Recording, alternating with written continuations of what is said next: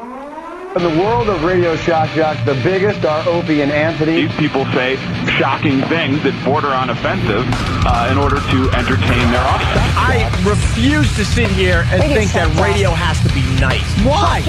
Why does radio, out of any other medium, have to be nice? We are being now held to a standard where we have to be nice and make people feel good. Go screw! Radio bad boys, Opie and Anthony. Controversial radio personalities, Opie and Anthony. Infamous DJs, Opie and Anthony. Talk show radio hosts, Opie and Anthony. Opie and Anthony. Opie and Anthony. Radio shock jocks, Opie and Anthony. Opie and Anthony. Shock jocks, Opie and Anthony. Shock jocks, Opie and Anthony. Opie and Anthony. Shock jocks, Opie and Anthony. Opie and Anthony. We have prostitute, bipolar. I do. Fantastic. Jimmy's in love. Oh, that's wonderful. Both qualities I look for when I meet someone. They are sick freaks. All right, Chris Benoit. Oh, boy. Anthony. I leaned on the machine by accident and it hit a button. This is where entertainment is going. How fast did you get it up to? 180 miles an hour. What's the matter with you, idiot? Cut the It's time for people to understand these are words. If you don't like them, turn the dial. But enough of this palaver. Let's get the show on the road. Let's get the show on the road. The show starts with a threat from Anthony Cumia. A threat. What is your threat? Well, my threat is, just things work in the corporate world. You don't get crap done. And my computer has been screwed here for weeks. Just weeks. I only ask for one stupid thing in here. A computer that works. I need to be online here. I need little comments from Steve and everyone else. Half the stuff that comes out of my mouth ain't my stuff. I need to see all the beautiful girls. Beautiful girls. On Pal Talk. That's right. And Steve got involved. He said, well, I can't send you any... What were you saying, Steve? I don't want to put words in your mouth. I want to get all this very accurate. So just put male parts. Yeah, that's all I was going to say. If I am no longer able to write bitchy emails down to DC, because I've written so many of them about issues like this that I get told to shut up. So if I complain anymore about the technical problems, I get told to shut up and mind my business, basically. By who? By who? The heads of the departments in D.C. who manage all this stuff.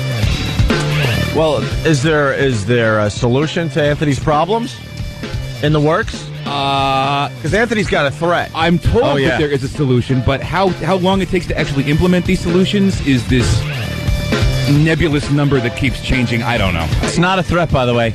It's a promise. Yeah, but that's what I say. If you were a real man, you would just do it today.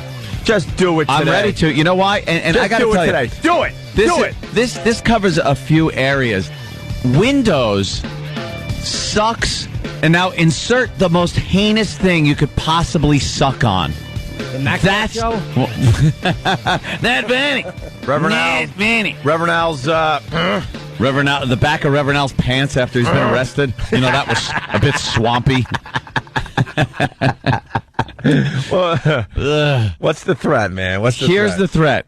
Because now I've restarted the computer, and I'm looking at a logo, and it hasn't restarted. The little mouse icon is now frozen. If this computer, I give them a week, if they're listening down there. You have a week. And not for this temporary, Marcelino comes here, puts in the admin password that I'm not allowed to see, and fixes it for 2 hours. Yeah, why aren't we allowed to see passwords anymore? I don't get it. So here's the threat. I give you a week to fix this completely and totally. Actually, I want a new computer. One that is just dedicated to me and what I need. I need Pal Talk, and I need Explorer on it. Period. I don't need 80,000 other stupid programs running on this effing computer, because that's why it doesn't work. Okay. Now it's sitting there with the stupid XM logo, and I can't do crap with it. I tried to restart it, and that's what happens. You try to end the program. You want to end program? End program. Bop, it won't end. Just sits there, taunting you. It tasks me. It tasks me. So what's the threat? So here's my threat. If it's not done in a week? Not done in a week. Yeah. I am opening up the little console. That's where it resides, right? The tower? Mm-hmm. Right under there, because I've seen people go under there many times to try to fix this stupid thing. I will physically, without detaching one wire, rip the entire console, the entire tower out, and smash it like a baboon. I will smash the thing on any hard surface. The table over there, the walls. Will ya? Everything. And, dude, I will smash the crap out of this thing. Do it now. No, that's why I'm giving ample warning. Yeah, but I'm using a bit of diplomacy. You've been doing like the UN. I have to go through certain channels. I got to call you out on this because he's been. No, you're gunboat diplomacy. You're the guy absolutely. You would absolutely just do it immediately. I like to sit there, give him a little time. How many times has Mars been in here trying to fix this problem over the last 3 or 4 months? It's over, Johnny. It's time for action. I say the action is right now. That's why Let's go. I'm going through all the proper... Let's get arrested, everyone. Follow me. Where are you going? Are you stopping the city? Is this a day of outrage? Absolutely. If Anthony doesn't get his computer fixed, we should shut down the city. Could you power boot this stupid thing right now? I try to do it here, but Paris, I thought you hit restart. Why would it restart? By the way, it's Windows. It will not be fixed within a week because no one. Your threats are idle. Your threats are very idle threat. Yes. You need to do something now, my friend. Remember back in the day, we bitched and complained about the phones because stupid NEW, all they did was, take requests for twofers and stuff. Yeah. And we needed a real phone system to interact with our listeners. And we gave them about a week or so, and they still wouldn't listen to our plight. Uh-huh. So what did we do? We ripped it right out of the wall and smashed it. Guess what? We had a brand new phone system the next day. I say you smash it now, Anthony. I got to give them a week. I'm going to put sanctions against them. And a week? This is... How about by tomorrow, at least? This is diplomacy backed up with action. Okay, tomorrow. You have till tomorrow to fix it. Tomorrow? I've cut down the schedule. Oh, I like that. You have till tomorrow. The laptop thing never works, Danny. I appreciate it, but... Why does will it go to this monitor? Why does the laptop thing don't work? Because it's too small. You're squinting. Because they've tried that solution before, too, right? There's no room. They're messing with you. They're messing with you. They task you. They task me. It's rebooting. So we'll see what happens after that. We'll see if it comes back. Why does it reboot so slow? Because it's Windows. Windows eats it. Thank you. E-Rock just brought in a big hammer. Perfect. I will just gut that computer. I will gut it. Let me just tap it for you. You want to tap it? Make sure it works. Ow! Give it a little tap. How about we fix the static electricity in here too while we're That's right. Otherwise, we're burning down the studio. It's great. It's like working with Tesla in here. It's on that side. Tesla joke? No, that's not that one. Good one. No, that's a good one. Opie just wants to take a hammer to something. Yes, he does. I'd rather give a hammer to that Samsonite luggage chimp. A little tap might help. Okay, here we go. Whoa! Well, it's Watch it work. All right, try it now. That's all I needed. It's in the midst of a reboot, which of course because it's Windows takes forever. You ever turn on your Mac? It's like hit the button. Hey, it's on. I could work. I could use it. You ever go to turn off your Mac? It's like, hey, it's off. Yeah, all the time I would waste just waiting for Windows. I don't know why that takes so long. Dunk, dunk. Like when you're trying to do something and the window won't. Dunk, dunk. You're hitting the little X. You're trying to X out a window and it just isn't going anywhere. Yeah, it's enraging. And then the little, do you want to report this? To who? Where are those reports going? There'd be 8 billion stacks of reports that some idiot's got to file through. Let's see, Anthony in New York. Oh, he reported this. Yeah. Seems to have a problem. Hey, while we're talking bad about XM satellite radio, and I do blame the merger because all business has stopped for the last 14 to 15 months. We do have a PR department down there. Very racist. Yeah. Could someone down there... Hispanic department or something. Could someone down there set David Hinckley straight here in New York City, please, from the Daily News? Please. We're getting hard. It worked, right? I think I'm on. Hammer time! Hammer to Opie. Hammer time! Hammer time! Woo! Oh, well, no, it's working now. Oh. Don't hammer it anymore. Hammer time! Listen to me, please. This David Hinckley, he writes about radio in New York, and he's pretty much clueless. And he decided to do that whole Arbitron ratings for satellite radio bit. Uh-huh. That everybody in satellite radio knows that those ratings are complete BS.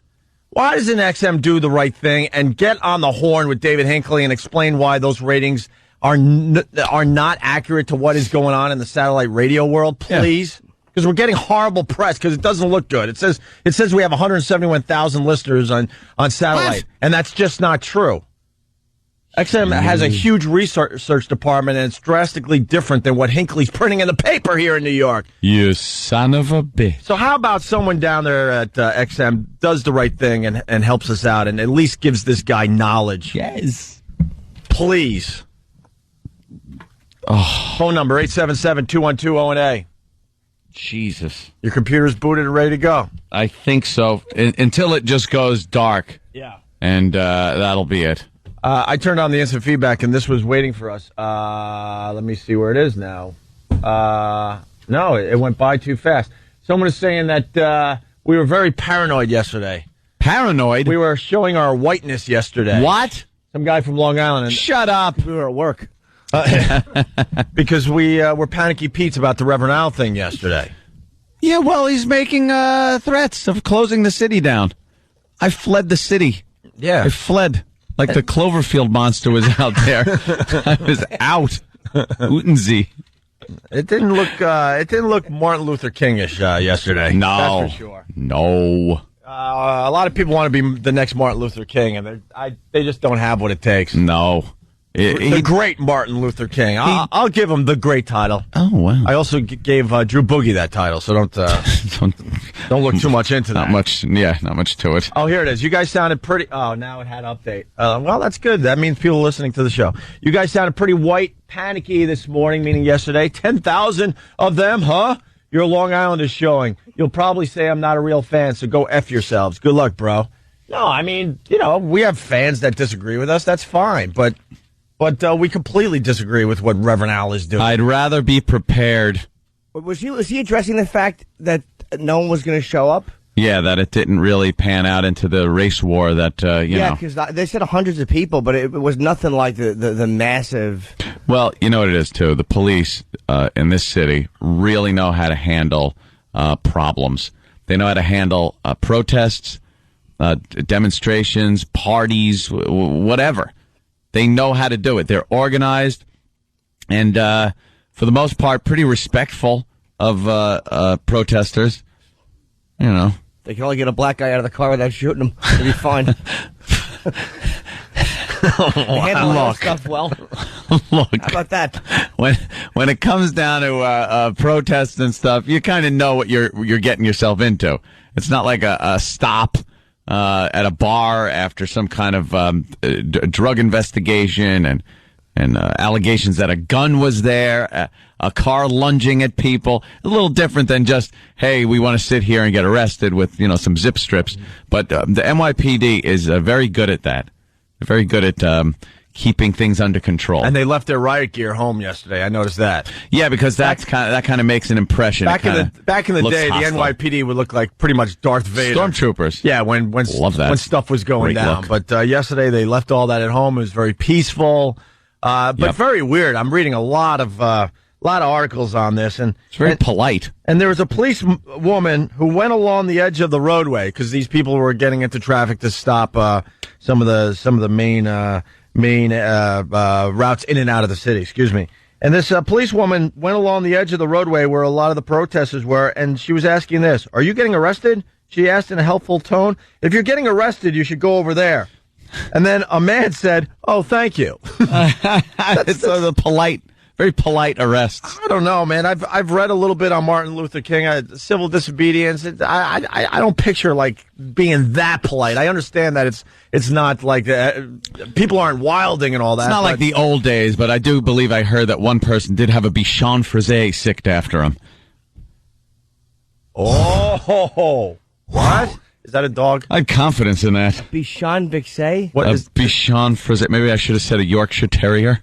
Dog. Oh, okay. You went but that's different. Oh. In the old days, it would have been German Shepherds frothing at the mouth. You went with Wimpy Dog. It's a Wimpy dog. All right, I gotcha. Holy Jesus Christ! Maybe I should get my that's funny. My dog references a little better. I didn't. How about Dexter? Yeah, would that have worked? You picked the name. Sick little Dexter after him. Pick the name of a dog that maybe 5 people know out there. Everyone knows a Bichon. Oh yeah, I don't know what that is. It's a friggin' glorified poodle. Is it a French poodle? Because my sister used to have one. Oh. So what happens to Reverend Al now? Is there consequences for attempting to shut down New York City? I hear he gets 25 to life. Yeah. For this, or he's out already. You know, Imus said 3 words, and there were consequences. So what's Reverend Al's consequences for shutting down? Was it those effing or trying to shut down New York City?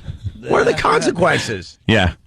You can't just attempt consequences, schmonsequences. You can't just attempt to shut down New York City, get arrested, which is who gives a crap. He'll be out in a day if he's not out already. He's out already. They get out immediately. And I hear the governor of New York, Governor Patterson, is going to humor this idiot and meet with them. Did they even take them down? Because I saw them processing them on the spot. They probably didn't even go down. Kind of a weird thing. They were taking Polaroid mugshots right there on site. They'd handcuff them. I knew they were putting them in a bus and a truck.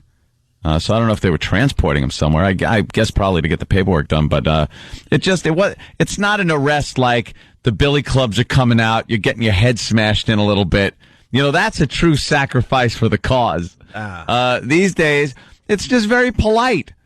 You're not making that much of an impact or a statement or anything. This truly isn't going to change anything. As far as awareness goes, it hasn't changed a thing. It just doesn't work like this anymore. You can't take civil disobedience and make it very civilized and obedient. This is civilized obedience is what it is. They handed out pamphlets to the protesters. Yeah, on what to do. Everything they need to know to get arrested. How to get arrested pamphlet. I think Martin Luther King just did it, and it was like, we'll figure this out as we go along, you know? People got their heads smashed in. They didn't have, pamphlets and... No, over-the-top politeness. Yeah, now it's just this thing that it's so. It's become a thing that is commonplace. It's so non-threatening to either side that it doesn't make that impact. You need some kind of drama going on there for people to look and go, wow, these people are really making a sacrifice for a cause. I have an idea. The NYPD yesterday should have announced that yesterday was Old Timers Day. Wait, like the ball games? Yeah. It's Old Timers Day on the NYPD, and they bring in some of the old guys. Oh, yeah. I remember the days. They know how to get the job done. Just coincidentally, the NYPD announces Old Timers Day. Old Timers Day. Throwback Jersey Day. And wow, look at who they brought in, Officer O'Brien. Boy, was he a good one back in his day. Here he is bringing out the original billy club he used. Here he is throwing around words like boy. You just know. Old Timers Day. Old Timers Day at the NYPD. And they bring out their old equipment and their everything. old uniforms and equipment. I'm talking about the old equipment, huh? Oh. Some of the stuff that's illegal now. Where you can smash someone across the bridge of the nose with a 6-shooter. New York City phone book, 1973. Yeah, big, thick phone book to just hit the abdomen with, so you don't leave any marks. Good news, everyone. Reverend Al is having a press conference at 10:30 this morning. How could he do that from prison? To announce the next shutdown event. What? Imus got fired. There were consequences for 3 lousy words. What are the consequences for Reverend Al? I'm shutting down my career, is what I'm doing. Yeah, jerk. And people were affected by Reverend Al's actions yesterday. Yes. Just like Reverend Al said, people were affected by Imus's words. You know what? Actions. You're right. I was home in bed a lot earlier than I would have been. Mm-hmm. So I was severely affected by yesterday's events. And I was in the cab, and I heard that was happening. Yeah. On the news. Outraged. You think, I watched yesterday when it was all going down, and I don't know. I think this is human nature. I really do. I don't think it's just me personally anymore. I used to. Weren't you hoping for a little more action when you were watching the coverage? Everyone does. It's not just me, right? No. And then when I saw, it's very, very civil. Very subdued, yeah. Subdued, not as many people. I was like, this kind of sucks. This is what was supposed to entertain me this afternoon. We want action movies as humans. In our reality, we want an action movie. Right. So when something happens and the press kind of leads up to it with, hey, there's going to be this march, the cops are ready, here it is, you're waiting for something. And then when nothing happens, you're disappointed. Like, that was a bad movie. Yeah. I didn't like that civil disobedience movie that Reverend Al made yesterday. It was boring. But the Cyclone movie's very interesting. Oh, yeah. Now they're saying 100,000 people dead. At first they said a couple thousand, then they said tens of thousands. Now they're up to 100,000 people. It really makes you look at this country and go like, we kind of do have our crap together. Now, anyway. I think we're quickly turning into a third world nation, but you got to thank the Vikings that came before us. They knew that this part of the Minnesota? This part of the world was a very safe place to kind of, put roots down. We do have our tornadoes and our hurricanes and our earthquakes. That's why these other places will fires. never be on the same level as us, because every 40, 50 years some ridiculous disaster happens, wiping out all the progress they made. Yeah. And they have to start over. Start all over again. Tsunamis and cyclones and crazy earthquakes and cyclone. Yeah, we've gotten to the point where we volcanoes. We kind of know how to handle these things. Vikings saw the map and said, that's where we need to go. The weather's pretty good over there. Not too bad. And we could really develop a civilization that's going to go places. Don't build mud houses when you got cyclones. You have to. You're going to invest in a really nice condo knowing that, at any moment a cyclone or a tsunami's coming over there. Coming your way. I think the government's pretty much involved in why nothing's happening over there. That goes right back into my theory. The reason they couldn't get a government up in some real wealth is because every once in a while everything is getting completely destroyed. Yeah. Boy, they took a beating. Yeah. Something like 45,000 people are missing, too. Oh, really? Which me and Tham were kind of speculating they're not all hanging out together. No. That would be easy to find, 45,000 people. I think they're strewn about. I know. It's weird how the media plays it safe. 45,000 people are missing. It's not like they got a bump on the head and they're just 45,000 of them are just wandering around trying to figure things out. And could you, we truly are separatists in this world. We really are. It doesn't matter who you are. They announce that 100,000 human beings are dead because of a storm. And we kind of look and go, wow, you look at the video clips, you're like, oh, that sucks. Picture 100,000 dead in America for whatever circumstance it was. Natural disaster, terrorism. This would be unheard of. There would be grief, days of mourning. The story would go on forever. But because they're from a different border, because, they're not from our land. Because they don't have high def. Quite frankly, it doesn't matter as much to us as Americans when people from other countries perish in giant numbers. And the only reason that is because we are very separate people. We don't look at ourselves as humans and all equal, and we care about this. We care about Americans. That's all. Why does the rest of the world hate us? Why? But I think it's the same in other parts of the world, too. I think when 9/11 happened, we have 4,000 or 5,000 people getting killed. And I think the rest of the world was just like, all right, I'll watch the video. But then we made the rest of the world pay attention to our... Well, we have to bomb things. Our grief. Yeah. We grieve with bombs. That's how America grieves. Big, heavy teardrops. That's right. Falling from B-52s. Yeah. All right, just getting warmed up. Your computer's rebooted. Yes. The hammer worked, which is amazing to me. I was really hoping it wouldn't so that we could go further and really smash the damn thing. Phone number 877-212-ONA. Later this morning, Hillary Clinton, she's going to announce that she is going to be a third-party candidate for the presidency of the United States of America. That is why she refuses to drop out of this race. Hopefully more on that as the morning goes on. It's Opie and Anthony. Hey, how you doing? What's up? What's going on? How are you? This is Bill Burr. I'm going to be at Zany's Comedy Club in Chicago, Illinois, May 14th through the 16th. You can go to Zanies.com and, where the hell's my Mount Vernon? Oh, there it is, right there. Yeah, I'm going to be at Zany's in Vernon Hills, May 17th. If you want more information, go to www.zaniesvernonhills.com.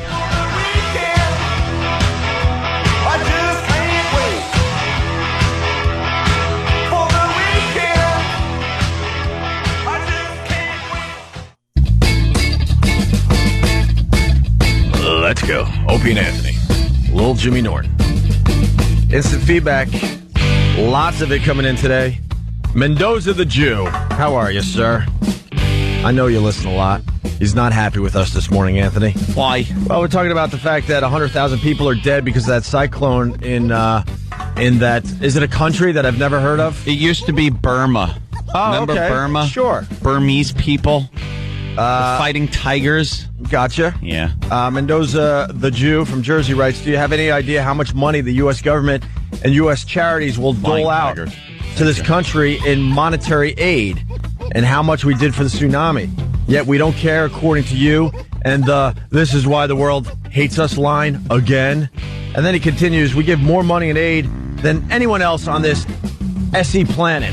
Yep. Including Afghanistan prior to 9/11. The world doesn't hate us for our freedom, but they certainly don't hate us for this trite nonsense that you guys claim either. Hey, jerk. Ass. You completely missed my point. Congratulations. Another douche who is listening but completely misses the point I was making. I wasn't talking about humanitarian aid. We send humanitarian aid everywhere. Whenever there's a problem on this globe, I know money goes out. I'm talking about human beings looking at a situation where 100,000 other human beings are dead and not caring, not giving a crap about it. You watch it on the news. Are you busting up into tears? Jerk off. What's your name? Who is he? Mendoza the Jew. Mendoza the Jew. Did you sit there and watch the footage and openly weep about these people and mourn them? Are you taking days off to mourn them because 100,000 fellow human beings on this planet are dead? I'm not talking about shelling out cash. We do that all the time. I'm talking about on a personal level. Did you give a flying F that 100,000 fellow human beings are dead on this planet? No! That's what I'm saying. Not that we give out. What do you think? I'm stupid? I don't think we give out tons of money whenever there's a disaster. Of course, it's our planes flying over there. Red Cross dropping supplies. Our soldiers doling out water to people. God, listen for a second, you douche. I can't stand when they don't listen. Very, very good. I think we just throw money at some of these situations just to make ourselves feel better, by the way. Yeah, that's another thing. Because I think we have a lot of guilt being Americans in general, because we know how wealthy this country is. Yeah. And the amount of money that we do throw at some of these situations are mere pennies. In worldwide politics, it looks great politically in the world eye for us as the United States to hand over money when there's a huge disaster like this. It's not an individual thing, though, that we sit there and start weeping and reaching into our pockets. You dummy. Thank you. I want to address something if I could. Oh, Jimmy. Certainly, James. Jim Norton, hi. Please. What's up? Gang, I'm good to see you. You too. I was, E-Rock informed me that here at 92.3 K-Rock in New York, Judas Priest, three of the guys, Rob Halford and I think KK, and three of the guys came in. After Rob Halford, I don't know anybody else than Judas Priest. Yeah, he's the big one, but the other two guys came in with him. And what? What is this note? E-Rock just threw Jimmy a note, and he's like, what? Okay, it was just small. But anyway, Rob was being interviewed by the afternoon guy here. Ian? Ian, yeah, who's great. I hear he's cool, man. Yeah, he's really cool. Ian's a good guy. And I was actually talking to Halford about Sabbath. It was a great time chatting with those guys. They came in, did a great interview with Ian. And I was standing back there talking to Danny, who I'd not met before, and Mike, the music guy from here, who's very nice. And Mike is awesome. I found myself very attracted to Danny, who works here. She's very, very lovely. Oh, she? Yeah. No, not a Y. I thought you meant Danny from our show. No, not at all. Yeah, I was like, what the hell's going on? Who Danny has a great ass, but his mouth, he's very kissable. Actually, not even in a gay way, but I've said to Dan, like, your mouth looks like it would be nice just to suck on the lower lip. But she was really sexy. I mean, really sexy. So I'm rapping with her for a while, and she had like a nice energy. So I left, and I'm on my way home, and I'm on the subway, and I was standing next to somebody. Some guy brought his bike on, and he stunk so bad. It was horrendous. And I kept looking around, and then I got home, and I took off my shirt, and I realized that I had horrendous underarm odor. Oh, no, it was you? It was me. I was so... You were a smelly guy on the train? I reeked yesterday. And I know why, because you were meeting Rob Halford. That made you very nervous. And you were also talking to a pretty girl. That also probably made you a little nervous and had you sweating. My armpits... Just like released whatever toxins were in my body. I very rarely smell like that, but I was really embarrassed because I was standing next to her talking to her for a good 10 minutes, and there's no way she didn't know. Have smelled. I stunk so goddamn bad yesterday. But sometimes that's a turn on to the women. Yeah, that's why she the left. natural body odor. Well, that's a turn on. There's a difference between the natural subtle smell of somebody and just complete BO. Yeah, this wasn't musky man has done a day's work. With a little Abercrombie and Fitch thrown in. This is scared, smelly little guy. Yeah. This was nervous blubber breasts meets idol. Oh, Yemi. Dude, I just reeked. I was so embarrassed when I got home. Oh, did you wash up real quick, hop in the shower? No, I just rubbed it and rubbed under my nose to teach myself a lesson. I'm like a dog who poops on the rug. Yeah, I hopped right Hit yourself with the newspaper. I was sickeningly odoriferous. Wow. So my apologies to Danny. You usually are never offensive walking around here. No, I try not to be. Couldn't believe how bad it was. I'm like, oh my God, I was the guy on the train. No, it's on the train too. Hell, yeah, somebody telling that story though, that when they got home, it's like, oh, how was your trip? How was your day? Oh, it was all right. Then, oh yeah, I was on the train, and oh, this guy stunk. I saw him on HBO, too, so I know who he is. He stunk there. It was like his acting was being personified somehow. Oozing from his armpits. But it's like, you know how bad you have to smell yourself on a subway? And not know it's you? Yeah. I mean, like, wow. I was looking around, like, who is this? Oh, my God, right already. I was annoying. Well, for all the gas you had yesterday, perhaps that was oozing up your shirt and clinging to the...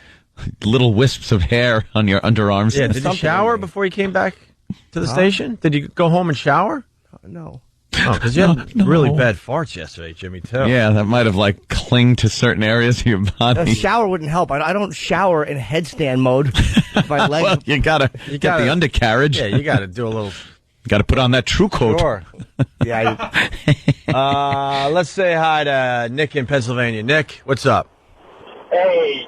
Love you, love the show. Jimmy, don't worry about it. You're a fancy man, and you're funny, and you're rich. Well, I'm not rich, but thank you, sir. I'm doing okay, but I stunk. All that stuff is nice. I'm a fancy gentleman. I do enjoy gentlemanly things. I'll agree with you, and so will anyone else who knows me. But the reek coming out of my pits was inexcusable. Ugh. Like, you ever wipe your armpits? Like, you just wipe your raw pit, and it's soaking wet, and it's a raw pit odor. The worst thing is, if you're in that situation and you know you can't get home and wash up really quickly, you're compelled to keep your arms down so it's not like spreading around, which only compounds the problem, makes it worse. I don't mind my own pit odor. Like, if I know it's mine, I'll just enjoy it. But if you're in public... It was... horrendous. It really was bad. I do shower a lot and change a lot, which gets Keith very angry because I use up a lot of clothing that he has to do the laundry of. Yeah, I know. We went over that the other day. Yeah, just Why, saying. You're sweaty, No, I just like being clean. Yeah. I don't like, you know. What are you trying to wash away? Let's get into this. Shame. A little bit. Yeah, that's true. Hurt, pain, sadness. If you're taking more than some days you have to take 2 showers if you're going to the gym. Booze that's sweating out of me. But if you're taking 2 or 3 showers regularly every day, you're trying to scrub something away. You know that, right? No, I would take probably two a day. Usually just one, but sometimes two. If I'm going out somewhere, that's normal. I get shower and change into new clothes. Yeah. Yeah. Like if I'm going out to the living room. Put your best gun on. Yeah. Pick my little gun. Which one today? Sprinkle your canoe cologne. Today, my inner lip, is shedding. It's shedding. Yeah, you know how you get. Don't screw with it. What? You are a picky guy. No, this is the normal skin gook that builds up in your. No, you're supposed to just chew it with your tooth. You go like this. You go like this, and then you chew a little with your front teeth. You nibble.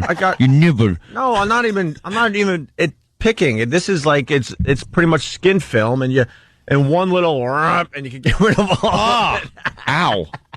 It sounds painful, but it's kind of I've been there. It's kind of floating on the surface. Hey, this is from yesterday. We had another home invasion. Oh boy, this drives Anthony nuts. This one is really interesting. Let's get right into the story. Around 3:30 this morning, I come from jogging, and a stranger appears from the stairs, and he comes from behind me. Problem number one. Why are you jogging at 3:30? It's 3:30 in the morning, and he's coming back from jogging. I'm a big fan of that working out thing, and 3:30 in the morning is no time to be exercising. Jogging ever. to your drug dealer.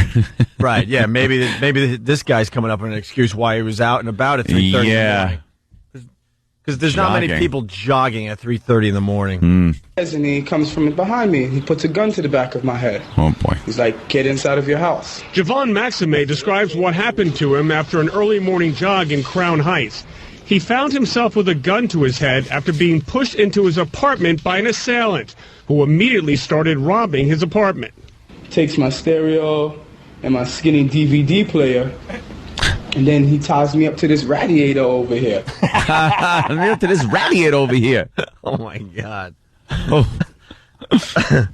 See, that's somebody who, if there's no shenanigans involved, if this is actually how it happened. Yeah.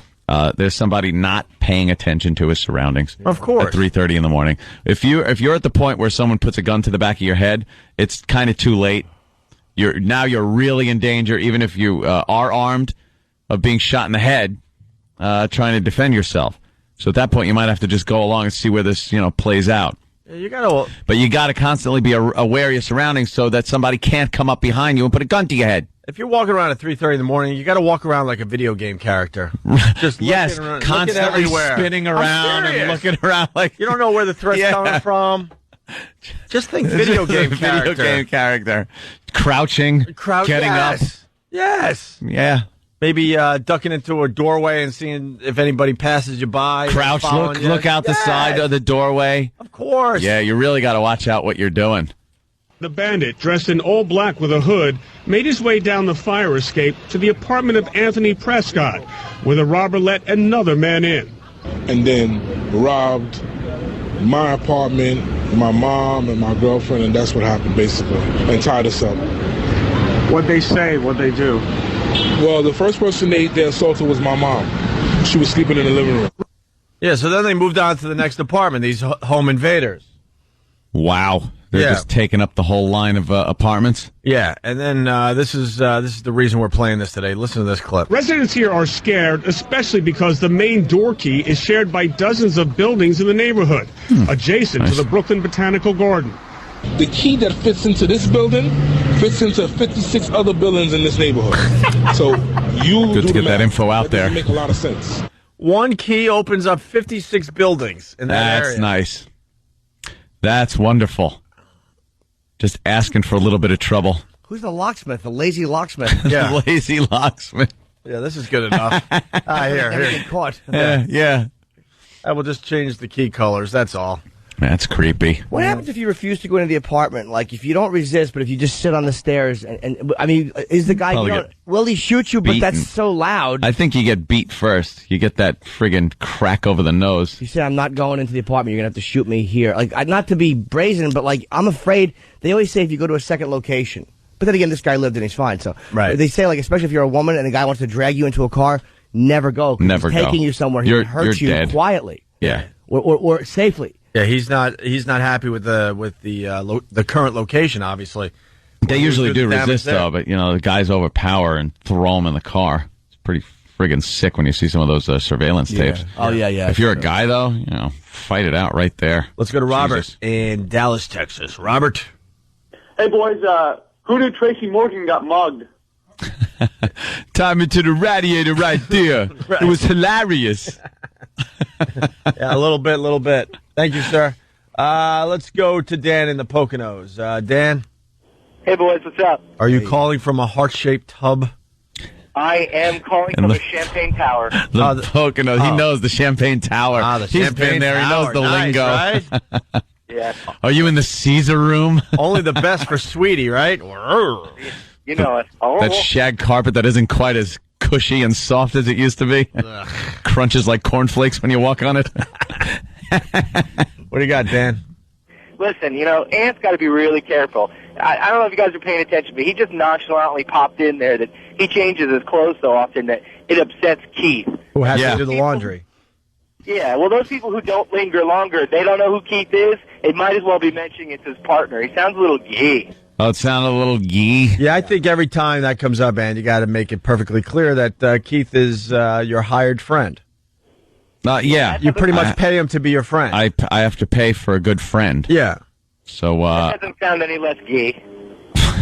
And Keith's married. He's got a few kids. Yeah. But he does have his own room at Ant's place. So he's got the Keith suite. Yeah. That he has. It's on the other side of my house in the north wing of the house. And I'm all the way in the south wing. All right, there you go. You explained it.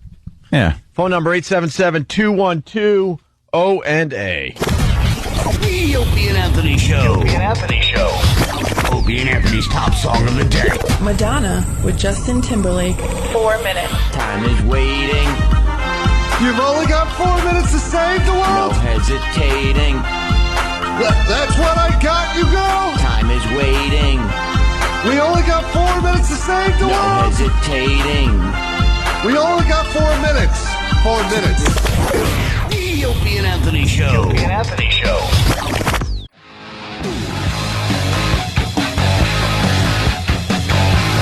Wake up. When does this kick in? Right here. Here it comes. Girl. Oh, no. No? One more time. Gotta go around again. Here it goes. Now it kick in. Girl. No. All right. It's coming around. Jimmy, when does this kick in? Here it comes. Girl. Come on. It's kicking in already. Forever. Literally. It's the Opie and Anthony Show. 877-212-O&A. Let's not forget about ONARadio.com. On the way later this hour, Club Soda Kenny does his next, or his latest, phone slam for everybody. Phone slam. You know, it's odd now when you say Club Soda Kenny does. There's so many things to choose from. Well, he's our Morning Zoo guy. Yeah. Because we're noticing that Morning Zoos do very well in the ratings, so we got to do a little Morning Zoo stuff. The little bits that the Morning Zoos do. And they do their phony phone calls that are completely illegal. So if you do hear one of these on a Morning Zoo, just realize that it's all set up in advance. They're fake. Because there's not a lawyer in radio today that will allow a show to do prank phone calls anymore. Be sued by everybody. That's right. And, of course, also, like these news stations do very well in the ratings. So Kenny also does, like, traffic and weather together on the 8s for everybody. Although Probably my best, my favorite. He only does it, like, once every other day or two. Yeah. Because, we're trying to learn as we get older. We don't want to, like, run these bits into the ground. Speaking of hack radio, let's say good morning to Scorch. Hi, Scorch. How are you? Guys, how you guys doing? Good. Scorch. You got our attention again, Scorch. You're becoming a national celebrity on sensation. On our radio show because of what you're doing with your radio show. Thanks, man. I think. No, absolutely. And you're on what? Rock 101? Rock 101 afternoons, rock101fm.com, 2 to 7, actually. 2 to 7. Very, very good. Yep. So, and the reason that I'm here today, I think, is because of this dog thing. Is that right? Yes. Yeah. Yes. Now we heard about this, but we want some details. Yeah. You know what? I swear to God, man, I'm so sick and tired of seeing animal abuse stories. It just drives me crazy because that's my passion is animals. Because, is it? Yeah, it's just one of those things. So I suggested to the station, I said, let me do something for animals. Everybody always does charity things for people. Let me try to do something for animals. And the best way I could do it, I figured, was to go live in a cage, and they took me up on it. So I will be living 24 hours a day in a Great Dane's cage to raise money for the Animal Rescue League area. So. What if you don't get it? Like, what if by the end of the day you have like $40? Are you going to stay till you get 10,000? That ain't going to happen. Now, Scorch. I'm not worried about that. What? Take some advice from your pals. Yeah. The bit's a bit hacky. Like, how are you going to make it edgy? Are you going to live in that cage with a pit bull or something? You got to spin it. You got to flip it. You got to do something a little different than every other morning show. You're going to go to the bathroom in the cage? Yeah. Or are they going to let you out for breaks, things like that? Look, I'm not going to, I think it... We're talking about stuff like that. We're talking about perhaps having a giant litter box for me and, a giant litter box. Oh, my God. Listen, Scorch. I'm burying. You got to bury a log. You're doing a nice thing. You're helping out animals. That's all good. Charities, all good. But you need to spin it. Scorch, we expect more from you. Nah, no spin on this one. This is just a nice, warm, fuzzy thing. But people are going to walk by the cage and go, oh, wow. And then what? Yeah, where's the cage going to be? Let them throw, like, dog you-know-what at you as they walk by. Like something different. There's no need for that. The cage is going to be out front of the Verizon Wireless. Would you allow our listeners to maybe, throw yellow paint on you? Like, we need to spin this for you. No. No. So you're in the cage in a public place.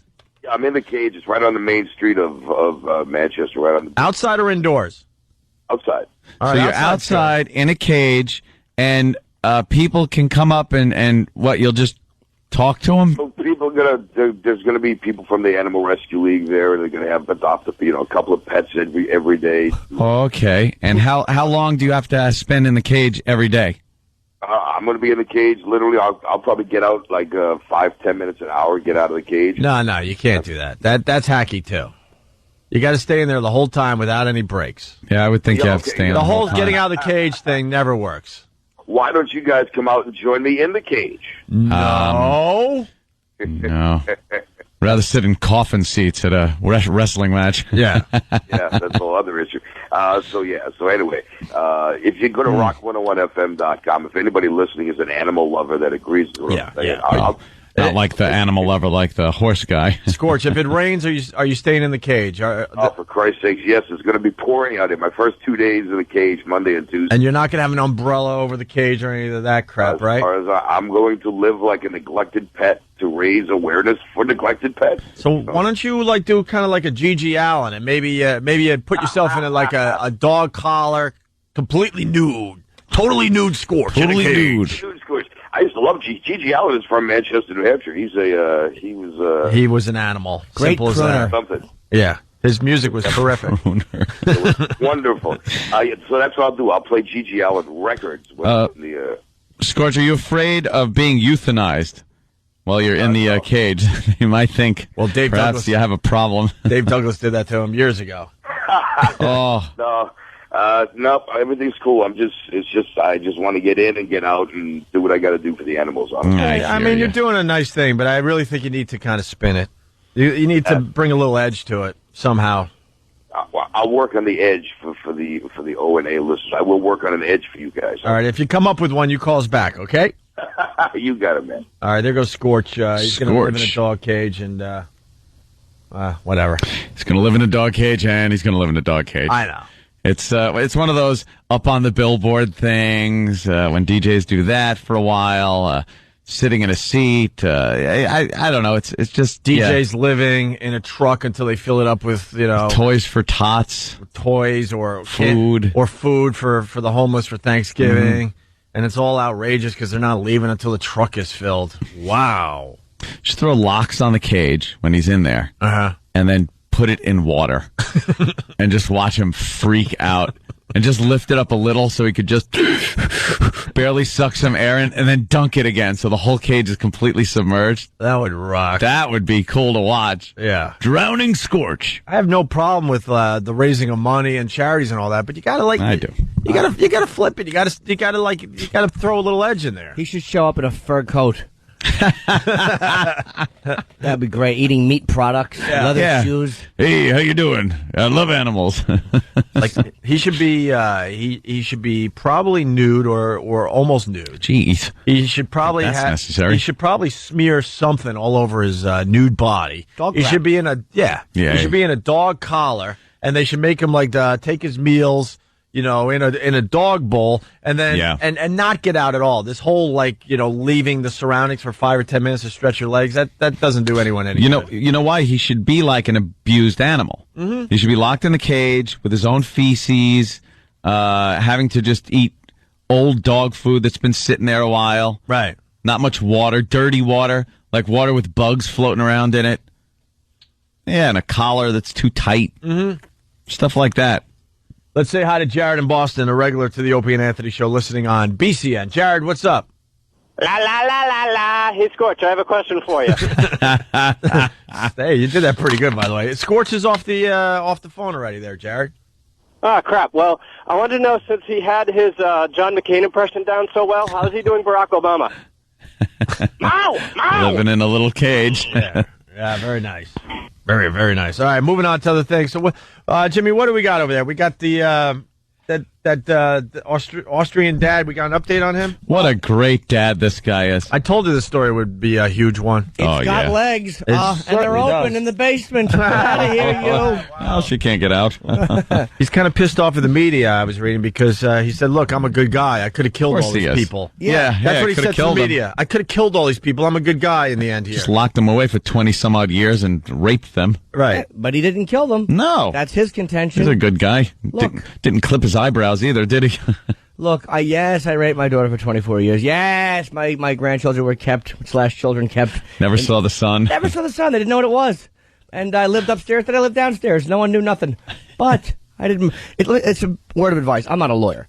Mm-hmm. But it's not a good way to get out of a crime by just mentioning worse things you could have done. Yeah. Like, you never get out of a speeding ticket by going, look, I'm not raping. Good point. All right, you're free to go. Never works. He looks like the father from Arthur. Like the chick. Oh, Susan's father? Susan's father, I think. Susan?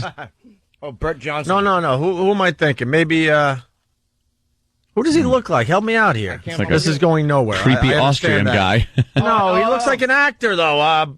The guy that played the man who raped his daughter for 24 years. In that miniseries.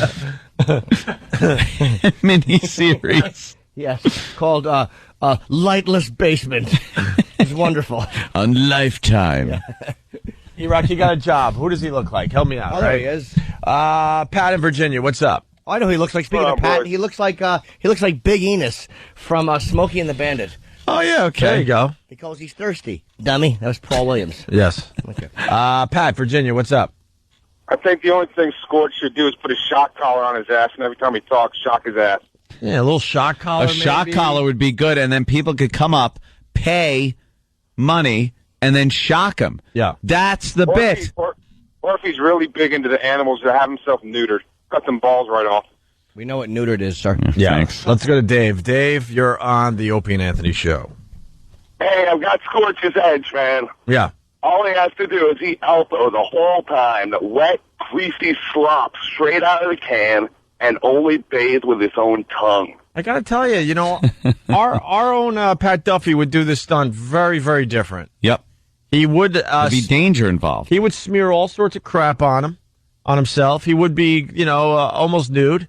He would have a collar on the whole time, and he wouldn't leave the cage. Yeah. And he would eat out of a dog doggy bowl. A doggy bowl. And he would eat dog food. Yeah, it's nice that Scorch is raising the money, but come on, Scorch, you could do a little better than that. John, New York, what's up? Yeah, that Austrian guy? Yeah. He looks like the original Joker from Batman. He's even got the raised eyebrow and everything. Oh, that actor. Yeah, who played him? Cesar Romero? Cesar Romero. Cesar Romero. Thank you, sir. I thought he looked like somebody. Let's go to Joe and Jersey. Hold on, there's a photo of him with Dr. Ruth, his awful wife. I actually can't blame him now when I see his wife. That know-nothing, put the blinders on. Yeah. My husband's great. Yeah. Going to the basement again for another 8 hours to moan, are you? All right, I'll be up here making stew. What an unobservant idiot. Yeah. God almighty, how did she not notice? Unbelievable. Yeah, he would just disappear down there, I guess. I'll be working downstairs. Don't come down. What are you working on? Ruining the life of my daughter and our children together. Joe in Jersey. Hey, good morning. Opie, I'm here to help you out. The creepy guy looks like Vincent Price. Yeah, a little Vincent Price, too, I'm thinking. Oh, right, yeah. Very good, man. Thank you. All right, punch it out. He looks like a bunch of older actors or dead actors. He'll just laughing as he's ruining a girl. Yeah. How good are we? How good are we? He has a movie out about his situation. It's called The Pit and I screwed up. Oh, no, Jimmy, you did it. Oh, Jimmy, what happened? Oh, Jimmy. Oh. One flag. One flag of fun, Jim. I'm sorry. No, that's all right. I'm I was sorry. going to say about his wife in the basement. Yeah? And the movie was... We know. Yeah, right. Please try it again. Okay. All right. Yeah, go ahead. Start Now first. batting. And the movie was called The Pit and the Dum Dum instead of Pendulum. Wow. Okay, and here we go. One flag. One. You should have gave him 2 for trying again. 2 flags. All right, there you go. 2 flags of fun on the fun. So far from 6, though. Instead of Pendulum. Yeah, well, Tim, Pennsylvania has something. Tim, what's up? Oh, boy. Hey, guys. Hey. I just wanted to suggest perhaps the wacky dad looks like a Rip Taylor. Yep. Yeah. Good one. So, Oh, Rip Taylor. Yeah. Throwing confetti around, banging his daughter. Bye. We better go into Oh. A little flamboyant. we better go into radio voice mode. So, Bobby, New Jersey, do you have a celebrity that the incest father looks like? Yeah, it is kind of turning into that, isn't it? We're going to do this for 10 minutes before we do our next traffic and weather break. Yes, Bobby. Hi, Bobby. I just wanted to say he looks like Donald Sutherland from Backdraft. He likes to burn everything. Donald Sutherland. Donald Sutherland. He does indeed look a lot like Donald Sutherland. What a great actor Donald Sutherland was. You know, one of my favorite movies was when he was in Invasion of the Body Snatchers. What a captivating movie. But yes, he does resemble Donald Sutherland. Hey, we're looking for your calls. What celebrity does the Austrian daughter rapist look like? Speaking of body snatchers, this guy has been invading some bodies. Come on. That's too outrageous. All right, well. Oh, guys, now, she was very hurt. Oh, shut up, hole. We're men being men. Will you shut the F up and go get me some coffee? Jimmy, Jersey, what's up? I'm nothing. I got a name for you for that. What he looks like? He looks like Arthur Shawcroft. Yeah, a little bit. Jimmy might know. Might be able to give you more details. I think we all know who he is. He was from the Rochester area, right? That was the Rochester one? Yeah, I think he is the most notorious alive rapist. I think so. Yeah. I don't know. Well, Shawcross was allegedly 8 kids or something in Vietnam or in Asia or something. Yeah. Naughty boy. Asian. This guy looks like he reminds me a little bit of Sutherland and JFK too. Yeah. Truth's on your side, Bubba. You know, the creepy hat. Yeah. Sits there and spits out speculation, and Oliver Stone documented this fact. Call me Mr. X. All right. Right. Really? We Is that get your it. name, Mr. X. All right. Well, how about call me 10 characters pushed into one thing that the director wanted to say. We'll quit while I was ahead. Yeah, we'll do one more here. Dan. I want 10 more. These are wonderful. Dan on Long Island, what's up? I think he looks like Fred Thompson. We're just yelling things now. Denzel Washington. Peter Sellers, but now if he was alive. All right, get a hold of yourself, right? It does look like a younger Vincent Price, though. Look at that. A younger Connie Vincent Price. Francis. He looks like Connie Francis. Well, Dan's got He one. does also look like Wilford Brimley. My daughter had the diabetes. I had to lock her away. Liberty Testing Supplies would deliver, go through the 8 doors, and then I'd stick the needle in her. I gotta call you out. You just wanted to do his voice today. Diabetes. He doesn't look anything like him. Oh, he does. No, he does. Kind of look at him. Where's that picture? All right, now I gotta say. Where's the picture of him and his wife? Dan, Long Island. What's up, Dan? A younger one. Dan? Hey, what's up? A little bit. That was just like Salvador Dali. All right. Salvador now Dali. We got Salvador Dali. That's a good one. Very The famous artist, Salvador Dali, yes. You ever see the painting with the melting clocks? Fascinating. Exactly. Morning radio douche. What, us? Did you guys hear there was a swarm of bees on the Upper East Side on a newspaper vending machine? Very scary. Yeah. Yes, it was quite the story yesterday here in New York. Very scary, the bees. Everybody was looking. But I understand that they're very... I've heard that swarms look very scary, but I've been told that they're not really threatening. Oh, really? They're kind of docile. Oh, are they? That's as long as they have their little queen bee there.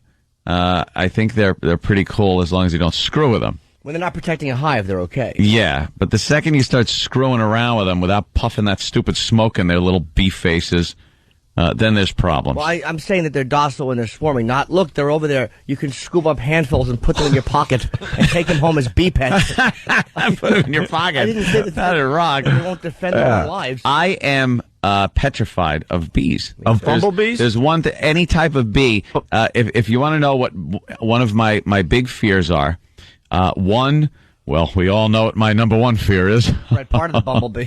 They tend to swarm too. Can we make a list of things you're afraid of? Because I got a few I just want to throw out there myself. Really? That you're afraid of, or that I am? You. Okay. I'm afraid of commitment. Criminals. I'm afraid of criminals breaking into my house. That's like the big one. Bees. I don't like bees. I don't like ends. I don't like Jays. Jays. If we're just going through letters, bees scare the crap out of me. And they always say leave them alone and they won't hurt you. That's crap. I had a bee once land on my stomach when I was a kid. Yeah. And I remembered, just don't touch it and it won't do anything. It'll fly away. So I sat there looking at it, completely still, not touching it, and it jabbed its stinger right into my gut. Probably could feel your little nervous stomach. You gotten scared. Yeah, I was scared, but what was I supposed to do? You were perspiring. I was a little kid. So bees stink. Bumblebees especially, because they got big fat bodies and those tiny little wings. They look like How do they fly? They look like they're tired all the time. Exhausted from flying. They're just why wouldn't God give them bigger wings if you give them a big fat body like that? Like a wasp. Yeah, a wasp. Nice and streamlined. But I'm one of those people that looks retarded when a bee comes over to me, because I'm ducking down, running, I'm waving my hands in the air. I just look like a Michael J. Fox. Well, you're dancing like you just don't care. Yeah, with my hands in the air. I was right there with you, Jimmy. Bees, here's the thing. Yeah. You're 44 years old. Yes. How many times have you been stung? Once in the belly when I was a kid, and once right in the forehead by a wasp. Right, flew into you. And that one got me bad. Yeah. Landed right on my forehead and just nailed me. And I started crying, of course. What else did I do as a kid? And then somebody said, you better wash that off or you'll get sick. And then and then he wouldn't answer me when I was saying, what kind of sick? Because I'm thinking I'm, going to drop dead there. I'm a little kid. I got a big third eye welt growing on my forehead. I'm like, what kind of sick? It's a big crybaby. We know. I got stung in my ear when I was a kid. In your ear? Yeah, in my ear. Oh, I'm sorry. I misunderstood. Yes, not the a other. stinger right in your your ear. Yeah, no. Right in your ear. It went in your ear. It doesn't work. It flew in your ear. Yes. And stung you. Yes. Okay, how many times are we going to do this? I don't get it. Sounds like see in your ear. In your ear. Right in my ear. Yeah. In your ear. Third base. Get out of here. You nuts. Come on, you nuts. You're incorrigible. Let us do the poison part of the bit, please. Got some poison in your ear.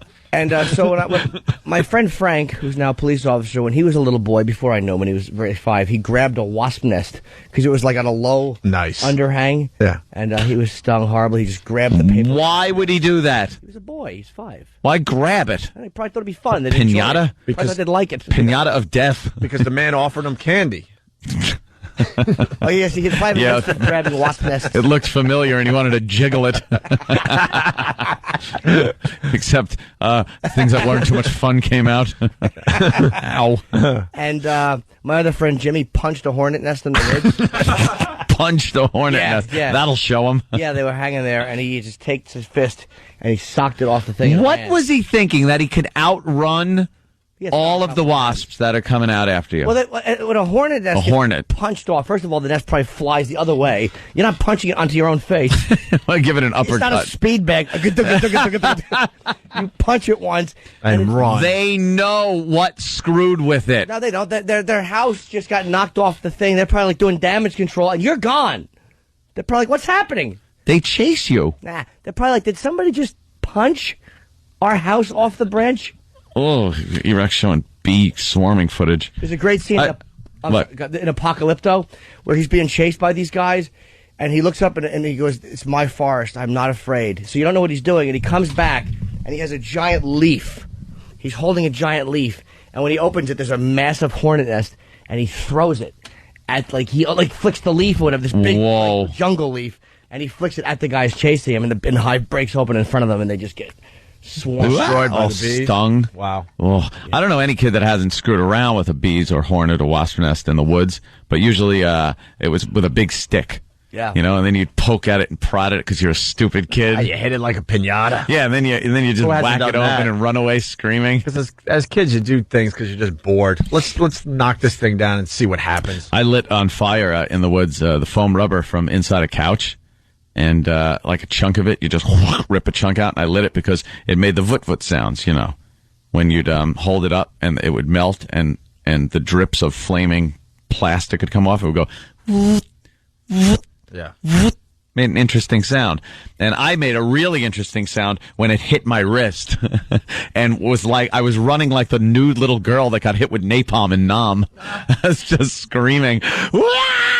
It hurt so bad, and it wouldn't stop hurting. It was just bubbling and burning through my wrist. Another Anthony crying story. Yeah, so, of course, I wept openly all the way home, where my mother cuddled me and coddled me because I was such a crybaby. Oh, Daddy yelled and screamed. That I was a fag, is what he would say. Let's go to Andrea, Westchester. What's up? It's Andre. Hey, Andre. What's up, man? I just wanted to say, Anthony, you're retarded if you think bumblebees sting you. Do they not have stingers? They don't sting because if they sting, their guts come out with the stinger. Yeah, exactly, and they die. But Right. But I've been stung by a bumblebee. Supposedly they bite more than sting, right? I guess that would be a wood-boring bee. What does it say, some Iraq? monster ones you can play tennis with. Shut up, Iraq, yes. It says queen and worker bumblebees can sting, but their sting is not barbed. Only honeybees have the barbed sting. Okay, well, let me tell you, it hurts when they sting you. I've been stung by a bumblebee. Well, barbed means that it comes out. Right, Maybe maybe the stomach doesn't come out because I think the barbed part is what catches. Yeah, that's what catches. That's why wasps and hornets can sting over and over without dying. Yeah. And then you got like a regular honeybee. They have the little barbs, and the stinger stays in you. Yeah. And they walk away, and half their guts come out. It's really quite disgusting. Well, bumblebees don't sting. Oh, this is a good one too. Because they're too busy making tuna. Oh, that's a tuna joke. Is it? Why are you getting raves on the phone?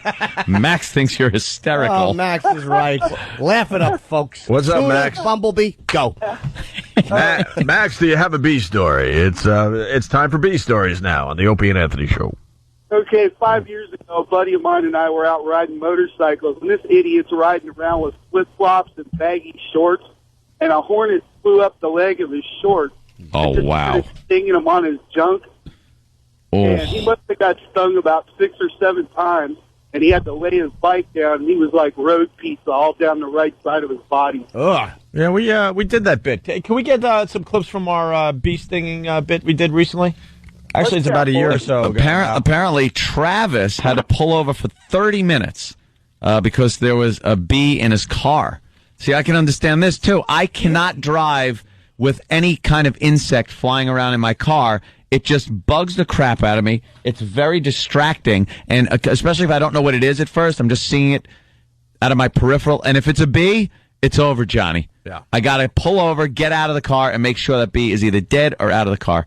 Travis, hello? Yeah, I'm incredibly scared of bees. Bees, see? And I've never been stung, so it's even... Never? No, never. Oh, wow. Yeah. Just wait. It'll happen someday. I know. And we used to live in... I grew up in Florida for my first 12 years, and we had wasp nests, like, everywhere around our house, and I never got stung. I'm all freaked out now. You're very, very lucky there. You ever had an outdoor barbecue, and there's a soda can? Oh, yeah. And you put it down, and then a bee goes in there? That's one of my biggest fears ever. Yeah. A bee in the soda can, you take a swig, and now you have a bee in your mouth. But just spit it out.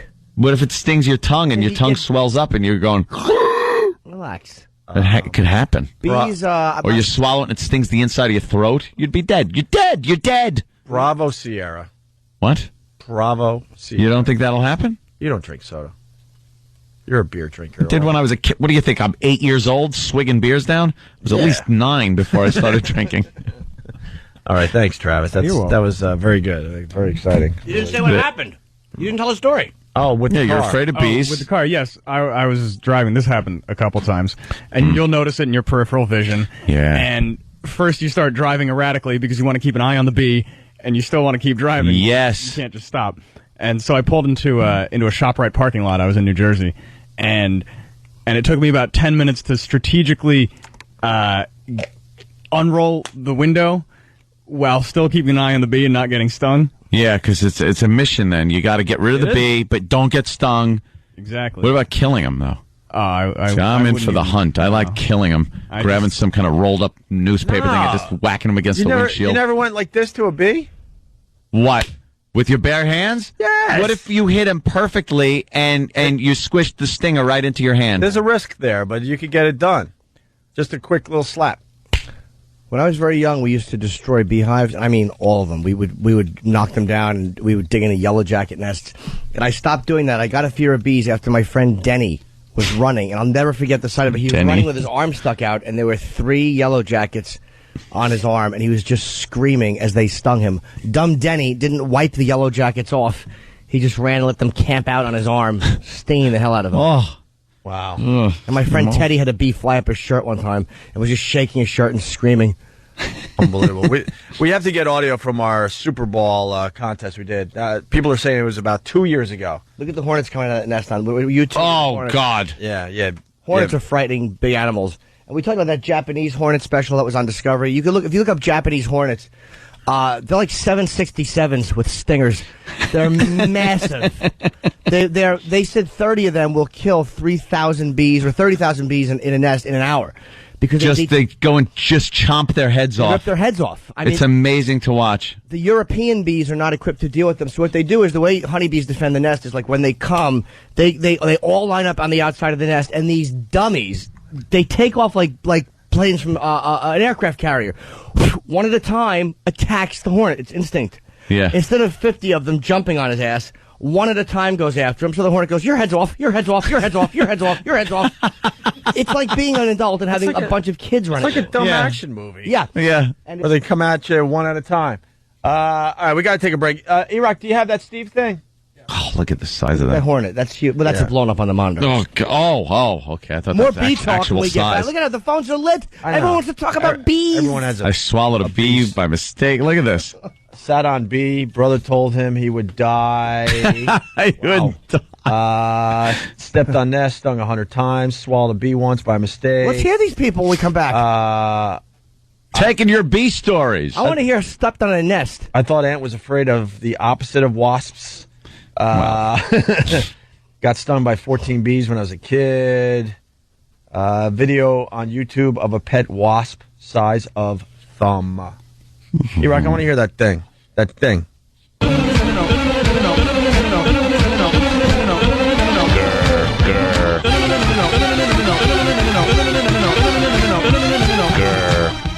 Very nice.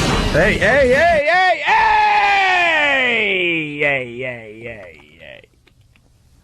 All right, now. The Opie and Anthony Show. Comedians Rich Voss, and Robert Kelly. All right, folks. Rich Voss. May 9th and 10th, which is this week, Friday and Saturday, Brokerage Comedy Club. I don't know. It might help. It might not. Who knows? It can't hurt. Well, probably. I mean, well, you want me to tell you what? Last time I did one of these for DC, the money I will the door. There was a lot of O&A fans. It was really good. Not DC, outside. I did Arlington Draft House. It's a theater, a little theater. It's a theater. They call it that. It's like a theater outside DC. It was cool, man. Good gig. I already did it. I just did it. And I promoted it. And these help. The commercials help. So this weekend, that's Bobby Kelly. I'll be at the Brokerage Comedy Club. BrokerageComedy.com. Long Island, Friday and Saturday, May 9th and 10th. Got it!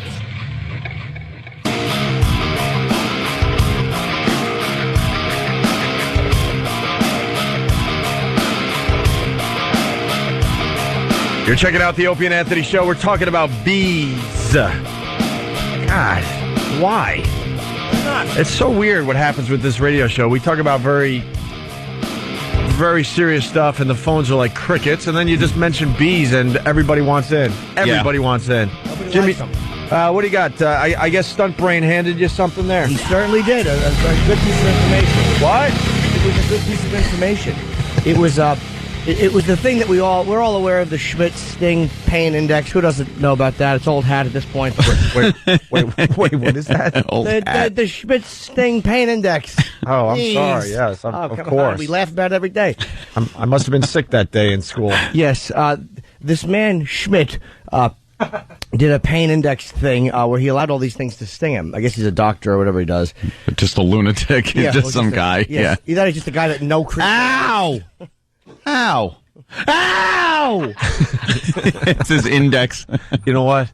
Pat Duffy's yelling in another room somewhere. That could have been me! Yeah. We should have Pat Duffy do something like this. He has a rating system. Yeah. From 1 to 4, 4 being the most painful, on these insect bites. Stinger of God.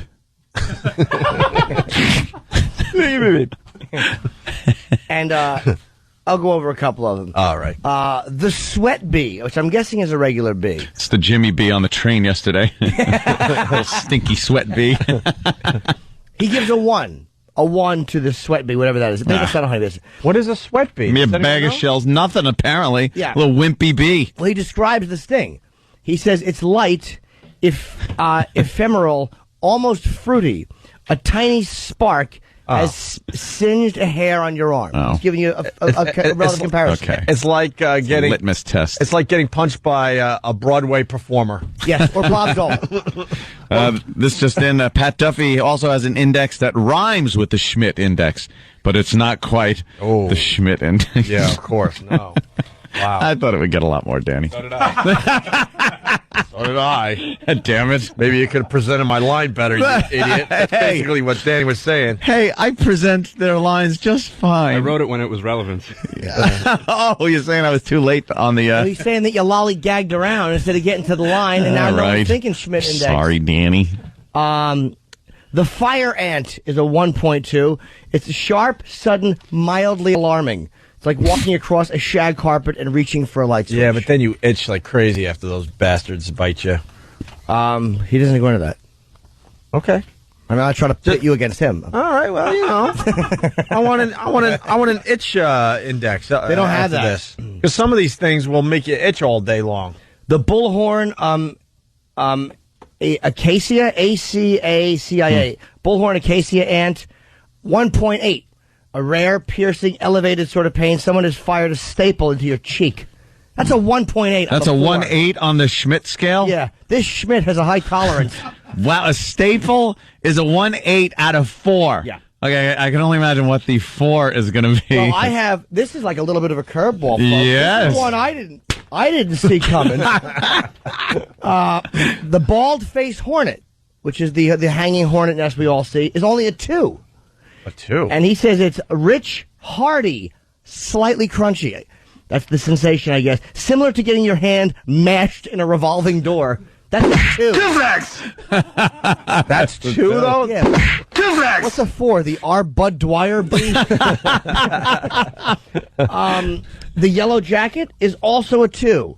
A 2 for Yellow Jacket. Now, this is something I think that a lot of people, the majority of people that get stung by bees get stung by Yellow Jackets. So you're talking about a 2 on this scale? Yes. Okay. Hot and smoky, almost irreverent. Smoky? Is he describing a wine? Yes. This is a hot and smoky, a nice bouquet. Yeah, he's a bee connoisseur. He says, imagine W.C. Fields extinguishing a cigar on your tongue. All right, that's a 2. That hurt. That would hurt. A lot. That's more than a 2. Since he's...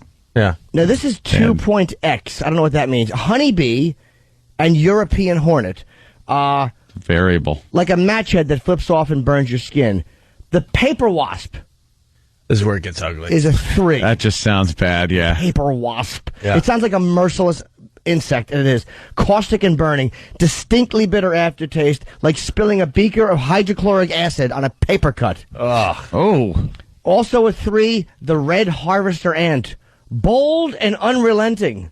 Somebody is using a drill to excavate your ingrown toenail. Oh, my God. The guy's a good writer, if nothing else. Wow. Okay, that is a great image of pain right there. And now I will admit my stupidity and apologize to the Iraq, who's typically the dumbest man in the building. You were going to say apologize to the idiot over there. Yeah, or but I something. didn't want to humiliate him any further, because I was wrong this time. No, the Pepsis wasp is a 4. Blinding, fierce, shockingly electric. A running hairdryer has been dropped into your bubble bed. Wow. He really upped the ante, didn't he? Yes, he did. A semi-rig has run over your genitals. But I'm so dumb I misread this, and I said it was a Pepsi wasp. So I had E-Rock looking for Pepsi wasp, but he couldn't find it. And the last one is a bullet ant. Is a 4 plus. 4.0. 4 plus a bullet ant. What's a bullet ant? Sounds very... Look that up. I want to see what... horrible. Well, that's probably what somebody says to Cumia when he leaves the range. You dropped your... All right, no? Okay, I got you. Long way to go. I'd love bullet ant. We liked it. How about this? A for intent, F for actual content. Yeah. The bullet ant is pure, intense, brilliant pain. Like firewalking over flamed charcoal with a 3-inch rusty nail in your heel. Oh, my God. I guess he had to up the ante from staple on the cheek with a 2. What doubles that? Not funny, Steve from Bayshore. Said the top of the list is Dominic Barbara. Yes, that still hurts. Yeah. The 6. Leaves 9 years of pain and agony and a drained bank account. We got B stories standing by. Wow. Let's make this official. Huh? I want the nest guy. What nest guy? Scared. Oh, what? The man who stepped on the Oh, nest. yeah, Stepped on there 100 bee stings. Oh, yeah, he's still there. Well, that is just... Oh, no, I think he got stung. How does he do it? You think he needs some Benadryl? B stories on the Opie and Anthony Show. How did he do it so quickly? Why is the question? Yeah, why? I don't know. It's better, but my God, that guy gets everywhere. Let me rephrase what a bullet ant is. Pure, intense, brilliant pain, like any one of those promos that he does. Walter in Jersey got, he had a brother that stepped on a nest, and he was stung 100 times. Walter? He's Hey, dead. hey, guys. Hey, Walt. It's Walt from Jersey. Yeah, first time caller. I love you guys. What happened was my brothers and I, when we were kids, were out front scraping the paint on the front porch, all the lead paint, and eating the chips. And when one brother decided to step in the nest, and we got attacked and stung over 100 times. By the time it was done, my father dumped like 6 road flares into the nest and dug it out of the ground. It was like 3 foot big.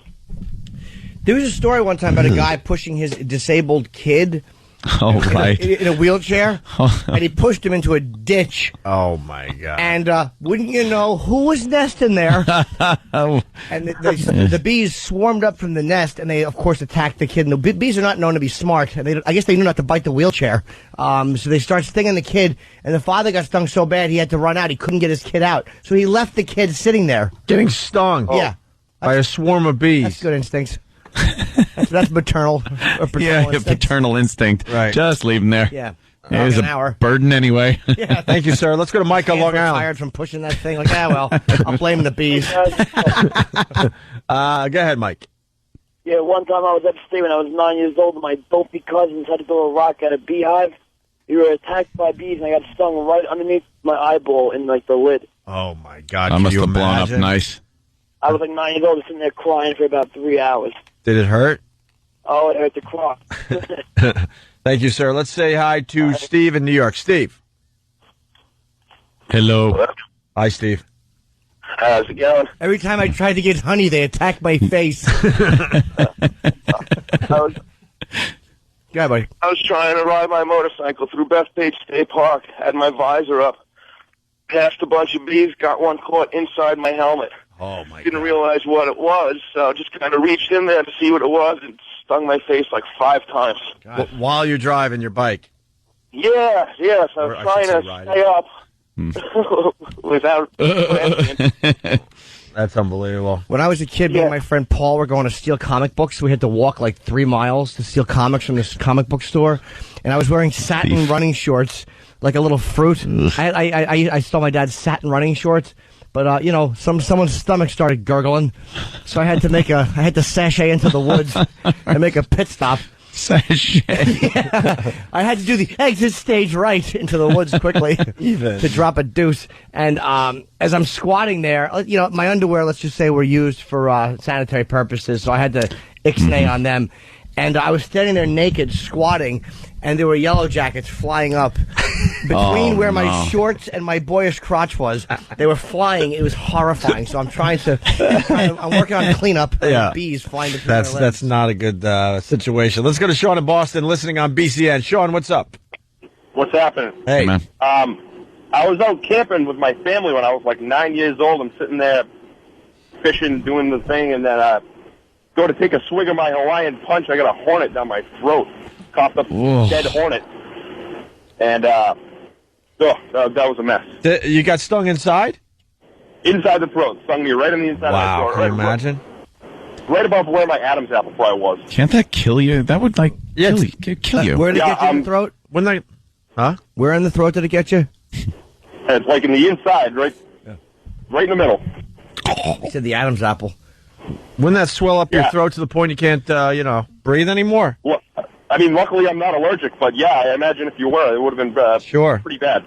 Thank you, sir. Let's go to Alexis, I think, in Boston. We're doing bee sting stories. I know. Jesus I don't Christ. know. We're gonna move on to wrong other with us? things, but Alexis. The phones are exploding with know. interest. I know. How does that happen? I don't know. Everyone's afraid of bees. We don't talk about bees. It's not like, the bee thing again. All we talk about is retarded kids and rape. I mean, we're doing something nice. Usually this is a fun story. In the same conversation. I know. Yeah. And how Obama can't win because the white man is doomed and you want to shoot people and I want to hook her and you can't stop picking your dumb hand. And he's fat and retarded. Steve's incompetent. Manny's a drunk. And Stan hates his mother. We get it. Enough, guys. Yes. I know you're right. It is about time we change the subject for a second. We're Talk about bees. Let's go to... I'm believing the bees will wind up... What if they had AIDS? Tranny. All right, we know. Let it be known, I stopped picking my hand ever since they shot me up with steroids for $1,500. That'll make you stop picking scabs. $1,500. Yes, exactly. Alexis, what do you got? Hi, how are you? Good. Love you guys. Well, thank you. I was at cheering practice at college and took a sip of water, and it happened to be inside the bottle. Yeah. And swallowed it, stung me internally in the chest. Ooh. It was really, really painful. Yeah, but it gave you bigger boobs. Didn't work, yeah. No. How long can it live inside of you for? That's horrifying. There's like a pissed off bee flying around your innards. Waiting to sting your stomach lining. No, your heart. Your heart. Well, like I you can went get to the through. nurse. Why not? They say 18 hours, Jimmy. Jimmy, it's going to get to you. How is it going to get to your heart? I don't know. What they crawl in and out of every eaves and things. Eaves and things of that nature. I think your digestive system's pretty closed from mouth to you know where. Yeah. It would be odd if it kind of was able to tunnel through your esophagus and You're on the bowl, it just flies up between your legs, pissed off, looking for a faucet. Which one you want? We got to wrap up our exciting bee talk. We got, exciting. Grandfather had Alzheimer's, picked up bee's nest to throw it away. Neighbor mowed 100. Old fool. Please, can we talk to the grandfather guy? I have to know what happened to this man. Yes. Neighbor mowed 1,000 bees on lawn, open bag, and they all flew out. Got stung on neck at Oyster Bay Festival. Bees are essential to the ecosystem. Shut up. Got stung by a dead bee. All right, you want the grandfather one? Okay. Yeah, no one's saying that we want a Rwandan genocide on bees. We're just afraid of them. All right, Donnie, what's up? Ooh, a Knish. Starts eating a wasp's nest, dummy. You old fool. Oh, look, my hat is hanging from there. He puts it on his head. Wondered where his derby went. Oh, look, my Marge Simpson wig is hanging from the ceiling. Let me put it on my head. Ow. Then walks back in the house for supper with the stupid beehive on his Dad, head. you have a bee nest on your head. Oh, there's a pin in my hat. Sorry, what happened to your grandfather? Don't disrespect. Yeah, no disrespect, Donnie. Yeah. Yeah, so when my grandfather was getting old, he started developing Alzheimer's, and he was visiting my aunt and uncle one day, and they had a bee's nest under the deck in the backyard. Yeah. So my uncle went to get some stuff to get rid of it, and my grandfather decided to save him the trouble, so he crawled under the deck, and he's crawling on his stomach, picks up the bee's nest to try to get rid of it. Yeah. And he got stung in the face probably 50 or 60 times. Oh, my God. But he just wasn't thinking that straight, and he just kept getting stung, and he just carried out the bee's nest and, dropped it out in the yard, went over to my uncle, and said, there, it's done. When you're that old, it's time for someone just to put gas on you and set you on fire. Just take care of it in the backyard. What did grandfather do in his younger years there, Donnie? He grew up in Europe, and he was in concentration camps for most of his life, when he was young, so I don't even know what he did back then. Yeah. Right. Thanks for taking the fun right out of this. Yeah, really. No kidding, man. Poor old guy. We're having fun with silly bee stories, and you make it serious. Oh, well, why don't you talk? I forgot I was calling your radio show today. What was that, sir? I said, Jimmy, if you insult my grandpa, I'm going to make you feel bad about it. See, he had nothing. Oh, that was too bad the timing wasn't right on that. All right, thank you, sir. That might be good, though, if you get Alzheimer's and you're in that guy's situation, because you kind of forget about the horrors that you had to endure as a youngster. Yeah, so you find new ones. You pick up beehives and you look at them closely. Put them on your head. Does this? You need a black gentleman to come in and punch you in the face and knock the beehive off your head. Remove your hive. Hopefully that's what he thinks it is. Oh, look, a giant condom hanging from there. Let me use it.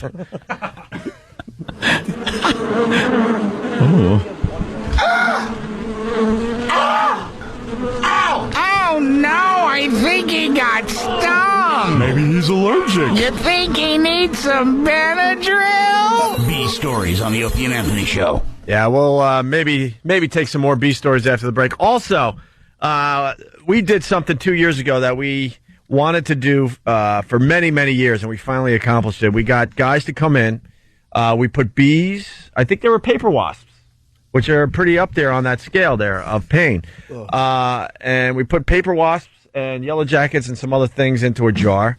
And then we had the guys put their junk in the jars, and the first person to get stung in that area won the contest. And for years, lawyers would shut us down and would not allow us to do it. And XM, they must have been sick that day. I don't know what happened, but they allowed us to do it. And we got the audio of the finale after the break. We'll play for everybody. It's amazing. It really is amazing. I'll never forget the sight. Let me just say this, of that guy, his junk in the beehive, the bee nest sitting on it. Yeah. It's the worst thing I've ever seen. Yeah. It's like pushing. Yeah, he was like, he wanted to win the contest for bragging rights. And these guys were in beekeeper outfits. What do you mean Anthony were? Yeah, could you get not the contestants. They were. That's how scared we are. Yeah. It's in a full beekeeper outfit. Could you get those left? Could you get those pictures up on ONARadio.com? Yeah, we thought Tracy Morgan hated us, but we found out that he was petrified of bees and he ran out of the studio because one got loose too. All right, we'll get the pictures up on ONARadio.com later today, and we'll have the audio after the break. But first, we're going to sneak in another phone slam from Club Soda Kenny. Oh. Yeah, this Morning Zoo stuff, it's working out there, so we got to do a little of this Morning Zoo stuff. This is Club Soda Kenny's latest phone slam. No, that's not it. What? What happened? Tim promo is good though. Well, if you want me to play, No, for later. You sure? I can. What? No. They're putting it in my iPod. All right, this is called filler. Jimmy, help me out. What? 2 seconds? We're good. Oh, it's it's got a cue now. Oh.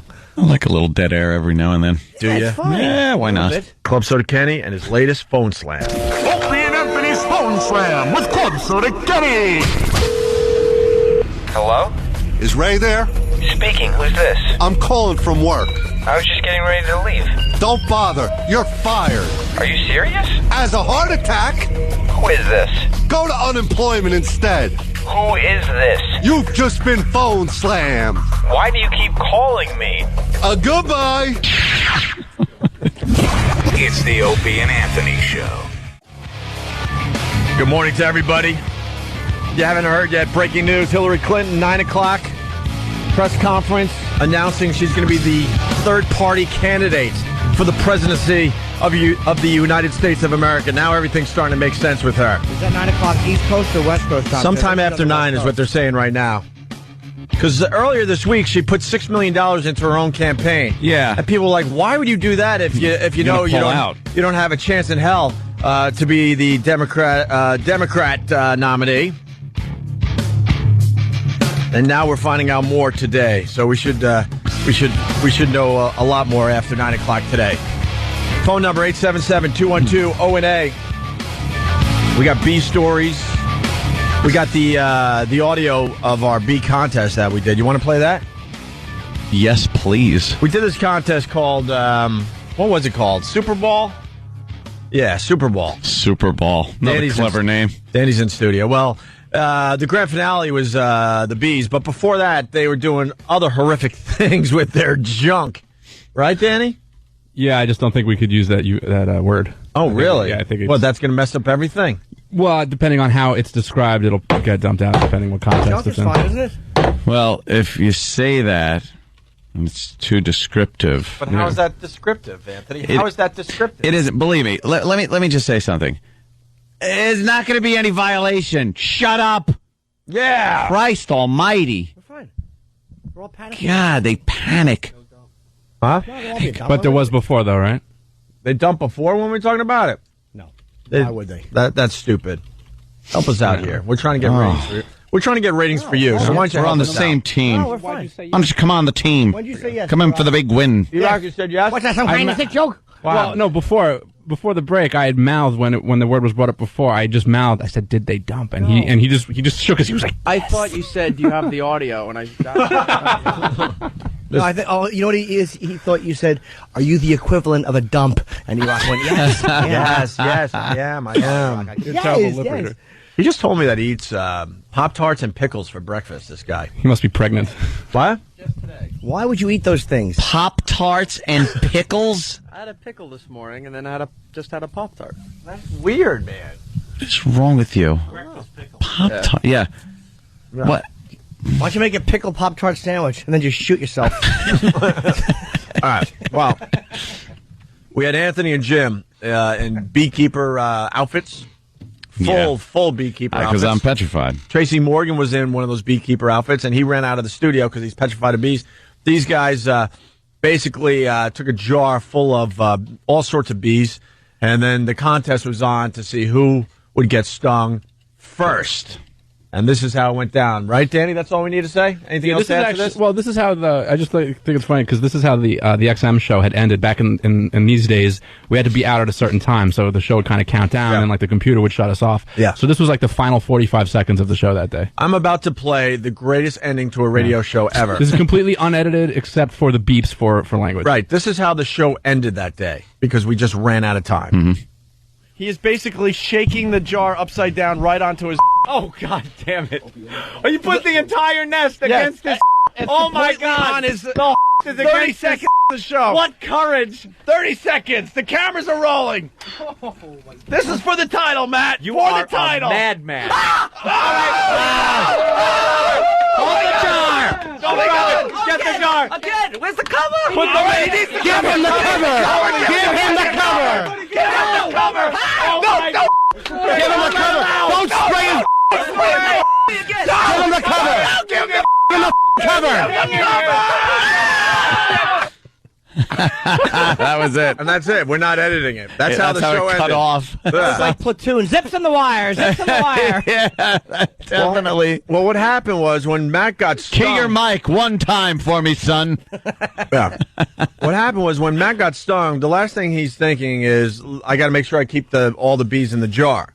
He's losing his mind because he just got stung in a really bad area. And these weren't even the bees. These were those paper wasps. Right. Yeah. These were real bad. And so we got a few of them did get loose during the whole contest, but we didn't want a whole bunch of them loose in the studio. So we're all screaming like little girls, to get the cover for the jar and make sure that they don't escape. So they because that was done in the winter where they had to bring bees for us. And the guy who brought that, he found one on a pole that was like a docile nest because they were sleeping or whatever they do, these dopes. And the guy had to shake it, and it was on it. It was just like sitting on his body, and like the bees were like kind of like lackadaisical. Like under normal circumstances, I'm sure the thought of that would have gotten them all riled up. Sure, hell yeah. What on us? Yeah, sting it. I thought we were done, but Travis is telling us there's two good ones left on the phone, so we got to go back to this. Yeah.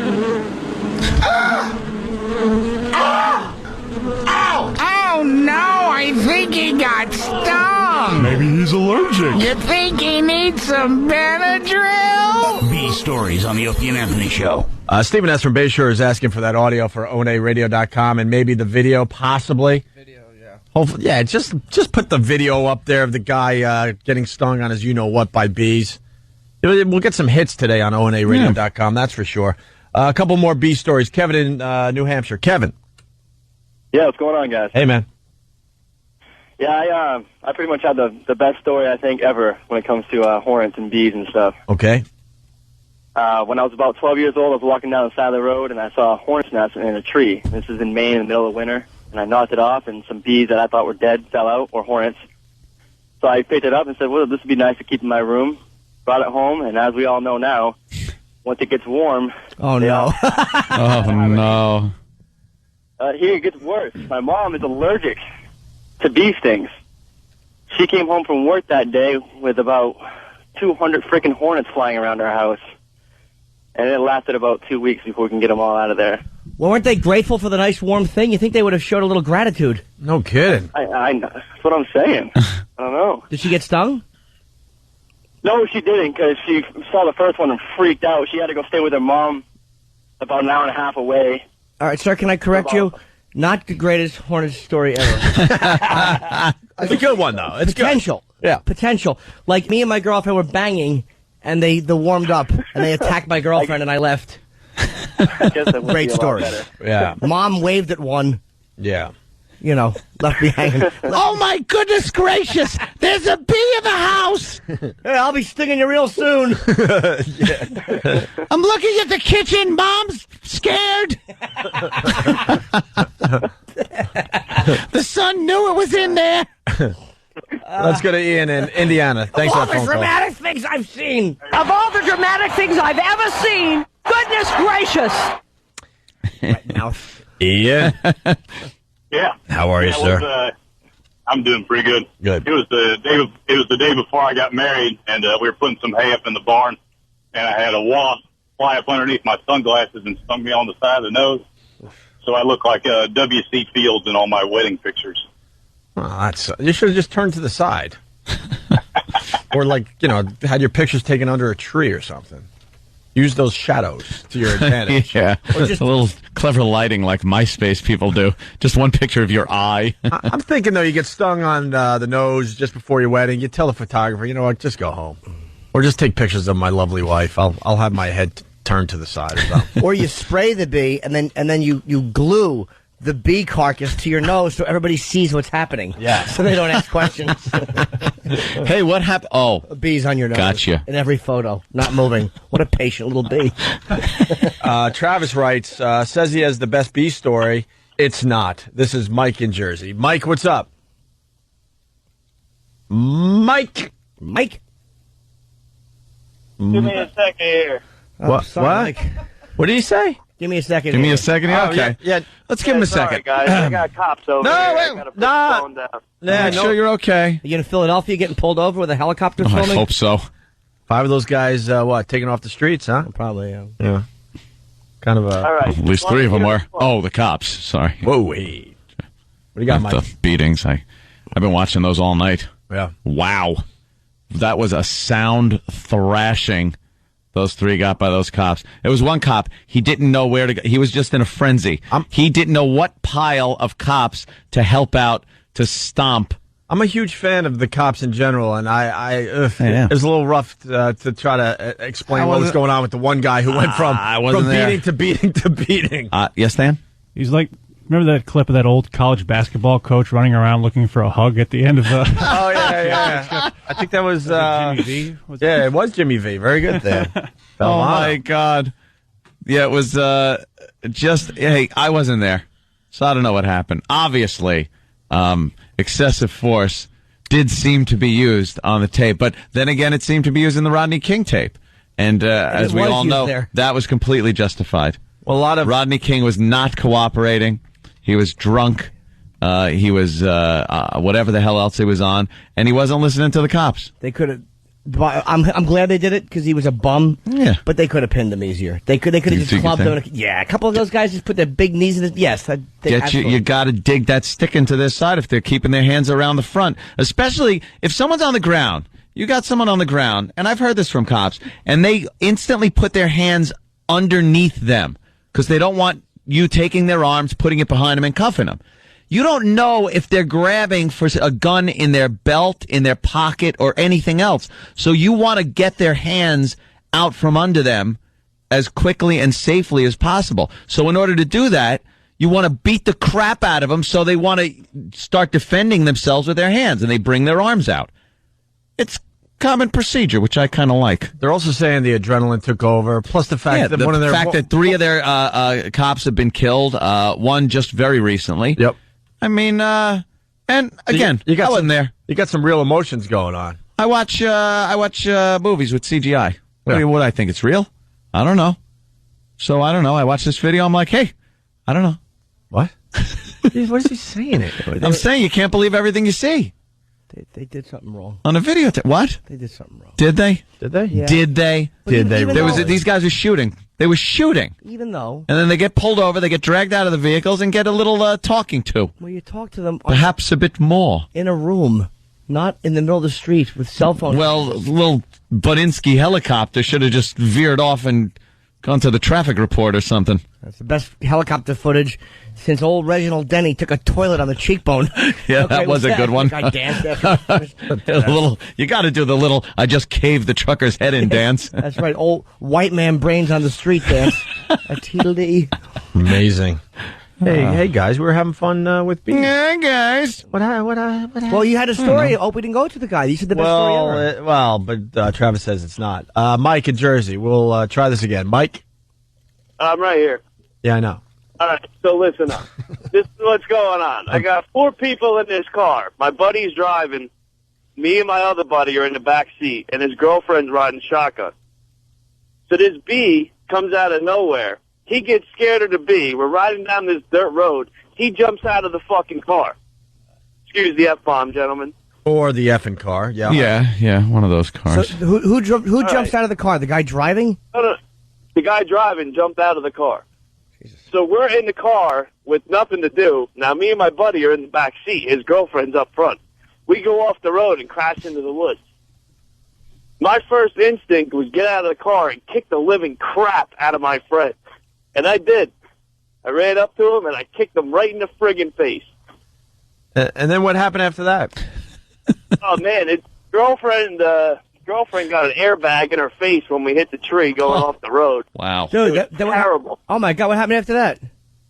Oh, man, we had to get ambulance. The car had to get towed out of there. It was a big, big mess. Damn. Then what happened? Oh, man, I don't even talk to that guy anymore. Forget it. No, huh?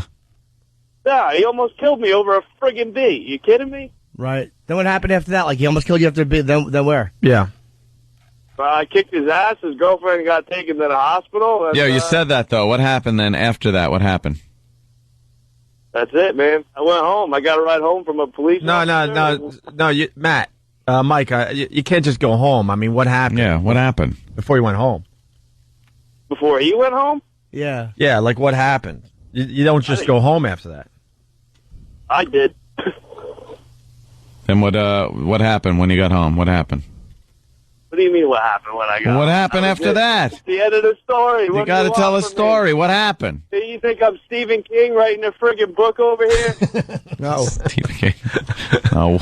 So basically, you're saying you don't have the big Stephen King ending. It's just real life stuff. No. You go home and you have a bowl of cereal and you go to bed. All right. I mean, I thought that was pretty good. I mean, a guy jumping out of a car because of friggin' bees in it while his 3 friends are in there. That is a good one, but I wouldn't classify that as the best bee story ever. I would say that was a good driving story. Yeah. Because it didn't end well. Story? All right. And then, I hit my friend, and I went home and watched the Golden Girls. Okay. Yeah. Would that would have tickled your fancy, Jimmy? You're fancy. Good phrasing, sir. Yeah, this guy's all right. All right, man. Thank you. My grandmother used to have a coffee cup when I was a boy. I said, if you tickle my fancy, I'll tickle yours. Yuck. Till I broke it across her cheek. I hated that cup. She was sipping tea out of it, and I punched right through that cup. Well, off the bee stories. I'm going to do something elderly. Did that tickle your fancy? Exactly. How about if I tickle your dentures with my knuckles? All right, we got Hillary's big announcement coming up at 9 o'clock. She's going to become the third-party candidate. And that could really, really screw up Obama. I don't know what she's doing. That's crazy. Yeah. Obviously, she wants McCain to be elected, and then in 4 years, maybe she'll take another shot at it. Yep. And right now, drunken Orson Welles champagne commercial outtakes. Now, I think this is different than the ones we've played over the years. The faithful listeners love these outtakes by the great Orson Welles. This is when he just completely gave up. Like the ones we played earlier, he was really trying, and he considered himself a great actor. Yeah. This is after he just gave up, became quite a drunk. Yeah. And he'd be in the studio just wasted. Danny, what do you got? Well, yeah, this is for some champagne commercial. He'd whore himself out for everything. And it's an American champagne, isn't it? No, I think it's not even like from France. No, I think it's a French champagne. But the first piece of this audio, just listen for how long this pause is, because he was waiting for someone else to do something. And they go, all right, and go. And it's just hiss for a long time. And he's audibly either buzzed or drunk, or he's on something. Or just old. Drunk, old, or on There's something. in his voice. All right. With overlap, action please.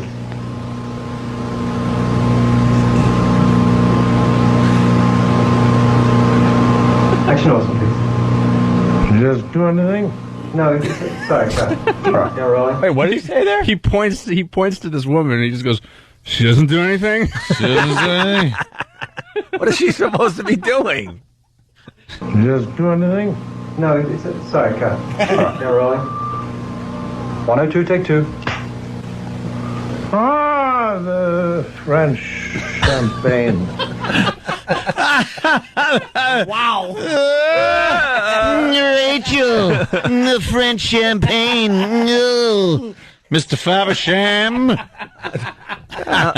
Rosebud. No. He was one of the greats. What the hell is he doing? Just retire at this point in time in your life. Ah, the French champagne has always been celebrated for its excellence. There's a California champagne by Paul Masson, inspired by that same French excellence. It's fermented in the bottle, and like the best French champagne, it's vintage dated. So Paul Masson. 102, take 3. Action, please. Ah, the French.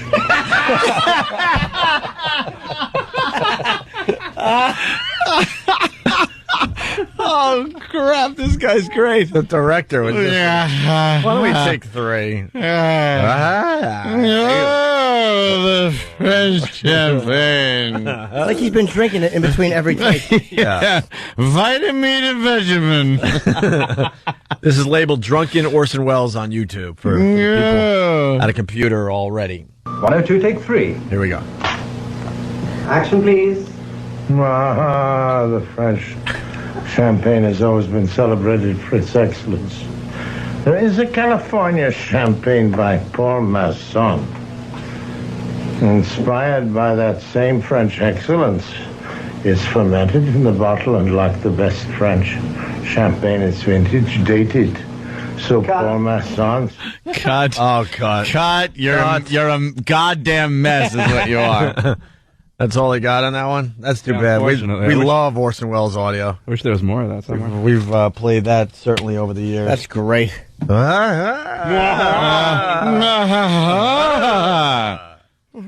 Champagne. Champagne. Give me more of it, you bastard. I think we're done with B stories. We can't get anyone.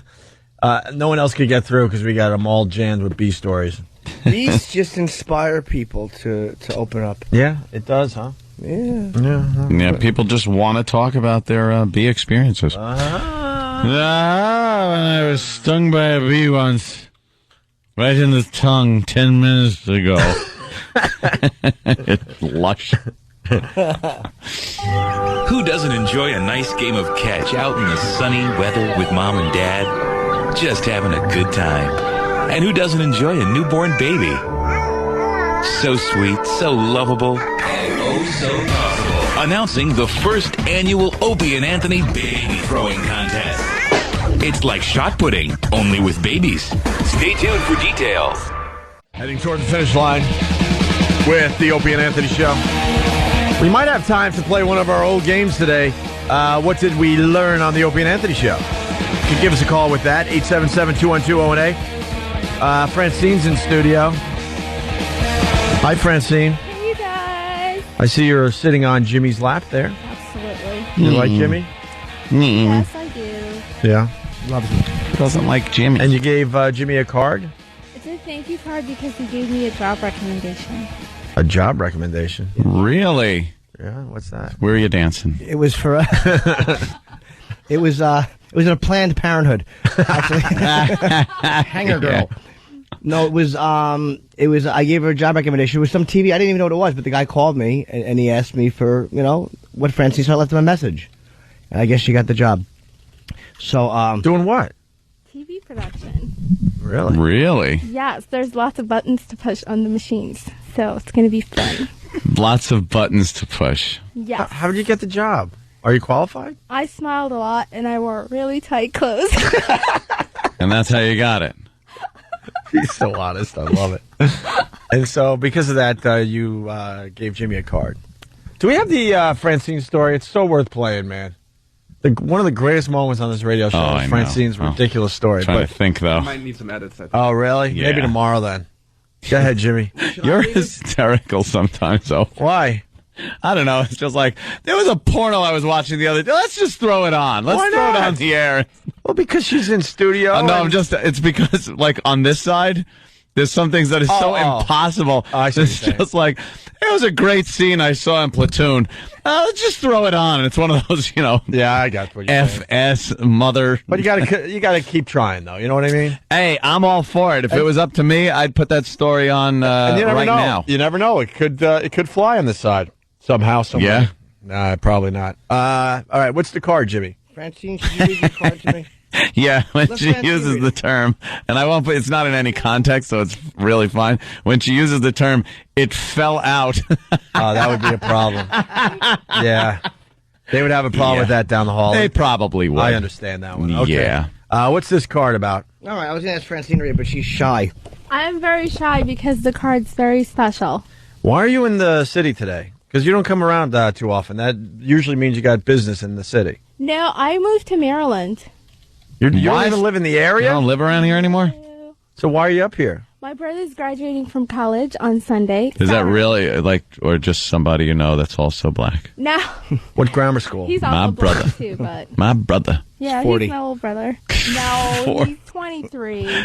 So I came here so we could drive up to Maine today.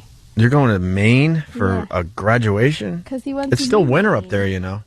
No, I think it's summer. The seasons change on the 23rd. Nah. Yes, they do. On the 23rd. And right then it changes and then what happens? It's not cold anymore in There's Maine. an equinox, and there's a tilt on the planet, and then the sun rises, and something happens, and it gets warmer. So, All right. Well, she's got the basics in there. 23.5 degree tilt. Francine is sitting kind of on my leg. Not exactly on. She's not sitting anywhere she shouldn't be. She's sitting on my leg, but I'm looking at her from the side. And it's so sexy watching her mouth as she talks into the mics. It looks like the Warriors. Sorry about that, Warriors. Sorry about that. No, Francine, you should read it. Come on. Yeah, read the card. You're my friend for a long time. It's not a love card. It's just a very nice card. And no one's ever heard you say nice things. I say a lot of nice stuff. You're like what? Okay, I'll read the card. Thank you. Hey, Jim. Thanks so much for your recommendation. Sometimes when I listen to you on XM, I think, boy, that guy is a kook. And I had not known you, been able to get to know you, perhaps I would still think that.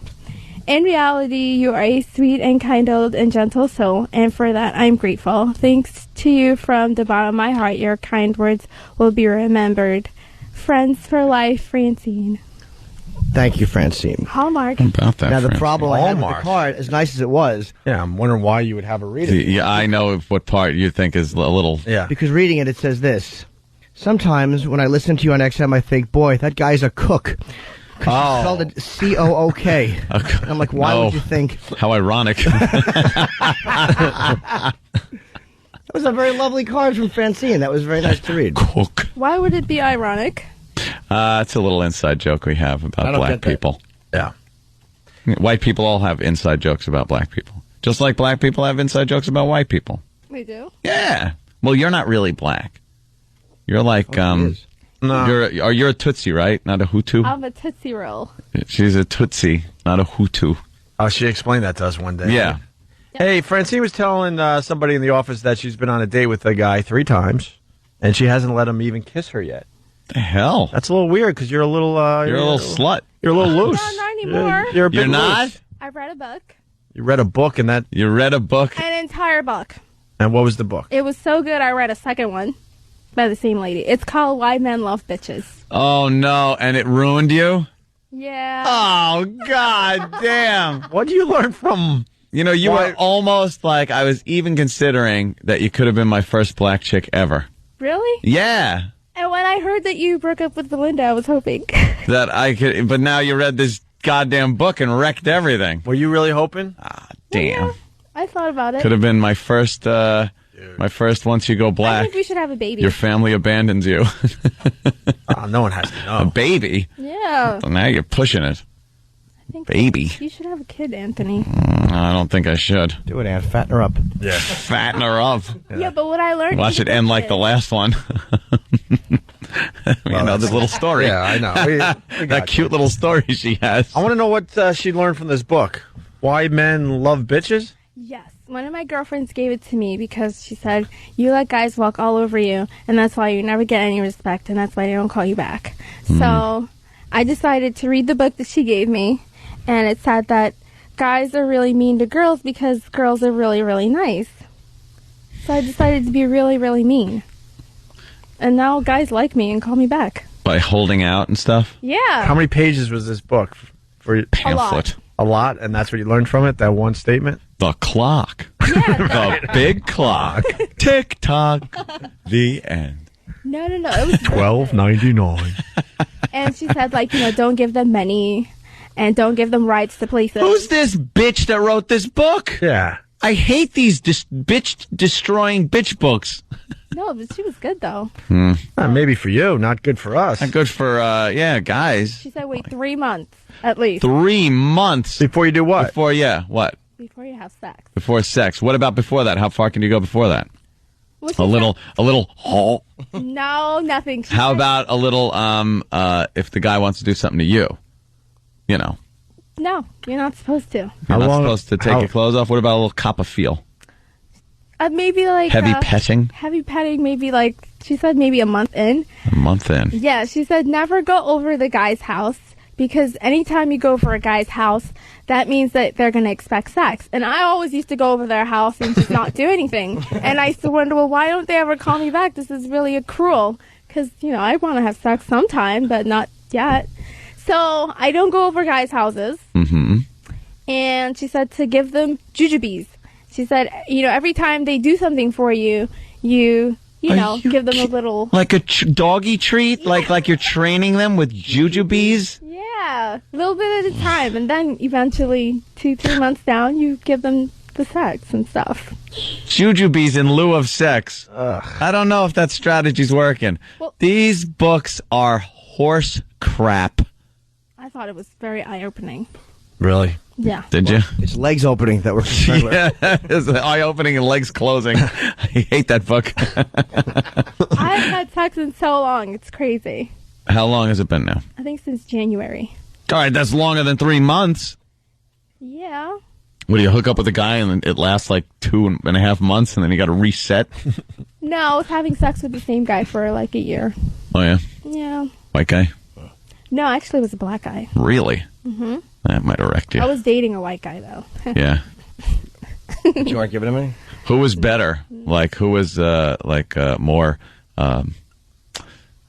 you know what I mean, in bed? Who's better in bed? Yeah. White guy or the black guy you were with? I think in general, the best sex I've ever had was with a half-white guy. So I think it's... Half-white. Yeah. The combination of the two. He was a mulatto, right? A mulatto. Yeah. Oh. Right, all right. The best sex Well, ever. she's reading books now. This is scary. That is frightening that she's reading. And we also learned that she would have had sex with you, Aunt. I know. But now she lives in Have a Washington. baby. Why do we have to have a baby? Why don't What you the just hell have is with sex? you people? Just have the sex. Like, always got to dump out a kid. Why do you want Anthony's baby? Because I'm going to turn 30 next year. What? Really good. What happened there? I'll be 29 in November. She was like So now my clock is 22 ticking. years old or something. We met you when you were like, yeah. Clock is ticking. You were still in college. Oh, you're too old for us. Get lost. Shove. Hit the bricks, sister. Am I too old for you, Anthony? No, I think I make an exception because, it would be interesting I think it would be to have interesting. like... When are you leaving for Maine? Tonight. Tonight, you know. Are you voting for Obama? No, I'm a Hillary fan. Boo. You heard what she's doing at 9 o'clock, right? What you doing at She's night? going to announce that she's going to be the third party candidate. My neighborhood would go on Third party. lockdown. She doesn't have a chance to get the Democratic nomination. So she's going to run anyway? As a third party candidate, yes. Are you serious? Independent, yes. That's- Announcement's coming up at 9. That should be good if you're a Hillary fan because she doesn't have a chance any other way. No, but that's awful. She'll be like that guy who did that thing to Gore. That guy who did That guy who did that thing to Gore. Well, I know what she's Gore saying. lost 'cause another guy ran. The Well, green guy. Ralph Nader, right? Yeah, so she's like the new Ralph Nader. Well, I think if Obama gets the nomination, seriously. what is Anthony laughing at? Let's see. I'm guessing this would be if I took Francine home. My neighborhood would look like the Omega Man.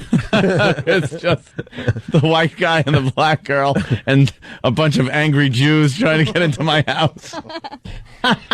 like you would let the neighbors see what you're bringing in your house. Oh, would it be okay if I pulled up first, I went in the front door, and then you kind of just snuck around and came in the back?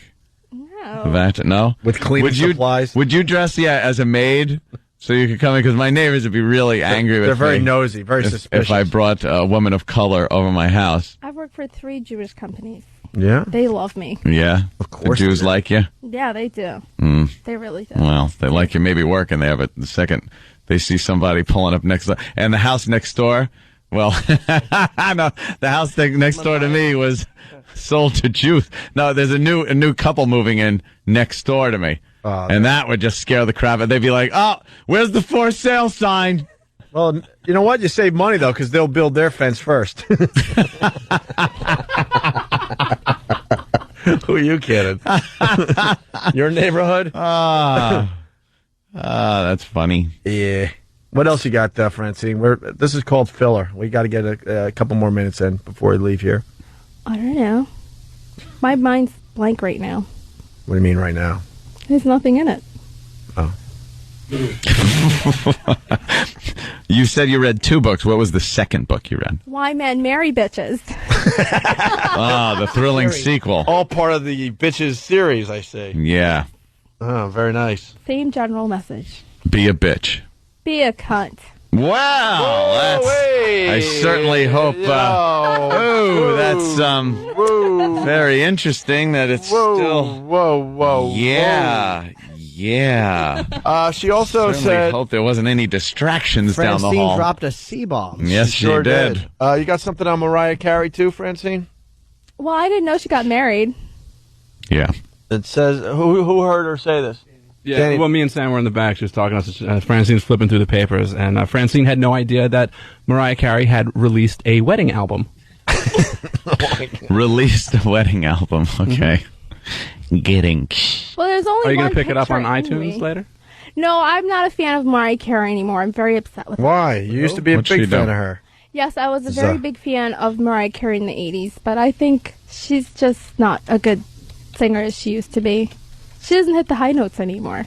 Well, those were annoying. They really were. With that whistly sounding. Yuck. I Had a Vision of Love is one of my favorite songs in the whole world. Why? Because she hits all those notes. You just like the song? No, the song is very lovely. Let's say hi to Spiro. Spiro, what did you learn on the Opie and Anthony show today? Well, fellas, today I learned that if my friend jumped out of a moving vehicle and left me to die, right after I kicked him in the face, I would service his girlfriend. What? Swing and a miss. One flag! One flag of fun, sir. I didn't hear that, actually. Yeah, you heard it, Jimmy. No, I put my Please. headphones on late. Someone's asking, is Jimmy sleeping? Well, Jimmy's No, just I'm- very happy because he's got Francine on his lap. Well, she's on my leg, but I'm not. Francine and I are sharing a microphone, so I'm letting Francine talk. Yeah, you got any... No. It's not... Oh, God. The potential could be there because Francine's very sexy, but it's not would you have sex with Jimmy? Yes, I would. Yeah, look at that. Thanks, Hope. If it wasn't for that damn book. Yeah, that dumb book. You're going to throw that book out the window within... 3 months. You're- Gotta wait it out. You're not 3 waiting 3 months. months. Yeah, No. I'm telling you. What if Jimmy wanted you, like, now? Right now? I can't. We gotta date and see if we like each other. You know, then Wow. it's the jujubes. That friggin' book screwed her up I like really the bad. idea. She's right. I like it. Shut up, you do not think she's right. I do. Jujubes. Just go to the bathroom while I get your beverage. She likes... Yeah, exactly. What I I'm eating realized jujubes. with the book is that usually you give it up so quickly that, you know, they get what they want and they leave. But the book tells you to wait because then they have to wait for it. So then they have to wait to see if they like you. So now you're waiting to see if you like them too. How do you know they're not just moving on to some prospect that is 'cause maybe a little easier? See, you're listening to a chick. You know, the guy, Yeah, the guy side of this whole thing is that guys that do that are just nerds. That wait? For 3 months? I understand waiting a little bit, but 3 months of waiting, those are nerds. I used Those to are wait guys- for 3 months in like junior high. That's an early high school kind of a thing. So what's appropriate? when you taught it. Appropriate? What's the appropriate amount of time? Yeah, you guys tell me. 15 minutes. What? Yeah, maybe 20. Yeah, maybe 20. Yeah, 15 minutes is a slut. Depends if there's a good song on the jukebox. Yeah. Jukebox. What do you get out of the car for? Park head. That's awful, you guys. All right, Francine, What thank about you. weeks? What? What about weeks? Well, I mean, if you want the real answer, like 3 months, way too long. Yeah. Okay, well, what's the real answer then? A few weeks, sure. Why not? What, 3 weeks? A few weeks, sure. I think it all depends. All depends. Sometimes it would take a while, but sometimes you just hit it off immediately. But, Ann, she's talking 3 months with, like, nothing, right? Yeah, you get kisses and stuff. Some kisses? Maybe some What up? Maybe some what? feelers, but no sex. No actual sex. like Bill Clinton says that something isn't sex. Do you agree with him? Yeah. Oh, okay. That's So so that isn't sex. That's so weird to me. That's Well, not sex. That's not sex. I mean, come on. Come on. Cigar for class. What? Sorry. No, you're just talking low. I want to hear all the I goodness. think it might you have got. been dumped. Oh, really? Oh, she messed up again? And my wife messed up. All right, we got to get out of here. Francine, thank you. Thank you. Have fun in Maine at that graduation and the new job in Maryland, right? Thank you.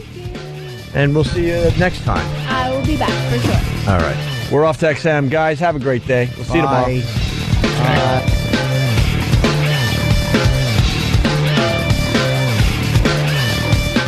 The Opie and Anthony Show. XM 202. In the world of radio shock jocks, the biggest are Opie and Anthony. These people say shocking things that border on offensive in order to entertain their offspring. I refuse to sit here and think that radio has to be nice. Why? Why does radio, out of any other medium, have to be nice? We are being now held to a standard where we have to be nice and make people feel good. Go screw!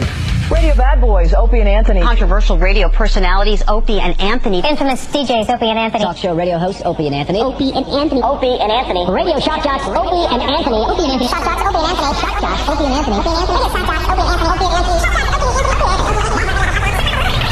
I go into her room, and there are panties on the floor. Oh, you're getting creepy. I had to pick up the panties and put them on. I can't believe he said that. You know something. Opie and Anthony. Catch shovel baseball. Oh, nice. Whoa, that was bad. Hey. I didn't hit him hard enough. Oh. Opie and Anthony. Terry Schiavo, I loved you in The Grudge. Will you be doing more voiceover work? This is the worst show This is the worst show I've ever been on. But enough of this palaver.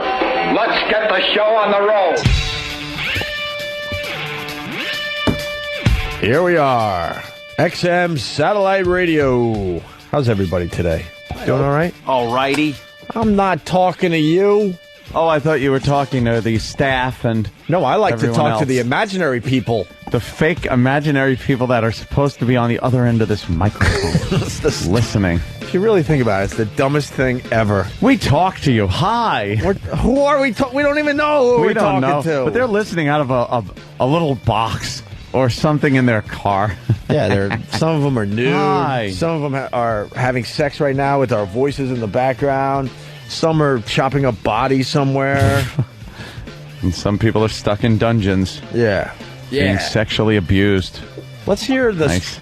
Nice. At my house. Let's do a bit today. Right off the cuff, look at this. The sounds of our listeners on the Opie and Anthony show. The sounds of listeners. Maybe you work in a morgue and you're getting ready to saw a skull. Oh. I want to hear the sounds of our listeners. The saw? Whatever that means. The sounds of our listeners. It could be hardcore sex. It could be, I don't know. Knowing our listeners, we'll get a lot of fucking horns. I'm driving. Great. Thrill a minute. Hey, Tony's here. We could do Douche Chill Theater. This bit is just, sweeping the O&A community. Did you guys address Tony and Pat's situation? No. We were too scared. They're both in. They are both in today? Yeah, they're both in today, Jimmy. So I think that this is something that, I don't want it to be ugly, but I mean, that you mentioned Tony. Oh, I do. I hope there's Battle Royale. Fisticuffs. How are you? Good. I would just, it's something that we didn't do, and I was out the next day. And I was traveling. Hi.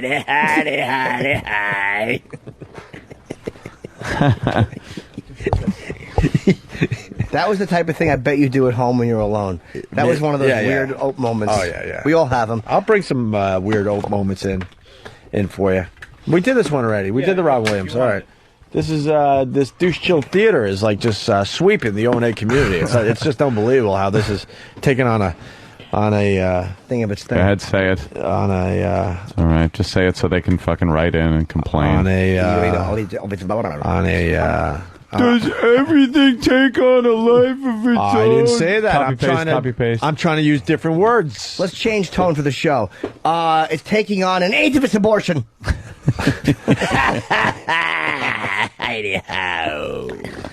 Wow, am I going to hate that one fast? Why do you think I did it? I know, of course. I have this sick thing with Jimmy. I like to do shit to annoy the fuck out of him. You really don't, though. I mean, I find most of it to be very in a fun way. Yeah. In a fun way. Like, I know we really were going to give up on that Timbit with those three guys. I know I've said this a bunch, but we were going to give up. We thought, just like Jimmy, like, yuck. Yeah. But then I looked over at Jimmy, and it annoyed him so much. I'm like, you know what? No, there's something here. It has to continue. And now I kind of like it in a bizarre way. And the listeners know that we're just doing it to fuck with them, so I think they enjoy that, too. Yeah. I mean, they know we're just being dicks. Hey, I'm going to try the sounds of our listeners. Let me try one. Could be a bust. James in Riverhead, Long Island. How are you, sir?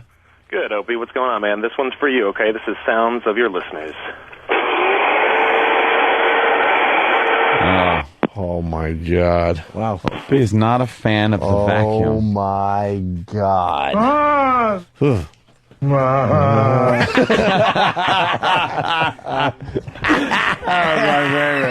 I just love this one.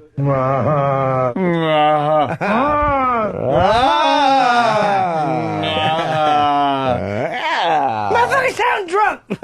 Fucking drunk. Oh, they call me Opie the Moocher. I told you I could do some voices. That's right. Let's do the sounds. You have to do it like that, Jimmy. Help me out. The sounds, listeners. The sounds of listeners. Yeah, but all right, that's fine. More bees on Fox News. One bee can travel up to 4 miles to pollinate. That's bullshit. Yeah, what the The fuck? fucking lie. So sick of the fucking Fox lie. No spin zone. Eat my asshole. Hey, fucking bees is flying and shit.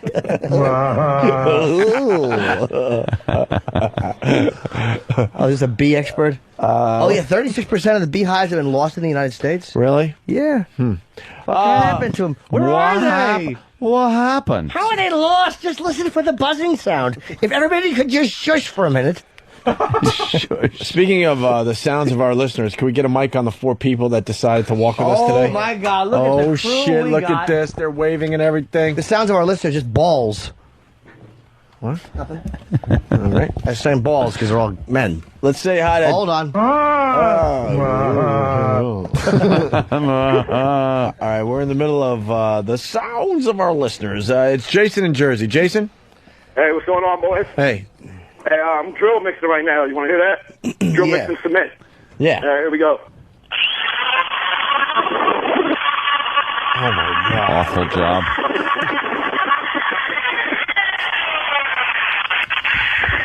I feel How's like that? Sounded like a root canal drill, Yeah. man.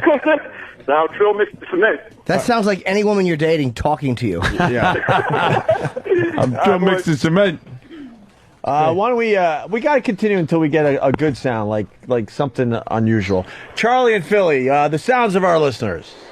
What's up, boy? How are you, sir? Hey, I just wondered if you want to hear a bulldozer tracking across the job site. Sure.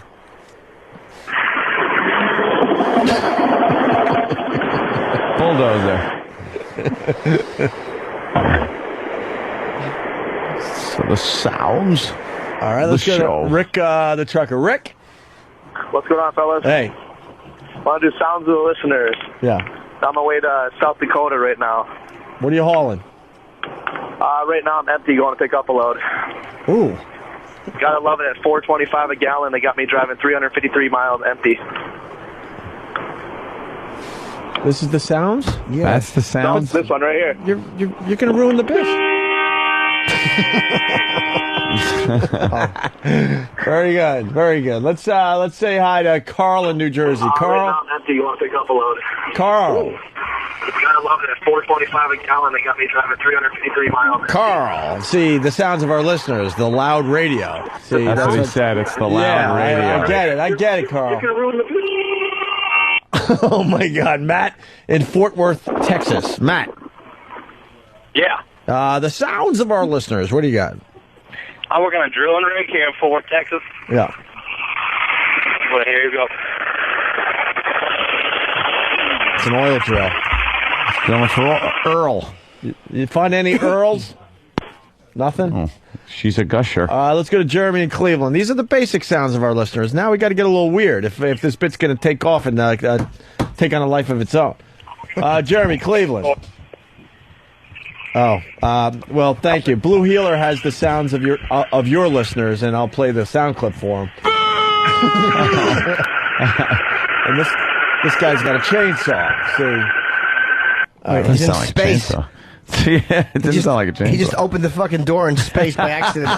Let's see what it feels like to open the door in space. And that was he had been sucked out already. His phone's still just dangling there, feeling silly. That's my dream, to go up into space and just hang out. Yeah. This guy has an anniversary he wants to let everyone know about. Todd in Utah. Hey, what's going on, guys? Hey, Todd. Hey. Hey, first I want to say I love you guys' show, man. You guys rock, dude. I'm a new listener, and I just started listening to you guys, and I love listening to you guys. I do appreciate that, sir. Tony, Douche Chill Theater. Yeah, I got a freshie there for you. Where you at with Pat Duffy? I haven't heard anything since you guys. I guess you guys played the audio the one day before the Beastie Boy guy came in. For that riveting interview. Yeah, I was in Times Square, so I didn't get to come in and talk about it. But I haven't spoke to him really since, so it's kind of been on the back burner. You haven't talked to Pat Duffy since the big fight on the Than and Sam show? No. Really? Well, Pat Duffy is here today. Yes. Why would I? Confrontation. Pat Duffy and Tony both trying to get the next job, that coveted spot that will be open very, very soon. Next year? Oh, looks like Steve decided to show up at 9:25 today. Hi, Steve. Jesus Christ. I was talking to Stunt Brain. Talk to him at 11. I needed to talk to Stunt Brain. Oh, I had to pick his brain. So that's how it is to work. Yes. Wow. What do you mean you brought something they were talking about and added to it? Yeah, the bees. The sting pain thing came from Stunt Brain today. There you go. We got to admit, my read of it was very good. It was terrific, Jimmy. The Schmidt scale was just something. Oh, I know. I love the Schmidt scale. I do too. Everything should have a Schmidt scale, like cunt odor. What is should do that by ethnicity. What is ammonium nitrate? Is that for poopies? I don't know, actually. All right, because sounds of the listeners, look, we warmed up. Now let's get into some shit, man. Let's get some fucking explosive diarrhea sounds and stuff. It's up to you guys.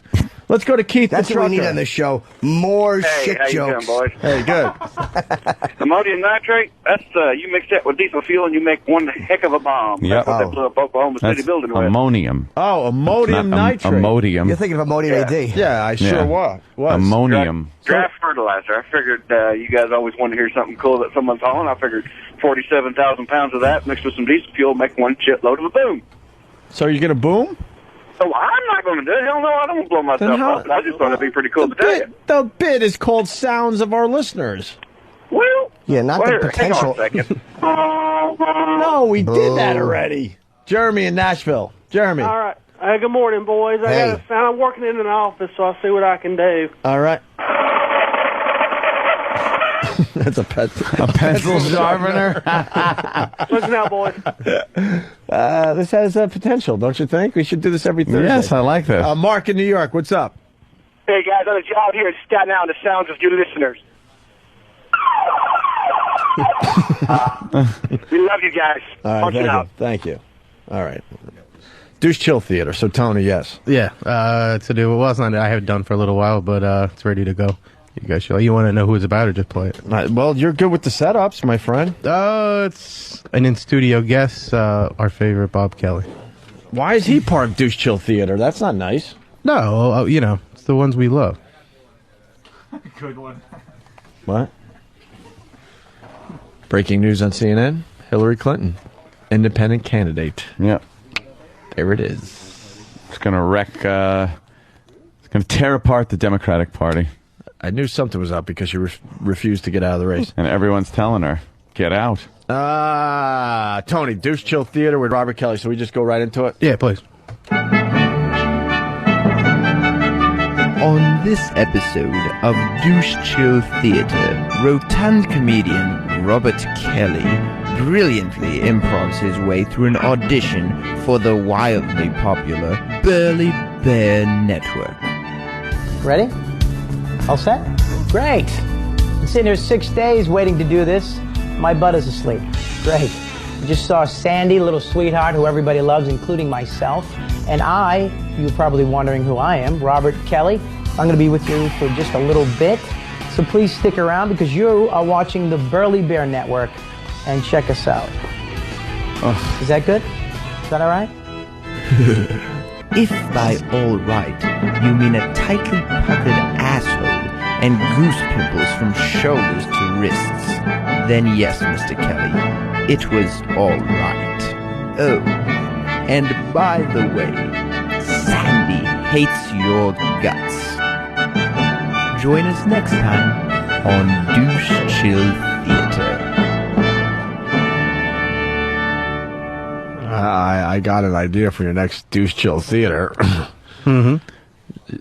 Sam's working that day. The next installment of Douche Chill Theater. I tried. Should I get a new voice? Jimmy. Of course you should. Douche Chill Theater. He's a one-trick pony. He really is. Sam. Why? With his voices. They all sound like some wannabe English kind of a thing whenever he's doing production. Now you know what I'm working with, man. Oh, I'm sorry. Oh, boy, yeah. I think the only other English accent was Steve that could do him. When I asked. So. Well, let's hear Steve's English accent. Maybe we could do auditions today for the new voice of your Douche I like Chill that Theater. idea. Oh, good idea. Yeah, where's Steve? Or is he still with Stunt Brain? Yes. I was talking to Lisa about a promotion. We're giving away Dr. Scholl's. We need girls to get naked and shave their cunts in Times Square for Dr. Scholl's pads. Steve, I know. Well, who else? I did before. Oh, my God. Welcome aboard. Thank you so much.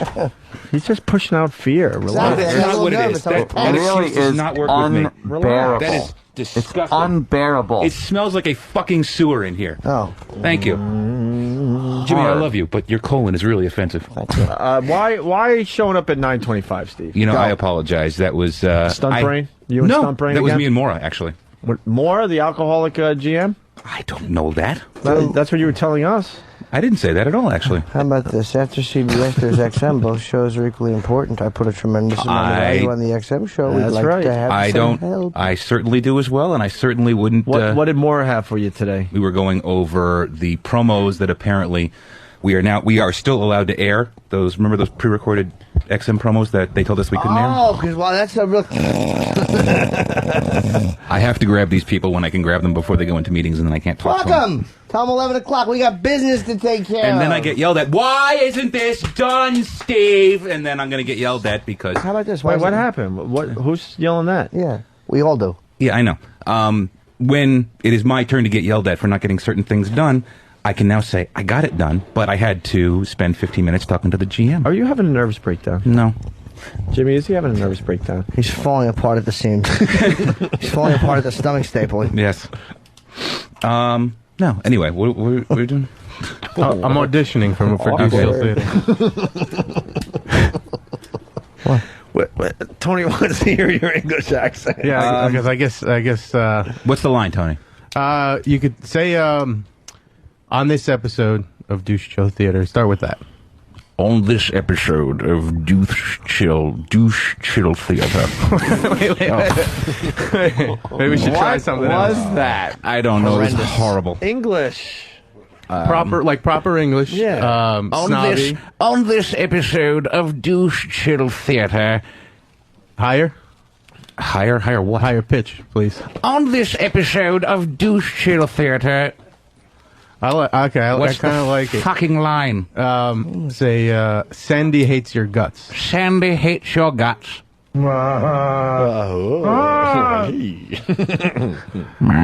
No. Thanks for your time. You're welcome. Wow. What else would you like to try out? We'll call you. It's my problem. You're in my fucking house. That's right. No, nothing's wrong. Just stay in the right, living Steve? room. I'll handle it.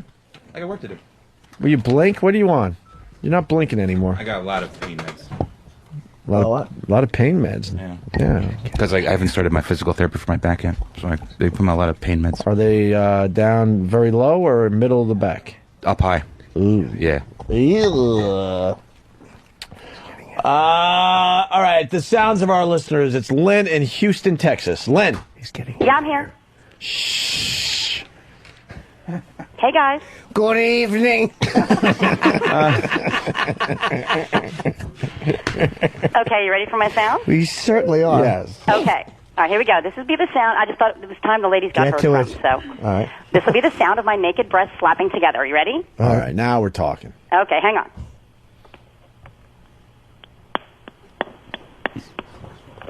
It's nice. Okay, did you hear it? Like two fleshy click-clacks. It's an odd little sound. And why would you only do it 2 times? You got to do it a few There was times. like 4, but you didn't get them all. All right. Do it again. How big Okay, are one these more time. boobies? Pick your titties.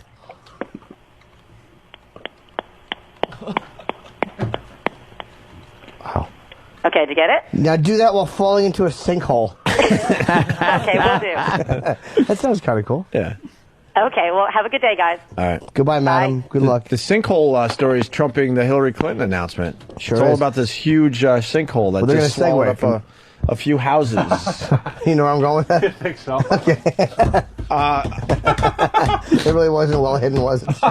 You know, this has nothing to do with anything, but the booby thing just reminded me of the Borat video we were watching this morning. Oh, yeah. I'm just finding an excuse, to play this thing. But he's being interviewed by this lady that's well endowed and has nice boobs, and how he describes her nice breasts. Yeah, it's great. Is probably the best explanation ever for a really nice breast. That's quite the Borat way. Can we find that? Sure. All right. See, now we made it something. Now people need to hear that. See how that works? Dan in the Poconos. Dan? Hey, guys. Champagne Tower still? Oh, no, this is a different Dan. Wow. Hey, Poconos, Dan? There's too many I'll name Dan. Yeah. Hey, sorry. This is Dan in real I life. didn't name myself. Hey, I got a sound for you. Okay. This is the sound Keith the Top makes when he's doing Anthony's panties.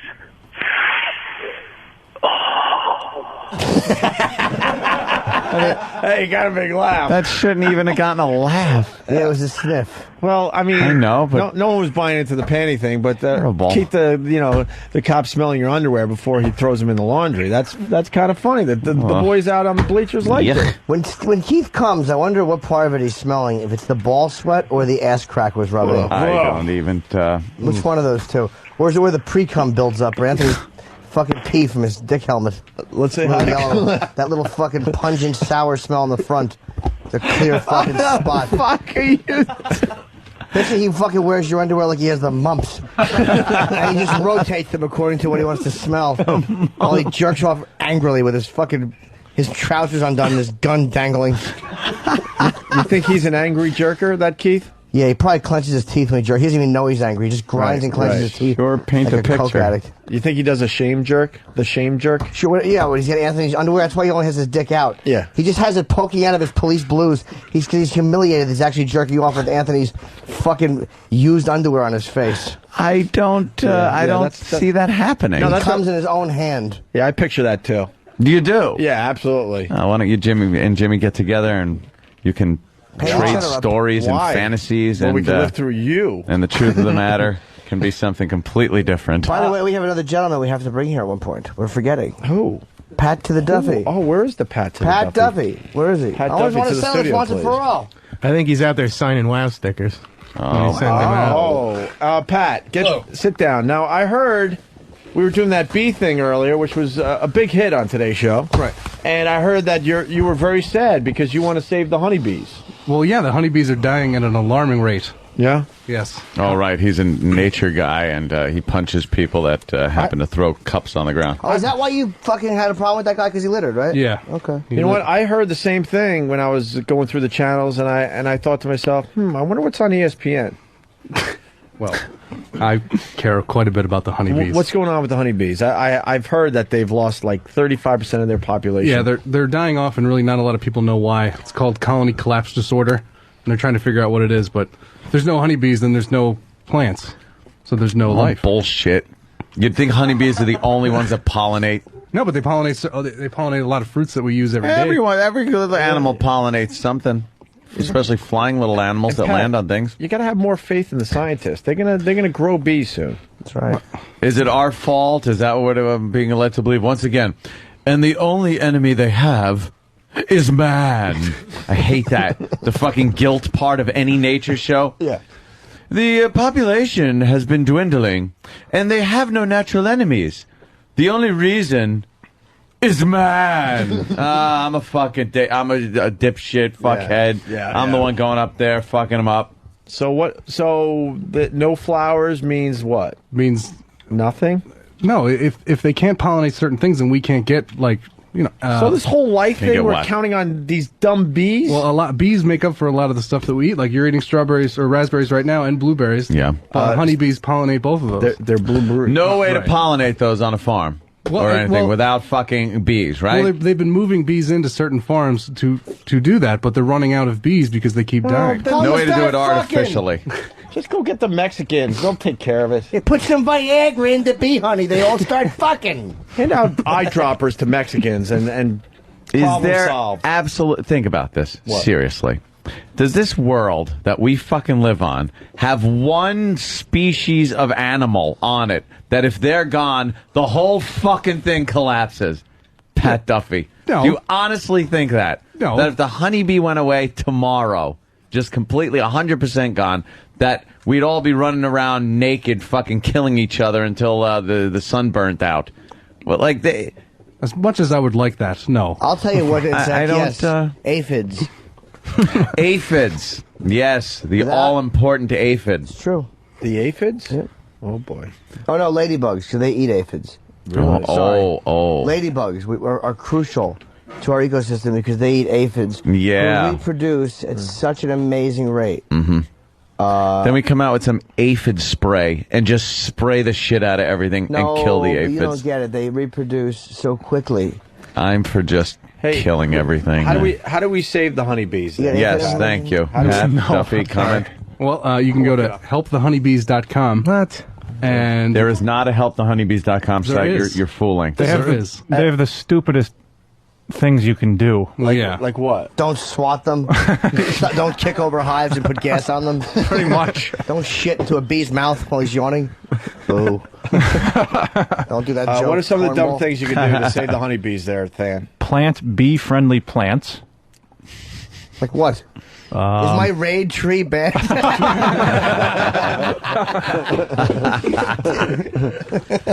Tony, what do you think of Pat wanting to save the bees?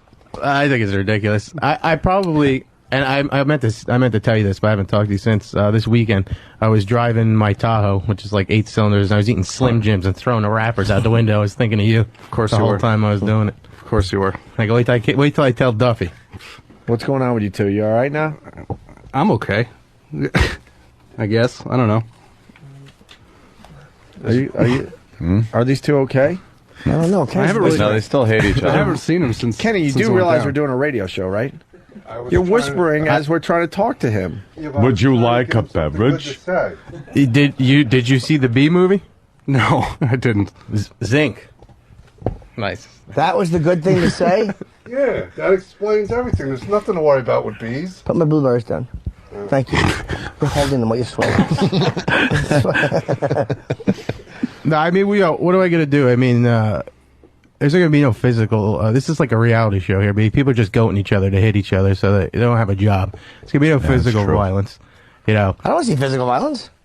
Well, I'm saying, there was a little confrontation. I don't think it's going to go to physical violence. I'm not going to get. But if in terms of the Than and Sam show, it was a matter of. I felt like he was in my territory, and he shouldn't have been there. And he opened his mouth, and I had to defend my turf. What turf? That's how I felt. I'm not sure. Turf. The What Than and turf? Sam show.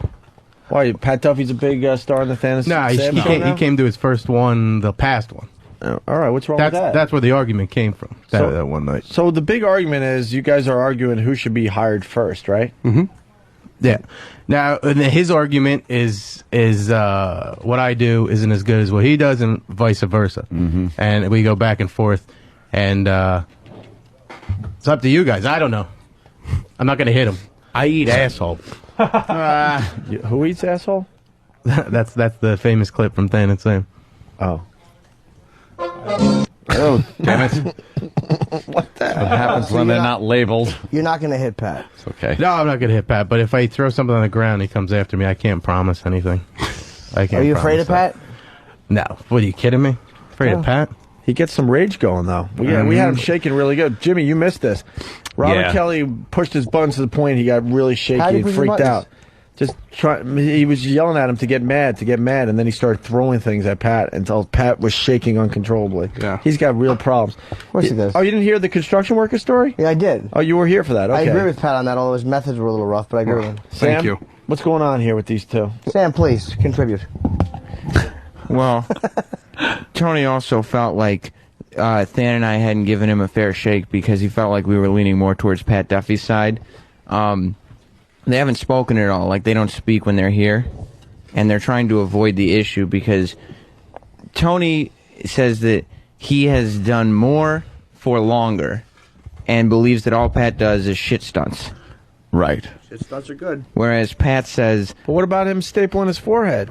See, this is With a my staple gun. That was pretty impressive. All the stunts are good for the show. Yeah. They're all entertaining. Yeah. But my point is, if you're hiring for a position, I mean, really, you could get like, who's the kid, Magoo, who drank his puke? You can give him like a T-shirt and he'd do anything Duffy would do. I mean, like, it's hard to find people who are skilled and creative, and can write like anything basically for a show. And you could get a fan, give him something, and he'll pretty much do that. So that's my argument. Yeah, Tony's argument is that I'm a super fan, and that I only do things to impress you guys. That's what we look for. I don't think that's true. But Tony thinks that he has the creative mind, whereas Pat Duffy is just kind of doing whatever you guys would tell him. Tony looks at it like it's Lugosi and Karloff. Like that way, when Bela Lugosi looked at it, like, who gives, anyone could do that. But here I am. Huh? I'm saying, I'm just saying, if we were both gone tomorrow, he is 10 times easier to replace than I am. All you got to do is search. I bet you one of these 5 guys out here to get on the radio would rub some shit on their head, make a shit head. I don't agree with that. Yeah, it's a tough one. Pat's above and beyond guy. You know, he's you know something? You're no Dave. I don't know. He's beaten Dave in the shit thing, didn't he? He brushed his teeth with shit. With dog shit, which is one thing. Dry dog.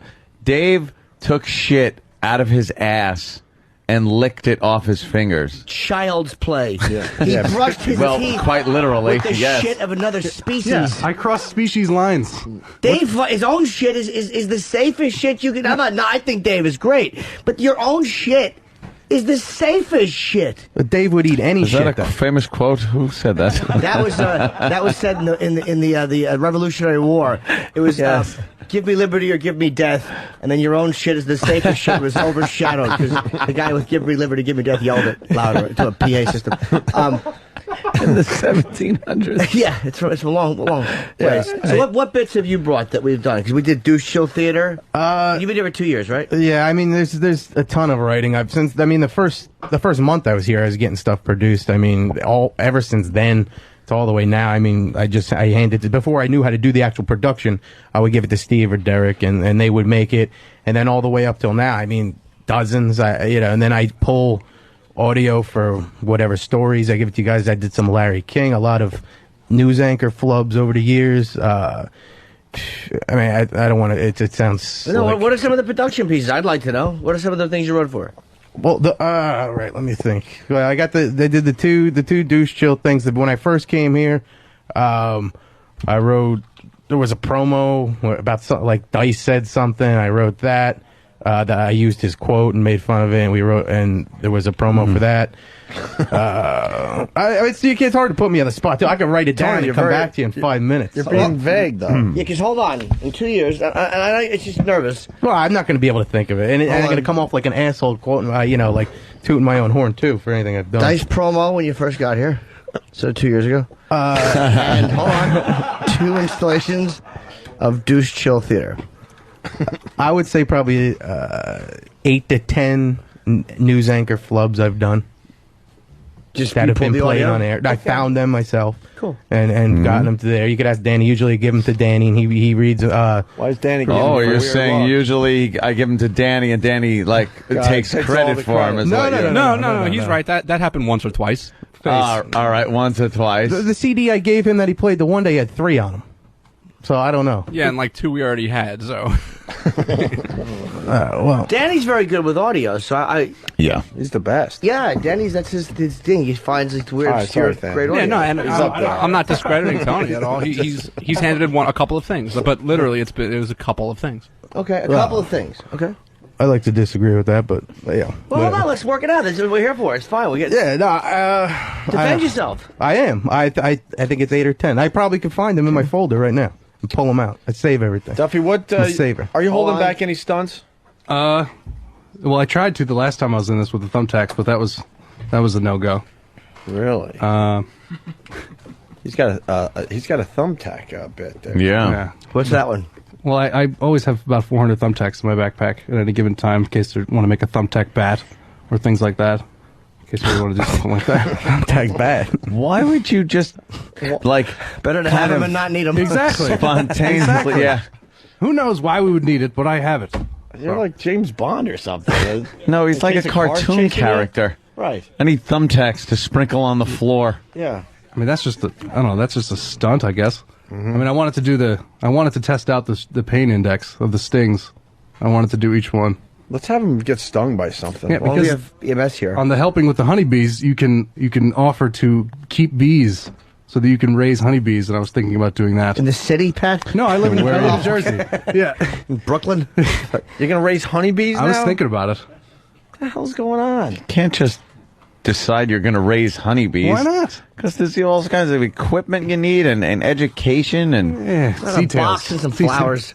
details. There you go, shit dicks. Fucking pollinate. Right there. This is all you need. Now go to work. So, Tony, I'm you got going to to the defend yourself bar. better. We got, so far in 2 years, 24 months, 2 installations of can't Douche look at Show it like Theater, a Dice promo 2 years ago, and a couple of polls. You say, Danny says it was a couple of things, audio, whatever. and you say it was 10. I'll take 10. I've Whatever, 2 months. The couple times that I've been on air, I've been on air for over an hour the first time and over an hour and a half, which gives a lot of radio.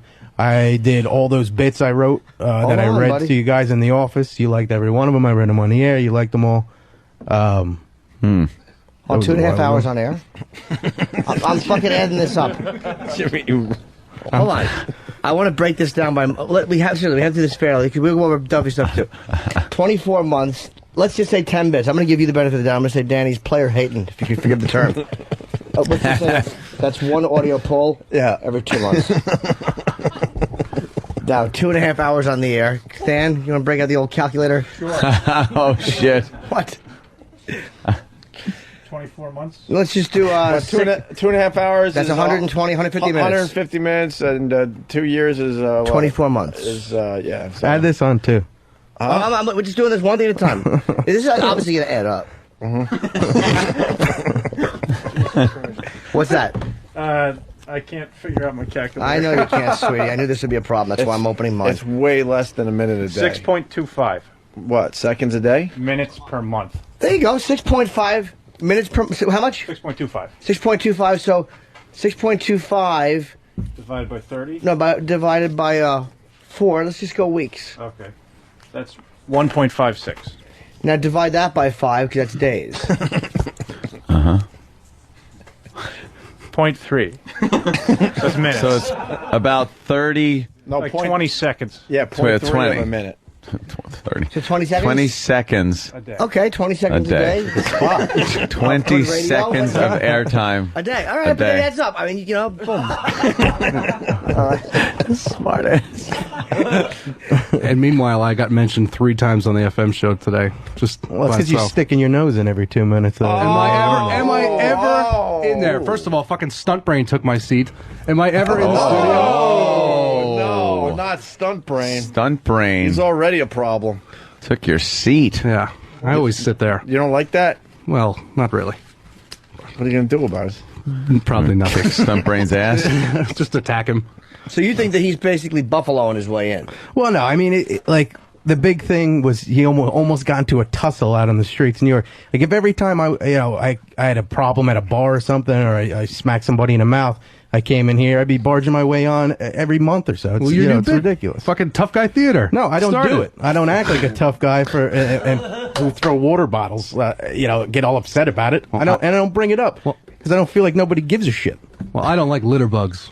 That's all right. See, there are certain things, though, where you say, like, I don't feel like anyone gives a shit.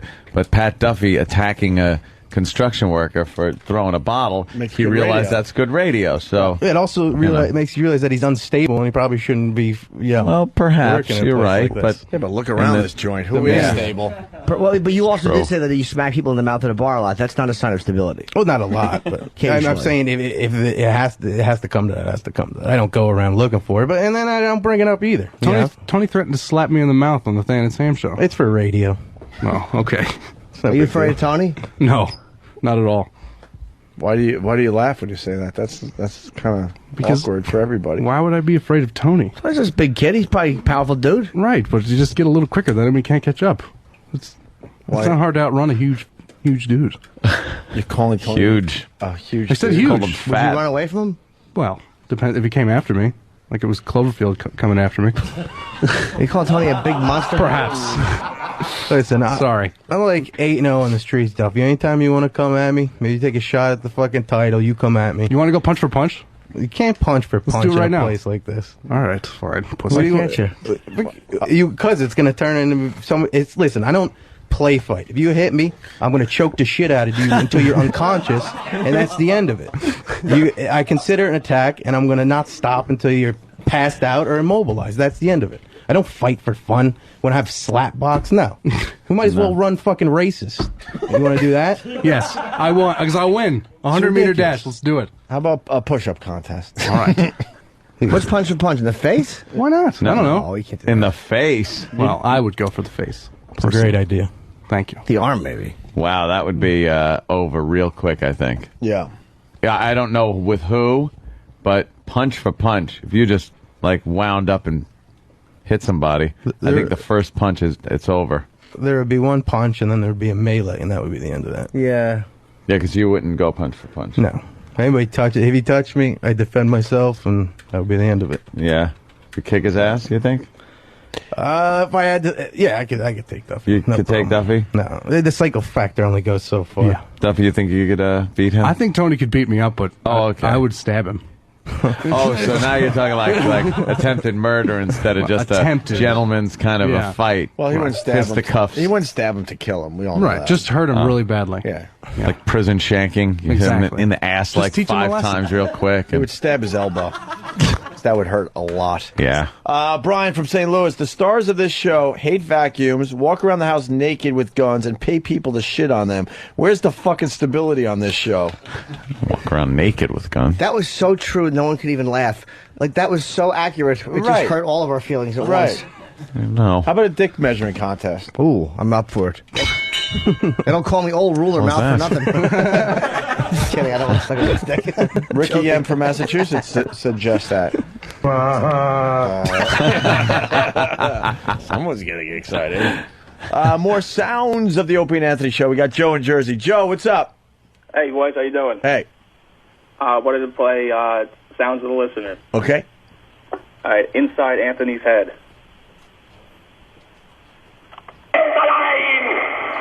Liegt die Zukunft des deutschen Volkes. Wenn wir selbst dieses deutsche Volk This is not the biz. It's not things that we do. There's no reason cutting it off. I'm not trying to be rude, but... Nice to... there's something wrong with the mouse there. Mike in Florida, what's up? Hey, guys. Hey. Isn't the sound of the listener what we're listening to while we're listening to you? Here we go.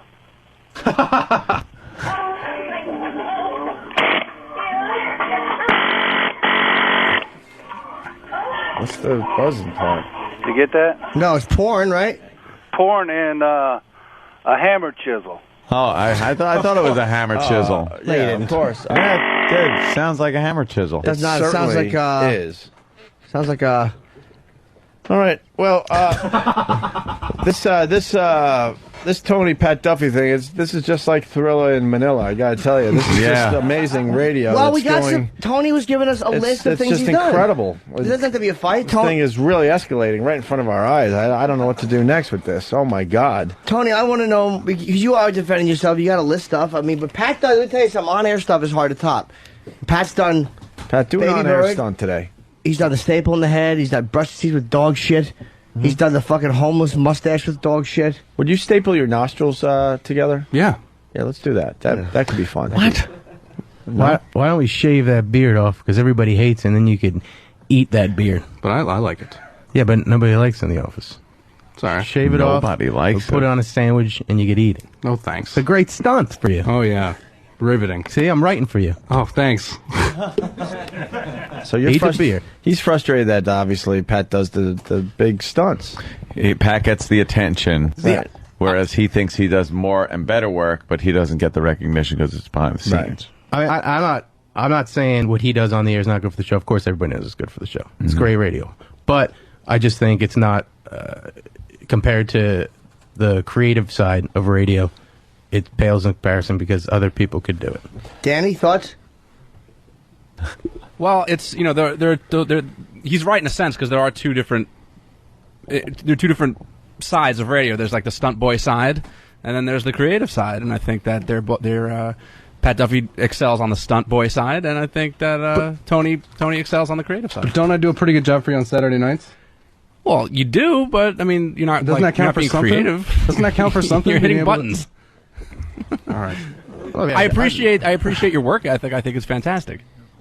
We've done 15 shows on a Saturday night. Yeah, for Than and Sam. When have you come in for when I need you on a Saturday? Oh, yeah, I'm here every Saturday. Times are tough. I had to sell. I had to sell my old man's copper wire to come here today. wire. Well, I'm just saying you managed to come in for every Than and Sam show. So I bet if I asked you to come in this Saturday for Laszlo, you're going to come in. I'm busy this Exactly. weekend. I would if I wasn't doing anything. Case closed. You never asked me anymore. I would. All right, well. So it's my birthday weekend and I'm coming in. Huh? He barely comes in for this show. Who, Tony? Yeah, he's here like maybe one and a half day a week. Well, I'm here 2 days a week. This week I didn't come in because I didn't have any money. I'm looking for a new job. But other than that, I'm in 2 days. I'm in Tuesday and Thursday. That's enough time for me to create. When you can. You know? Wow. I know we don't have any interns. I don't know why. I'm not shitting on you. I mean, I know you don't get paid, and it's tough coming in here. I mean, I was in the same boat that you were 4 years ago. I was coming in for free. I was picking pennies out of my chick's pocketbook so I could get bus fare. You know what I mean? I was in the same boat. No, I understand. I know what you mean. But, you know, it just so happens that Pat Duffy can get here more often than you. And sometimes in that kind of an environment, unfortunately, the FaceTime wins out over the guy who's here twice a week. Yeah, we see Pat Duffy's face every morning. So Well, I mean, I come over here and I'll just come. I can come to K-Rock. I could come in the studio. I'll do a lap, and then I can come back here. This way everybody knows I'm here. Sam threw his arms up in the air in his aspiration. It's the 9th time we've told you to just come to CBS so people know you're here. And yeah, but that's the thing. Like, I don't. It's a waste of the company's time for me to go over there and walk around for a little bit and then come do with something there. No, it's not. It's not a waste of time for you to sit over there. And if Jim needs coffee, then if I got to wait another 10 minutes. Hold on, I don't answer to you. So don't tell me what the hell to do. First of all. Wow. Shut your face. If everyone else gets to be suggesting, I'll listen. Fine, but you be quiet. Tony, what is it that you're doing here that you can't do there? Well, first of all, I did like 200 FU calls today. That's first of all. All right, but we have computers there. Like, you can do stuff there. I can't get on. There's no computers over there I could do it on. Bullshit! There's 3 different Bullshit. What'd I tell you? Fucking Statizito over there. Shut up. I told fucking. Wait, what did he say? I told Derek that I'll do the FU calls or whatever, and he sets me up, and it's done quick over there. Why does he need to Everybody's set booting you me up? off the computer because I can't get in the FU calls. I don't have the password. Well, they give you the password because you have shit on your head. I don't have the password. I don't have anything. I got nothing in this place. Wow. Face right there. Yeah. That's a bit of a face. A little bit. Yeah. Oh, the crowd's still chuckling. Pat Duffy's getting angry. Think honeybees. I know, right? They're so Cute so honeybees. peaceful. Yes. You know what I'm going to do, Tim? I'm going to go home. I'm Fly going to to the get a long bumblebee, my stick. friend.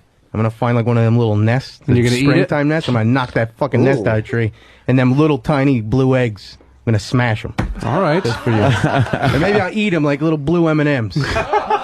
I'll fucking eat them. What, the honeybees have cute little blue for eggs? some reason, honeybees have blue eggs. Yeah, them stupid robins. I know you like them even more than the bees. I'm going to kill every robin nest I see this summer. All for you. So you think that he could be doing stuff over at CBS, like on the computer? Like that? Yes. Because I didn't know that. There's no reason for him to just sit over here and claim that he can't go over to CBS. There's plenty of computers for you to use over there. I know. Well, why would I go to that crowded ass office and be in everybody's way when I got a free computer over here? Three computers. Because there's other shit to be done over there while you're doing that work. Like I've been what? doing work for Get Will. egg sandwiches. Yes, I've been working for Will That's Chapman why all you're morning. over there. And then Jim needs coffee. I'll go get Jim coffee. Somebody else I needs got something Jim else. coffee last week. My coffee was better mixed than yours. Jim, fuck you. I never know who breaks me the coffee. It's just delicious every time. Yeah, Jimmy doesn't even know you're alive. That's the reality of it, unfortunately. No, I know Tony. I know Tony. bit. I never know who's doing my coffee. But I see Duffy more. But that's right. Danny's right. What do you like better there, Jimmy? I've gotten to know Duffy more, but I like Tony. But if I had to choose, I look, on-air stuff to me is extraordinarily valuable. But I have to say, I'm not aware of all the behind-the-scenes shit, for real, because I don't do production. So, like, for me, audio just magically appears. I don't see the hours of fucking hunting that goes into it. Right. So I'm aware of there's a lot of shit that goes on that I don't know how to do. I don't know how to do production. All I just do is come here and I just brighten everybody's day. I mean, I don't, like, does the sun know everything the sun does? Of course not. I shine here. So as much as I'm partial to Duffy, I can't shit on what Tony does either, because there may be very valuable stuff I'm not aware of. Said the wishy-washy faggot. Oh, see that Derek's coming in with his Derek has gorgeous something to fuckable say. boy legs. You know, Tattooed boy legs. What's up, Derek? What do you got on this? What are you guys actually talking about? Just basically Tony and Duffy are kind of having their whole thing again about who's more valuable and who does what. I mean, you know, you see it all when Tony comes over here. Tony helps me out a lot, actually, doing the FU calls. If I'm working on a bit or something, I need something pulled from the internet, I can tell him where to go, and he'll grab me some audio, cut it up for me, and give it to me on a CD. What about Duffy? Duffy does the same thing, too. So it's basically whichever one's around. Tony does a little better job than Duffy in doing it, but... Who would you rather see Point hired? Tony. Yeah, I mean, I don't know. Why is it up to me? We're just curious. Well, it kind of is, though. Just so. an opinion. Yeah. That perfect smile. I mean... I kind of have to go with Duffy on this one. Jesus Christ. Oh, no, Tony. What does that mean to you? I don't know. I guess it is what it is. I figure if anybody can count on Derek. See, Duffy can learn to do what you do in production and stuff. I think it can be taught, but Duffy, the shit he's willing to do, that can't be taught. That takes like a certain courage and retardation to be able to actually do that. Yeah, bring in the staple gun. I want to see him staple his nostril today. You got a staple gun? What? I just had a poster from a fan, and he pointed at Derek and it said mandals. I'm not fucking sneakers, man. Jesus Is he wearing mandals? No, man. Not today. Not today. It's a little cold out. It's Oh, raining. okay. Oh, he's not even wearing them? No, because you like making fun of them. Oh, okay. Sorry, dude. That's right. I had my hopes up to see some pterodactyl Derek toes. Nothing but heartbreak. People are suggesting a new Tony bit. Les A from Chicago writes, new bit, environmentally unfriendly Tony. I could do that. You could do that, right? Start today. Destroy it in front of Tony. In front of Pat. Yeah. Pat. A robin's nest would be a good start, I'm thinking. No. I'll come up with something good. Yeah, something really heinous to an environmentalist or something. Yeah. Can I say that Derek didn't say, like, fuck Tony? He just said he thinks He Duffy kind of did, the though. two. He kind of said, Beat a baby seal with a dolphin. Yeah. That'd fucking kick ass, wouldn't it? I would like that. Can though. you, like staple your nostril? Yeah, I'm waiting. You want me to go? I'll go get the stapler right now. Yeah. See. It's going to hurt, though. Dude, that's bad. Yeah, that is really No, you like... can't do that. Go get the stapler, boy. Go get it. Go get the stapler, boy. What? Ooh. He said, "Go get the staple." But he boy. said like you were a But dog. see, you're out of the studio, so you didn't hear him say that. Okay. He just said, "Go get the staple, boy." I'm not allowed to. Who says you're not allowed to? I just got yelled at by a bunch of people telling me not to. Yeah. Who's the bunch of people? I just heard Danny. That was the one voice I heard. Steve, what are you doing, Steve? I'm just making sure he's aware that he can't staple his nostrils. Well, he can staple his nostrils. Why can't he staple his nostrils? Because I'm not taking him to the fucking emergency room again. You don't have to.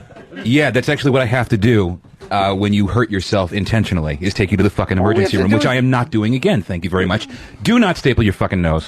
Why is he yelling at me? Wait a minute. Because you apparently didn't hear it the first fucking time you got told. I have a bit that might work. How about, this hurt me when I was a boy, and I don't know if it'll hurt you, but if you take Freshen Up toothpaste, and you take a dollop, and you rub it in your asshole. All right. I have toothpaste in my backpack. Oh, Steve's giving us a thumbs up on that. Thanks, Of course. Steve. That's I have okay. a brush you can use. I do. Give me stunt brain. He'll bring Pat Duffy to the emergency room. Where's the toothpaste? Let's try that. What kind do you have, though? I have some. I don't know. It might not burn. This might be a total bust. But when I was a boy and I was at Marvin Stoll's house, Yeah. and my asshole was very sore, though, because it was raw. So this may not hurt. Yeah. From a man's penis. No. Taking massive dumps. I didn't wipe good enough. When I was a boy, I didn't wipe good enough. That acidy shit hanging there, Yeah. burning away at your asshole. I got a salt and vinegar chip in between my boyish cheeks. All right, what do you got, Pat Duffy? I have Arm & Hammer Baking Soda Advanced White Toothpaste. No, That's not as Freshen up. really You need that acidic. minty. You need mint. All right. Well, this is what I had. How about someone goes and gets fresh shit up? It's got to be right around the corner. Because I'm the only intern here. Or Icy Hot. That'll work, too. Oh, Jesus. All right, let's do some Icy Hot. Jimmy, you apply? I will not, because it'll hurt my dick. Swim walk. Oh, no, you didn't. Oh, shit, motherfucker got a dick joking. All right, we're just being ridiculous today. All right, well, if you'll do that. Why not? Why not? All right. You're in my fucking asshole. Tony, comment?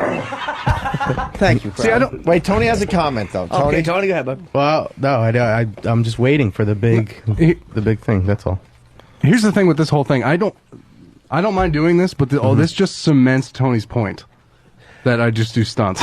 Yeah, but people will be talking about Pat fucking Duffy, and in the end, that's all we're looking for on the show. So it doesn't matter. Like cementing Tony's point or making your point are not relevant in the sense that what we look for is like what helps the show more. That's the goal of all of us. Right. Like again, I bring just my thing, and Opie and Anthony bring their thing, and everyone brings their own thing to the show. So it doesn't matter if Tony's point is right and your point is wrong. Yeah. You understand what I'm saying? It's I irrelevant. understand. It's what, like right now, the listeners are listening to the show. Right. No, Besides the babble of what I'm saying, they're waiting to hear something. All right. So Tony brought in his bit. Okay. He put a bit, Masterpiece did, do Show Theater with Fat Bob Kelly. So now you have to do a bit as well. All right. Well, before I do a stunt, I did bring another bit. Can we try this first? What's the bit? wow. Can we try this yes, first? we can. Which bit? All right. This is a list of botched executions that I found. I don't know if you want to read through them. But he's handing out freaking dittos and everything. Worksheet. Oh, wow. And then I also have another list of the top 20 torture devices, but I picked out my favorites. Oh, wow. Look at that. this. Oh, wow. That's Now, I don't know what you guys can do with them, but I felt that it was interesting. Hold on now. This I wouldn't say this is a bit as much as I would put the asterisk next to it and call it a food for thought. It's material, yeah. It's just something to read through, and hopefully we're talented enough to Kinda make work it off sound it. good. Yeah, you can't just lob up softball at the gifted ones.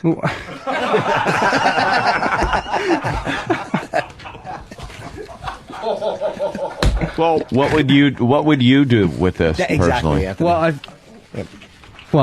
for example, like, well, what I would do with them is like just the descriptions of these torture devices were enough to cause cringe factor all over anybody that's listening. Yeah, anybody that can. Oh, it's you. I can't. I'm sweating. It's you. Well, I don't want to read any. Why? That's your bit. It's your bit, Pat. You can't read? You're not just a stun guy. You don't just hand dittos out. It's your I know, bit. but I didn't. I don't know what to do. Enjoy it. Seriously, I'm not fucking with you. Tony Yes, did you his are. thing. No, I'm not. He produced it, and he did the thing, so he's saying that you can't, so enjoy. Have fucking whatever. Just talk about it. I just say clicking print is not creating. I can look up stories all day long. I could open up a Snapple cap, get a nice fact, and bring it to the boys, and they could talk about it. Whoa! What's wrong, Pat? Do that. Nothing. There's no way I'm going to win in a war of words. You want me to read it? I'll read it. Give me that thing. I'll fucking read it. What the fuck are you laughing at? What are you funny? It's a comedy show. Oh shit! All right. It's funny. It's a comedy show. Why are you getting mad, Pat? I'm just getting. No, I'm not. Why? You can say why. Jimmy, throw something at Pat. No. I'm not mad at Pat. I love Pat. Sam, throw something at Pat. That's what happens. No, I don't want Pat mad at me. I'm going to eat yogurt soon. Just watch this, though. Sam. Oh boy. I'll throw my camera. Sam, you of all people know that I want to fucking kill you. Yeah. So just stop. Why? Why do you want to kill Sam? Well, I don't. I don't see the rationale in me stopping because of that. This is starting to get good.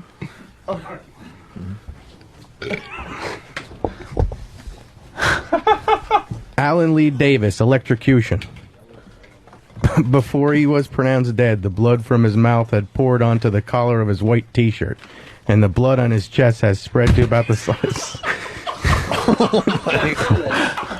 Holy shit! There's gonna be death in this studio. I've never seen. Sorry, I've never seen Pat getting like. I've never. He's all right. He's really Pat, mad. control it. I want to see you control it for once. All right. That's the size of a dinner plate, even oozing through. Control it. Hold on. We're doing some therapy with Pat. Go ahead, throw another one, Sam. Control it.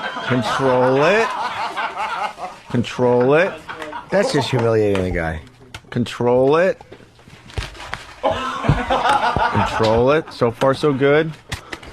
Oh, shit. Holy shit. What did he throw at him? Remote control. Oh. The whole show with Colin? Did he hit you? Yeah. Where? Did it hurt? Did it hurt you? Yeah, it's a remote. Are you okay? Yeah, I'll be fine. Pat, you got to control that shit. Fuck. Oh, my God. What happened? What did he throw? He just, again, hit him in the top of the head with a newspaper. It's newspaper. Sam just... Somehow Pat Duffy thinks I'm going to listen to him instead of Opie. I don't know where Pat Duffy gets this entitlement from, but... The listeners are coming up with bits now. Eileen from Brooklyn, five most horrifying bugs in the world. See, we could read that list next. Ooh, cool. Okay. I'm so fucking mad right now. Oh my god. Why the anger? Because what the fuck? People are throwing stuff at me. Yeah, but we're like teaching you. You Sam, gotta control that shit. Hit me with a piece of paper. That's fucking hilarious. I don't have a problem with it. That was funny. All right, do the same thing to Pat now. Ha ha, that was funny. Why don't you like that? Fuck. What's that? Someone do that to you when you were a kid? You really don't like People that. have been doing it to me since the second I was born. I'm fucking tired of it. Throwing stuff at you? I don't know. Yeah, you don't like being picked on. No. At all. Oh, that gets better every time. It's unbelievable. Square in his face, too. Pat's not having any of it. I don't want to break this up, but I got Snapple cap facts. A goldfish's attention span is only 3 seconds. It's fucking crazy, right, Ope? You can like pick it up, mess with it, and put it down, and then forgot what happened. You're so right, Tony. You're so right. You know, animals that lay eggs, they don't even have belly buttons. It's crazy. What? Yeah. What's that all about? Cord, right? Nope. Yeah. Wow. It's a great fact. Oh, you guys done digressing on it? Move on. I got plenty of them. I think these are factoids. Just hit Pat with another piece of paper. Oh, yeah.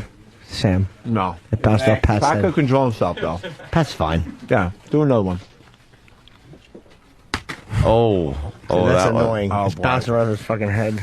All right, do one to Tony, though. Well, I'm kind of in the middle of I reading know, a but- bit. Am I? Oh, jeez. Crazy, Sam. He's a character, like Sam. He likes throwing stuff at people. But Pat doesn't like this. He's being abused by Sam with the paper, and he's not like in the limelight here. Well, no, but Pat also... Being outshined by Tony a little bit. Yeah. This is fine. But Pat knows that he does crazy things and he loves doing that. But he also knows that like he has thoughts and he has like things that he wants to do that are not crazy, and he feels like he's not being taken seriously, and he feels like he brought something to the table bitwise, and he's just being mocked and kind of like shit's being lobbed at him. It's a good bid. We did this at AAF 10 years ago. He feels like, oh, this is my lot in life. That's a compliment. I'm just kidding. I mean, like, kind of accurate with that. Like, it's not being. You feel like you bring something in, you want it to at least be addressed seriously on some level. Yeah, I guess. I mean, I don't know. This is really uncomfortable for me. Why is it uncomfortable? Because I just want to leave right now. Oh, just get up and leave. Put something in your ass, you'll feel right at home. Put that icy hot in there. Now that's, you know. You feel Pat, fine. that was bad. Well. No, I'm just trying to make it feel comfortable. I didn't mean that like disrespectfully. Forgive me if it came off that way. Sam. It's run out of paper. Oh, shit. Throw one more thing. Throw one more thing. Let's see. Wow. Should I do it? Can you duck fast? Duffy's holding a fucking Time Warner remote, and I don't think he wants to change the. Do you think he wants to change the channel? Sam asked. The remote control. Sam asked. Can I do it? Is that what you said? Should I do it? Should I do it? It's up to you. See what kind of balls you have too, my friend. It's up to you, kid. There Up it to is. you. You want to be guy that could have or guy that did? Jimmy's in the line of fire there. That's but fine. All right. As fucking Poe steps in and you run behind Steve. Oh, Why is Paul in? Primetime sucks. He's the executive producer. Oh, wow. Oh, shit. Oh, shit. Oh, shit. Yeah, that's something you want here. Duffy just lunged after Sam and had to be subdued by Master Poe. He looked like he wanted to kill. Did you see the face? He was just rage. Wow. Pure rage. Wow, Sam, you are fucked, man. that guy could rip you to pieces. I don't know what happened. He can rip you to pieces. He threw a stapler at Sam's head. Was that a stapler? Or yes. I don't know if it was a stapler. It was the remote. Remote, and then Sam decided that he needed to hit him one more time. Yeah, it was too wimpy of a throw. No. Duffy's. Wow. Ooh, he just Holy broke shit. What did he do? No, I gotta go talk to him. I think he's taking out the recycling. He just kicked a bunch of shit. I don't know what. Pat's got like very short temper. He certainly does. He's very short-tempered, Pat, and I don't think he can take like that kind of abuse. Yeah, man. I thought he could go with the bit. Other people can do that. He takes it very seriously. Mm-hmm. Pat doesn't play games. Dude, if he got a hold of you, I know you were getting punched so bad in the face. He was definitely going to. He was fighting back, trying to get away from Poe. Yeah, like Poe put him in like a chokehold. And I would have bled a lot. Oh yeah, you'd have been bleeding. We'd have probably had to call the ambulance for you. Yeah. Pat Duffy, I never saw that side of Pat. Like that.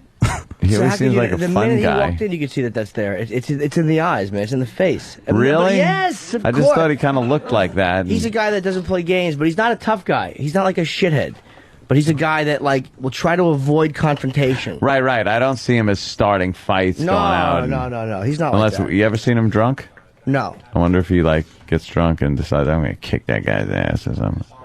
You seem like a problem, like with anybody. I'm what you're talking about when drinking. I'm like the nicest guy to drink with ever. It's like I just don't start anything. I'll finish it, but I never start with anybody. No, you seem like a troublemaker. No, me? A little bit, yeah. No, you seem like a guy that if I was went to school with you or something, you'd hit me. Nah, you could push me really far before I even think about snapping. Yeah. I'm pretty cool and calm, collected. They beat me up for 2 hours straight on their show, and I go with it and have fun with it. We've thrown a lot at Tony in the past couple of years, yes. Danny, is there a report on... No, there isn't. It reminded me of... do you guys remember our old intern, Craig? Oh, yes. Yeah, he told me a story once where we got him so mad one day that when he got back to his car, he punched his window in and he had to get a new window. What a bunch of pricks. Yeah, I think it was you. Yeah. I think that was when you poured water all over him. We are just a bunch of douchebags because everyone wanted that to happen. But not to that extent. Oh, yes, to that extent. No. I wanted to see Sam get punched in the face. No, I don't want to see that. Why wouldn't you want to see that? Because I like Sam. And I also it doesn't like Pat. matter. I like Pat enough where I don't want to see Sam get hurt, or I don't want to see Pat have to be asked to not come back. Dude, that would have ruled to see. That would have been so. You're right. I don't like the consequences that probably would have happened afterwards. But to see that animal get up like that, because his face was just rage, and attack Sam and punch him in the head. As long as there was someone to pull him off me before there was any permanent damage, it would still be worth it. Yeah. And then Sam would be one of those smartasses that would get up with blood coming out of his nose and mouth, and then pick up paper and throw it right at his face again. I don't know about that. Sam, when's the last time you were truly decked? I've never been in a fight in my life. Okay. That would be a lesson teacher. This does happen. Oh, wow. So when you're an asshole to people, you get this ringing sensation in your ears, and things go black for a while. I don't know. Yeah, you don't know. You're going to find out if you keep doing shit like that. Especially Duffy's meat paw. Duffy, fucking roast beef on a stick. Oh, boy. Hope's back. Sam, you should have took one for the home team here. Where's he going? Just taking one? Yeah, should have just took one. He's all right. What do you think? Visit to HR? What's going on? No, he's fine. He'd never rat, right? He goes to another place, man. He's not leaving, is he? No, we talked him into coming back up. All right. He goes to another place, though. You see it in his eyes. He's somewhere else. He's a problem. Pat, you can't fuck with Pat. He's a guy who's fucking, he probably, like you said, this happened his whole life. He's had a lot of bullshit, and he's just a guy that doesn't fucking, he snaps. He has a problem with you. Yeah, I know. Why, though? I don't know. I think he probably had a lot of smartasses that picked on him. He doesn't like when, like... But he really has a problem with you, not just from today. No, he has a problem with me from before. Because Pat's like, he's smart, but he comes up with lines to come back at somebody like an hour after it happened. So he'll be in the car, and he'll think of a good line that could have come back. So he doesn't like it in general, because it's not like this is the first time jerk store called. Well, hold on, wait. Now, can we have Pat and Sam just talk? No throwing shit at him, but just I'm willing to talk. Where's Pat? Would Pat be willing to talk to him if he doesn't fuck around? I don't want to see Pat snap and get in trouble. I think he can't take a ribbing. Like, I mean, that's the reason I survived here. A ribbing. He didn't take a ribbing. But he can take a lot. I mean, I gotta stick up for Duffy. He fucking puts up with a lot of shit. I want someone in between us, though. He's got to be on the other side of the room. No, he won't charge you if you just don't throw Look shit at Sam now. The pussy side of Sam is coming through. I want him over there. I know. Sam, you all right? A little nervous, huh? No, I'm good. Pat's a fucking... This guy rip your head off. Facing the tiger. Now, Pat, we didn't know you had a problem with Sam before, obviously. Yeah. Now, what's going on with that? He reminds you of what? No, it's just like, no matter where you go in your life, it doesn't matter what you do, there's always going to be one person that's going to fuck with you, and that's Sam here, for me. From day one, Sam's been fucking with me. But is he fucking with you like a buddy fucks with somebody, or is he fucking with you in a way that he's kind of like you think he's testing your manhood? No, literally, he's fucking him in the ass. It's terrible. He doesn't like it. No, I feel that, I just feel... I don't think...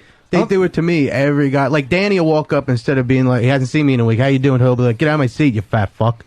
You know, like, and, like on a Monday. And, you know, it's just... That was just whatever. because the seat asked Danny to say something. Boo. Sorry, guys.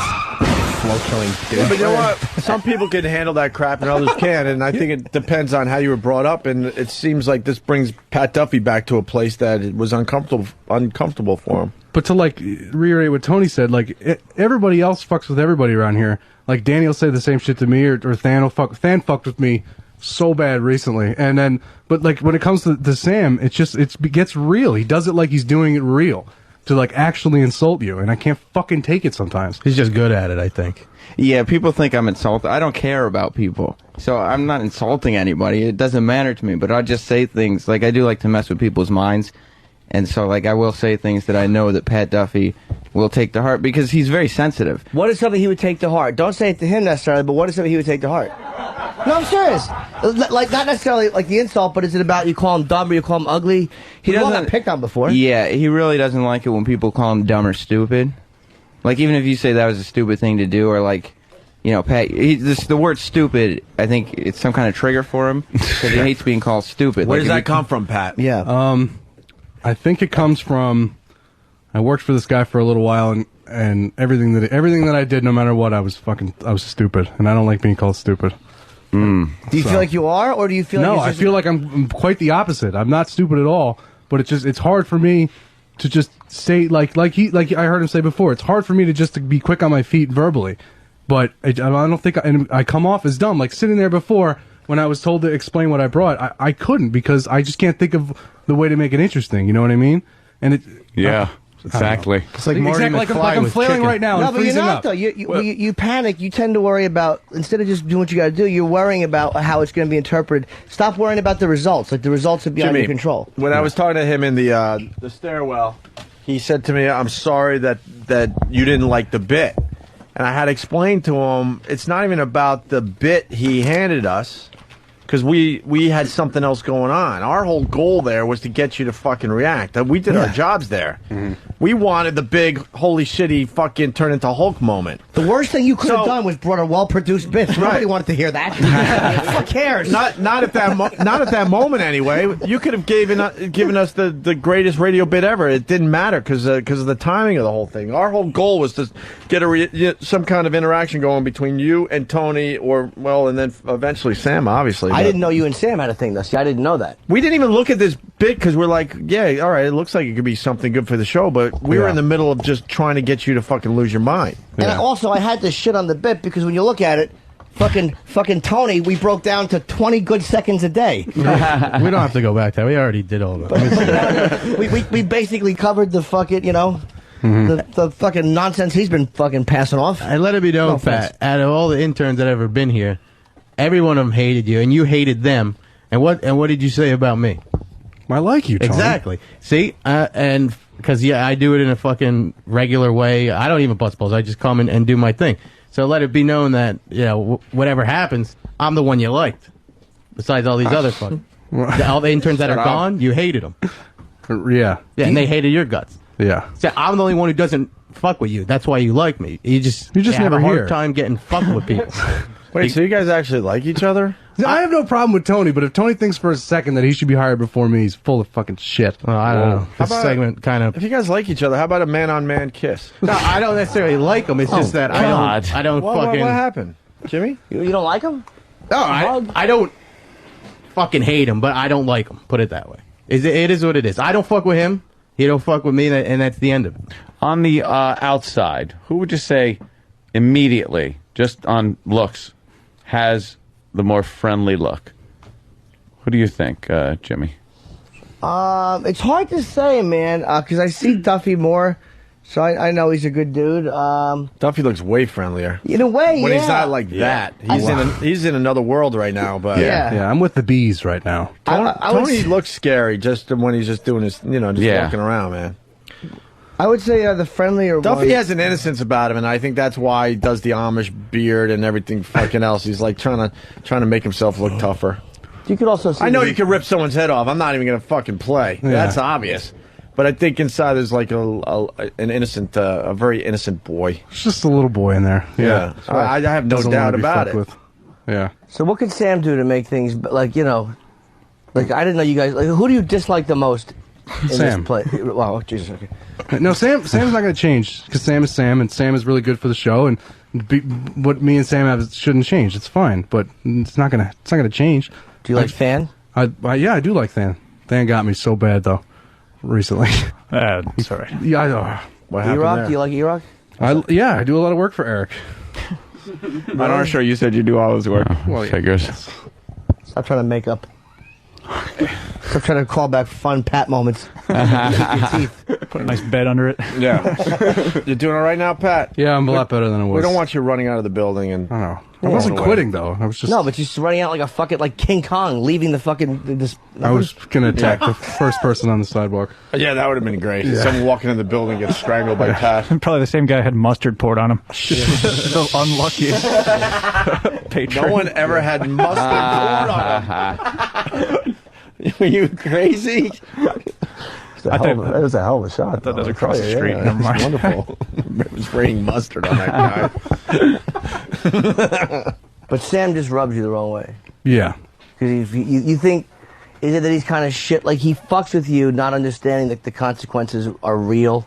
Yeah, like I think Sam fucks with everybody the same. Like I don't think Sam that singles me out, but I think that Sam, I just take it from Sam a lot differently than other people do. Yeah, that's what it is. Pat Duffy's the most emotional of the interns. That's also why he can't think of stuff with the snap of a finger, because if you say something that hurts his feelings, instead of just being methodical and thinking of a comeback, his feelings are hurt. So his emotions, he's just got all this rage in him that wants to come out. So when I start shitting on him, the rage comes out, and then he can't do anything about it, because he can't hit anyone here. Right. I So think he you flips two out. ought to shake hands. I say a hug. Not a fag hug. Just Finish men. this whole thing. Yeah. A little handshake. I'm thinking a bare-chested hug. Bare-chested? Yeah, what? Why not? What's wrong with you guys? Bare-chested, wait a minute. Bare-chested's okay. Yeah, what are you guys, a bunch of homophobes? Relax. A little bare-chested hug. I'll squeeze the life out of him. Yeah, I don't think you can't hug him too hard. You I gotta would probably try to break his spine. Well, I that's don't why want to be close to him. That's why you both are bare-chested, because then it's silly. how about Tony just, knows. Just a handshake. Then. I don't want to be close to him. How about just a right quick now. handshake? Handshake's fine. You guys make up like men. What men do. Let's Are see you how sorry? close Sam But it's can- not. I am sorry. I didn't mean to. Hold on. I'm not even going for another reaction. I just want to, for my own benefit, I want to see. You both start the opposite sides of the room, and I want to see how close you can get before Pat Duffy. You can't get any closer. Yeah, That's all I'm asking for now. I'm not asking for a strangulation or any of that. And Master Pole will be close just in case, so everyone is safe. I'll be Safe and straight. sound. I out of fear of Sam's safety, I don't want to be close to him. Right now. That's legit. Like Like yeah. you don't know if you'll just clock Like him. no, because if I get close and Sam shoots me some fucking dumb smile, Oh, yeah, he probably would. That's fair. Have you ever fantasized That's about punching fair. him? Yes, I would gleefully break my hands on Sam's face. I've thought about it so many times. Wow. Really? Oh, my God. You had a lot of Sams in your life growing up. Where exactly would you hit him first? First punch. First thing I would do, I'd hit him right in the chest so that he got stepped back and he didn't know what to do. And when he leans forward because of his chest, I would hit him twice in the face like that, and then that would knock him down. I'd get him on the ground. I'd put my knees over his shoulders, and I would literally punch until my fist hit pavement through his skull. I would fucking kill him in a second. Would you do an American History X? Put his mouth on a curb? Absolutely. Bite the fucking curb. Absolutely. Wow. There's a little tension between you. I thought about it. A little. Might be a little problem. And now, what would you do, Sam, against Pat Duffy? Well, if me and Pat Duffy were to fight, I would probably get punched in the chest, and then I would lean my head forward and get punched twice in the face. Funny. That's damn funny. And then I would end up dying. Yeah. No, I wouldn't kill you. I would beat you to within an inch of your life, so that for the rest of your life, the next time you would fuck with somebody, you thought about it. You thought about the consequences. Wait. Maybe you could put on quartering by horses, number 13 on your bed. You put on Oh, boy. No, this is just ugly. No, that's wrong. Sam, that was bad. Does this worry you, what he's saying? Like, did you know that he had this level of animosity for you? Yes, I did. You know he. So why do you still fuck with him? Why would you throw papers at his face? I thought that we were just getting along. Like, I thought he was going to be like, this time, you know, he's finally going to see I'm just playing with him because I want to be his friend. Like, I thought maybe I just... That's a hell of a way. I throw the papers at Tony, and he's like, oh, Sam's throwing papers at me. We're just playing around. Sam's cheeks are awfully rosy today. What's that about? He can't help it. Both races fighting to get out. Wow. I don't like the way you all left me hanging on that one. It hurts. You guys, maybe they need to watch a chick flick together or something. You guys need to do something to get this anger out. My ways of making friends is not working. Making friends? Sam, take a step toward Pat Duffy. All right. One step. Yeah, because you guys can't have any violence towards one each other. step. You got to work together. You can't. Okay. You can't have that. Tell me what you're feeling, Pat. Sam is taking one step toward you. He's a good 15 to 20 feet away. I'd say 15 feet away. How are you feeling right now? I just Still waiting all right? for him to do something that's just going to fuck with me the whole time over here. But so far, okay with him a little closer. Yeah, I'm all right. It's all fine. right, Sam, take one more step. One more step.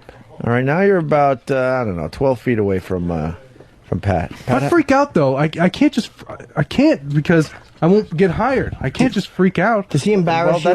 That's what. Yes. That's what we're getting at. You can't freak out. This is a lesson. So why a put life me in the lesson. position to freak out? Calmo. Deep breath. Okay. All right, breathe. Let's see you breathing. I'm fine. I'm breathing. All right, Sam, take another step. All right, one more step. I'm not doing anything. Got no paper balls, no nothing. Sam is. He's got his hands in his pocket. paper balls. He's got his hands in his pocket. Let it be known that Sam's a little nervous right now. All right, Sam's about 10 feet away from. Because he just described what he's going to do to him. Yeah. It wasn't good. He wants to kill him, or not kill him, but beat him. Believe me, by the way, he'd be dead. I know. Yeah, you'd be like, oh, I didn't mean to kill him. I just meant to beat him within an inch of his life. But then my ruler broke. How's your fist gonna get to the pavement without passing through his brain? Yeah, he needs that to live. Right. Pat, thanks for picking that apart. Sure. Yeah. Well, not People necessarily. are calling Tony the callback king today. By the way, the callback king sitting. Oh, in with us. Sam, one more step toward Pat. Pat, all right. What do you feel is one more friendly step? He's within 10 feet of you now. How you feeling? I'm imagining the next 10 minutes in my head, and I don't think Sam's brave enough to say anything crazy. He's just walking toward you. That's Just all that's going on. Oh, that's it, Poe. Kick Sam, the papers that he was literally throwing at his head. Where I have nothing to lose. So Well, you have stuff to lose. You could go to jail. You could lose a job. You got plenty to lose. Wow, listen how he's threatening you at legal fucking shit. Oh, Sam will be immediately sue guy. Immediately. Yeah. Yeah. Well, I'm not going to punch you back. That takes the fun out of it. I'm weak. All right, one more step, Sam. Let's All see. right, just one more step. The steps are getting smaller by Sam. It needs to be noted. Yeah, yes. They were big strides when this little game of chicken started. I was much further away before. Pat, how you doing now? I'm fine. How many feet? I don't like the security coming in as well. No, I don't mind that. Just in case. For your own safety, how many feet away are you there, Pat? I'd say like 8 feet. All right. Sam, how about another step? All right, I'm going one more step, Pat. All right. We're good. Oh, that was a really That was small a step. half a step. Yes. That was a. That was that was an ST. Very good, Jimmy. Stan, are you worried? Yeah. What are you worried about? How many feet away are they, E-Rock? Face to face, how many feet? About 6 or 7 feet from each other. For anyone that thinks that you can't live without a brain. Or apparently a funny bone. It was too far away.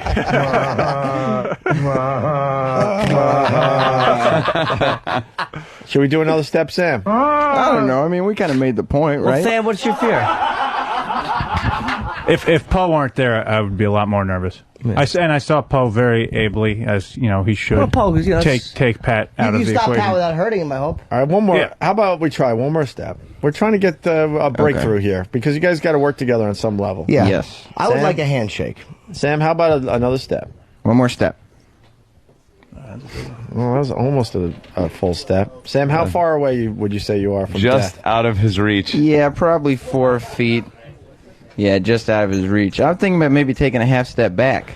No. We kind This is a lesson for Sam too. I'm thinking. Oh, It's but Pat's moved his hands now. I don't know what to do with my hands. Oh, you look me in an acting scene. Yeah. Guess that's what he Actually, meant. put him around Sam's throat. No, you don't have to do that. He's just kidding around. Do we have another step in us? I'm wondering, Sam. Well, I'm so close. I mean, I don't think. This is where it's got to. Pat's got to do the right thing, and let's do. Oh, what are you doing? He's stepping. Let's do one more step there. Okay, we're going one more step. Oh my God, That's close enough. That was 4 inches, Sam. Yeah, but now we're pretty much within each other's reaches. You've been a wise ass to this kid for a while. I mean, the least you could do is be brave enough to take a step toward him. Fess up How to do you it. figure? Because we told Pat he can't touch you. Yeah, but you could tell Pat, people. what are a you lot of feeling right things. now? Sam is very close to you. He's less than 4 feet away from your face. I feel like Sam's got that fucking smile on his face. Like I knew he was gonna have it, and I'm straight faced. It's $1 million smile. This is no bit. I think Sam is a little scared right now. Admit that you're scared of me. I swear, I just admitted that you would kill me. I'm not gonna. I would never have a physical confrontation with you. You don't think Pat. Sam is scared of you, Pat? No. Oh my God. We need to find a psychologist. Just start making chicken noises, Sam. But no, yeah, you have to understand, Pat. On the street, on the sidewalk, I wouldn't dare fuck with you. But there are levels of protection that protect me from physical So confrontation. the only way that you would That's fuck with my me is because strength. Poe is standing in front of you. Yes. What if Poe was looking the other way or was sick that day? If Poe was sick today, yeah, I wouldn't be standing this close to Pat Duffy. See, Pat, does that help you out a little bit? But that's why do you need Sam to be afraid of you? Because because you feel like you can't battle with him verbally, so you need some feeling of empowerment. Like he has to know, Sam should know that I'm a man and there are consequences for him doing this. Yeah, I'm gonna get this like it's a press conference for a prize fight. Let's get a little closer. Well, I think we're that's comforting, Poe. We got the shot, Sam, I think you got another step in you. Well, if you want to do the picture, we could just put it on panorama and kind of just stay. How about another step there, Sam? What do you think, Pat? Should we go one more step? Go for it, Sam. This is I'm going up to Poe's shoe. There we go. Okay. Watch his legs. Okay. All right, what's going on over there, Tony? They're really getting really close. Poe's got 1 foot in between them. I don't think Poe needs to have a foot in between them, though. He's feeling his chest. Poe, back up a second. Yeah, Paul, I don't think Pat, you're not going to charge him for just. He's not going to charge him, Paul. Let's all back up. No. Why are you backing up? Don't back up. You're right there. He's not going to charge him. Pat, how you feeling now? I'm all right. So you don't always have to solve things fine. with fists and punching and anger. That's why we're doing this. It shows that you're a reasonable fella. Well, I have this to be. humongous is a reasonable man. Jimmy, should we go for another step? Well, how far apart are they? I can't really see. They're about 4 feet. I'll say 3 feet. 3 Pat, feet. very carefully so you don't scare Sam. Put your arm all the way out. Oh. All right. Pat. We're good. All right. See, Pat's showing a little humor, Sam. Sam almost shit his pants. I was just screwing with him a little bit. Yeah, because Duffy did a big, huge step forward right into Sam's face. Yeah, Opie See? said arm out, and Pat Duffy said body out. Yes. And went the whole way. But Pat's showing that look. I could play too a little bit. He was having a little fun, right, Pat? A little bit. A little bit? So, Gotta get Sam, something. what would you like to say to Pat for real? Like, not, Because you know you've been fucking with him, and you see it's been getting to him on a real level, like not a fun level. Yes. Pat, I have no vested interest in hurting you mentally. I couldn't hurt you physically. All right. And that's Sam, it. Sam, now that you're real close to Pat, like, explain what your motive is. Is your motive to drive Pat Duffy insane, or just to have a little fun, or to push buttons of someone that? That hair just drive you crazy, Pat. Would you love to just see blood coming out of it? And it wouldn't even get on the hair. It would just pour out from under it. Yeah. Because it's an afro, so you'd just see the afro, and then slowly the blood would come down the sides of his head. Is this on Pal Talk? Out of People his are wondering ears. if this is. Oh, of course it is. All right. How about let's just see how close we get, and then we just count out like 10, 20 seconds, and then this bit will be over. Okay. All right, Sam. Turn your hat around so you get real close. All right. Thanks, Tony. All right, Sam.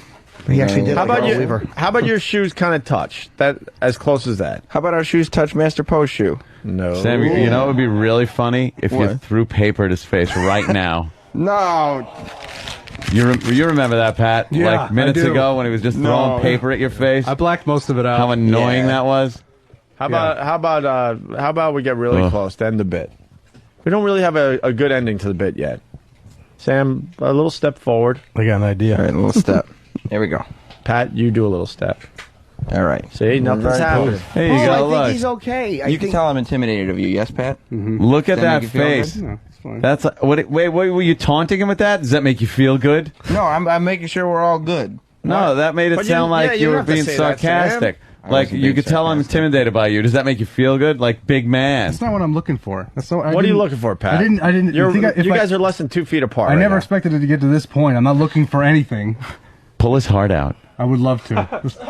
That'd be great. What could he do? To make you- Kalima! Kalima! And just like pull his heart out. Indiana Jones Temple of Doom. Yeah. Yeah.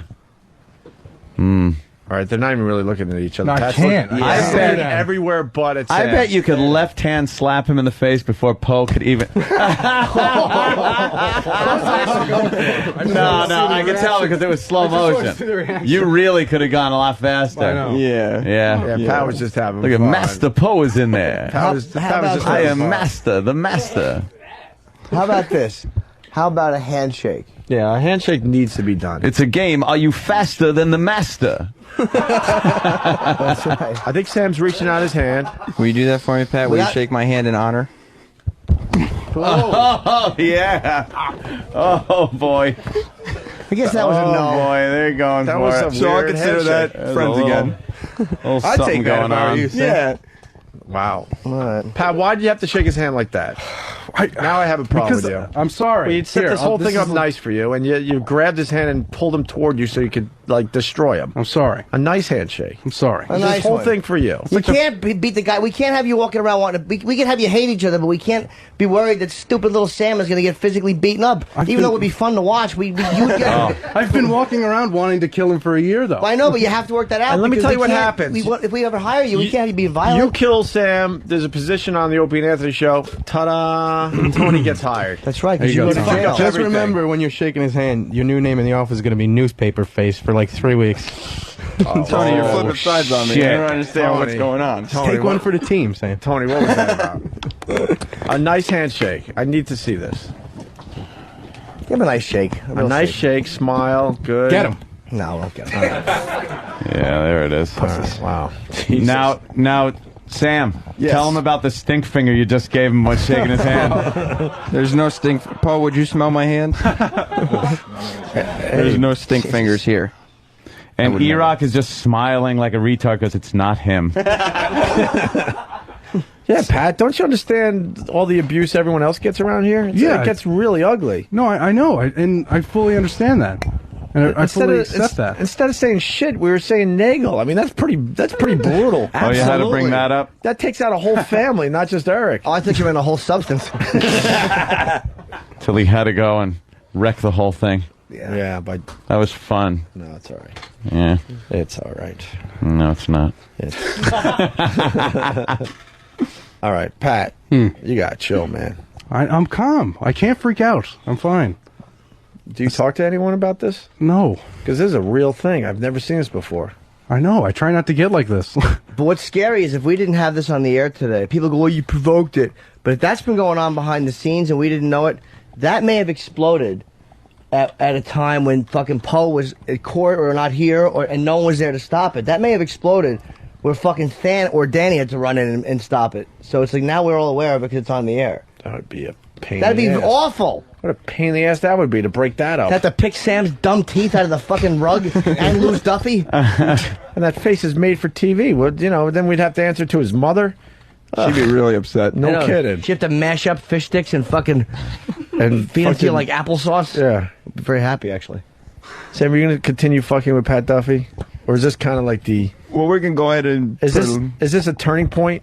We can go ahead and put a breather on that for the time being. Let the hot temperatures cool down a little bit before we start doing any of the jokes around the office. Wow, I think Sam has learned a little something today, too, just a little bit. I feel like we've all learned something about ourselves. I think so, yes. You all right, Sam? Oh, I'm good. All right, you're a brave motherfucker, man. He is. No, he's not. We made him do it. No, I'm not with talking Poe about... standing there. No, I'm not talking about this. I'm talking about how he just takes his shots. Oh, that's because he's a smart ass that never thinks of consequences. Yeah. I'm not even kidding. You are the biggest smart ass around here, and you just don't think of the consequences. Like some animal like Duffy's just gonna pound your face in. I will tell you, to Duffy's credit, my ribs may bruise because of the shots with the remote control. Remote control. Yeah. He wailed it into you. Yeah, man. he really did. Wow, that had to hurt. But even Duffy, you got to give, even though you don't like Sam, you got to give him credit for one thing. Is that even though he's scared to death of getting his teeth knocked out, Sam's a funny dude. Oh, absolutely. And he did actually, in knowing that your rage was there, he did kind of go, because he's not challenging you as a man like, I'll kick your ass. He went for the fucking funny angle, knowing that there was physical harm that could come to him. That is the sign of a fucking funny guy. I got to say that for Sam. Yeah, I won't take anything away from Sam. I think he's a really funny dude, but he just, I don't know. What a piece of shit. Yeah, he's a fucking asshole. I'll take them both. Yeah. But it's not even Sam. You're mad. He reminds you of something. Yeah. That's why you got to talk to someone. Yeah, Pat, who taunted you? Everybody. When you were, why? Why, What was it though? about you when you were a kid? You seem like a normal guy. I don't know. You don't ask to get fucked with. It just happens. Would they beat you up? Yeah, I've been beat up a bunch of times when I was a kid. Just made fun of fucking constantly. Who taunted you? What would they make fun of you What for? would they make fun of? You're not a make funnable guy. Yeah. You're just, Well, that's the point. He made himself look like he's not the make funnable guy. you used to be? He's got the tats. He's got the crazy man beard. You don't know who's fucking with him Crazy man now. beard. Think of him without the beard, without the tats. Do you work out or something? No. All right. Landscape. So you're getting exercise. You know, imagine him a little doughier without the facial hair. I was a little over 300 pounds at one point. Oh, okay, so you're the there fat you kid. go. Yeah, I was a big fat Hey, kid. get a load of fatso over there. Yeah. That's pretty much what you got. His name's Tony. What are you doing? Yeah, I've been fat since Jesus. 8. I'm fine. Yeah, what the fuck, Tony? I gotta stick up for you. I'm starting to like you. That's a lot more. coincidence. You were fat since 8.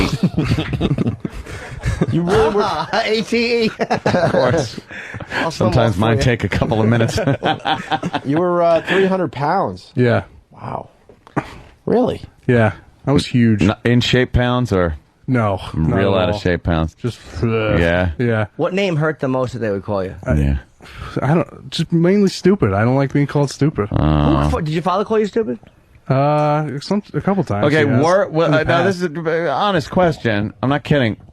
Were you stupid? I don't think so. Oh, okay. Because I there are don't some think I'm kids that stupid. are just fucking stupid. Yeah, no, I don't think I'm stupid at all. No, I've seen you show us your intelligence. Yeah, I think I'm somewhat intelligent. You know who's stupid? Sam is real fucking stupid. What do you mean? Because you taunt a jackal. Yeah. You just fucking taunt animals that can kill you. Well, it's like being at the zoo and just hoping those bars on the cage don't break. You're the tiger fucking guy with the slingshot. Yeah, shooting the that's me. fucking tiger. Dude, you gotta like size up the person you're being a smartass to. I was well aware of the consequences of my actions. The and quicker you just- learn that lesson, the better you're gonna be. Trust me. I was hoping I'd have space to run. Oh, really? Yeah. I knew that Pat Duffy had it in him, and I'm well aware that if I get him angry enough, he will physically annihilate me. You got a bruise yet? I don't know. Ooh. That's for you. That's for Pal Talk. What, you got a bruise? Yeah, I'm a bruise. Wow, That's for look Pal at that. Talk. I don't like Sam's hairy stomach. It actually shows that he's a man for real. That takes the whole twink thing out It of really the does. out of the Yeah, picture. Robert Kelly's going to be very disappointed. We'd have to nair he was you. hoping you'd have a hairless body. Just like nair all the hair off you so you're a true twink. Yeah, I'll shave it to save the gimmick. That's a gimmick. See, there he goes again. Oh, that's Sam. Yeah. Pat, you all right? I'm okay. All right, Pat's all right. I'm just going over my head the things that I would have changed about this already. Just things I could have done better. Things I've thought of now to say. Like what? Ugh. Like what? I don't know. Give us an example.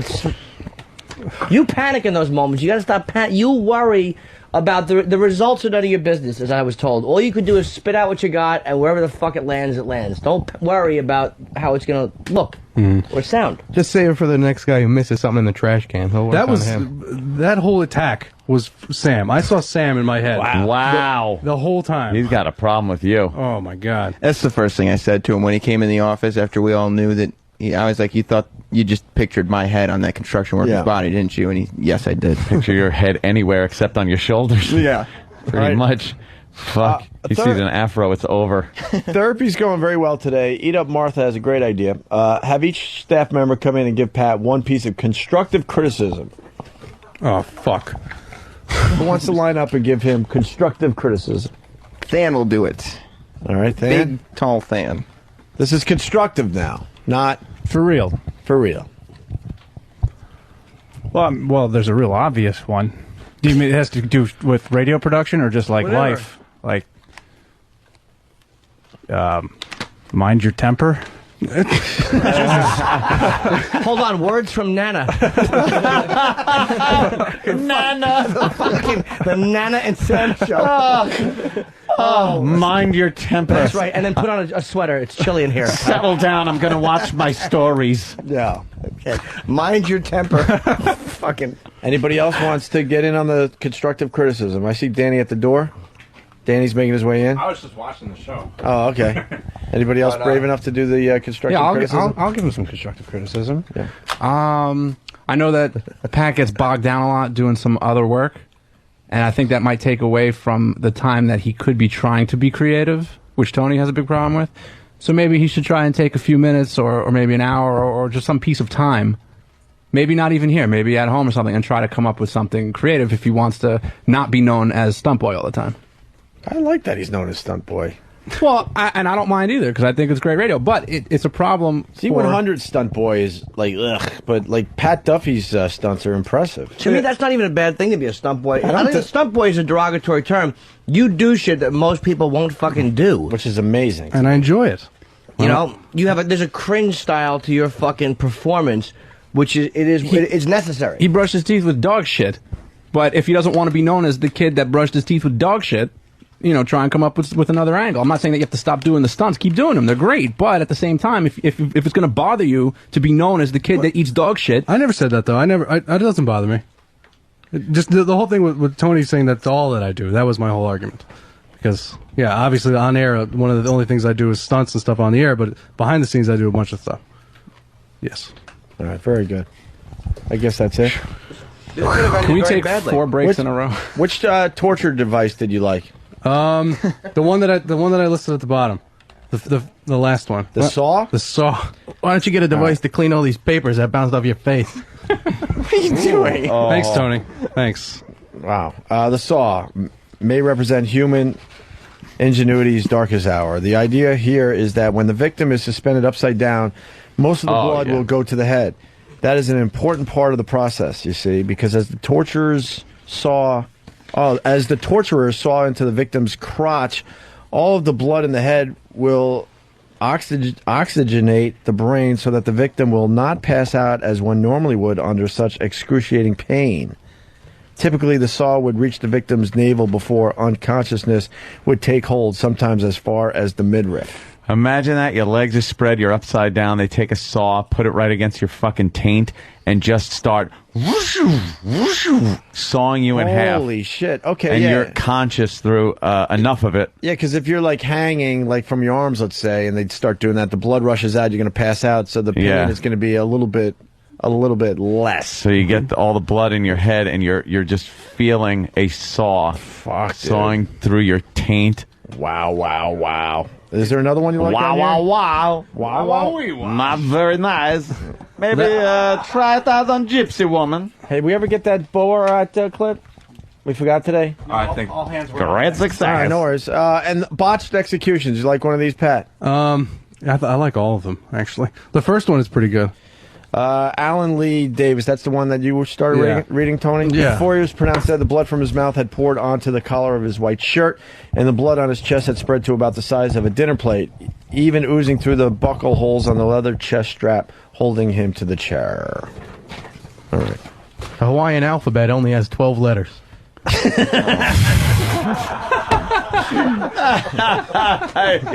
Snapple cap bit. God damn. Oh, you're a prick. All right, line of the day is brought to you by FTD.com. What's wrong, Danny? Do you think we could take a quick break and come back with line of the day? Okay, we could do that. We'll be right back. What was that? An exhibition? We need emotional content. Try again. I said emotional content, not anger. Now try again. That's it. The Opie and Anthony virus. Get infected.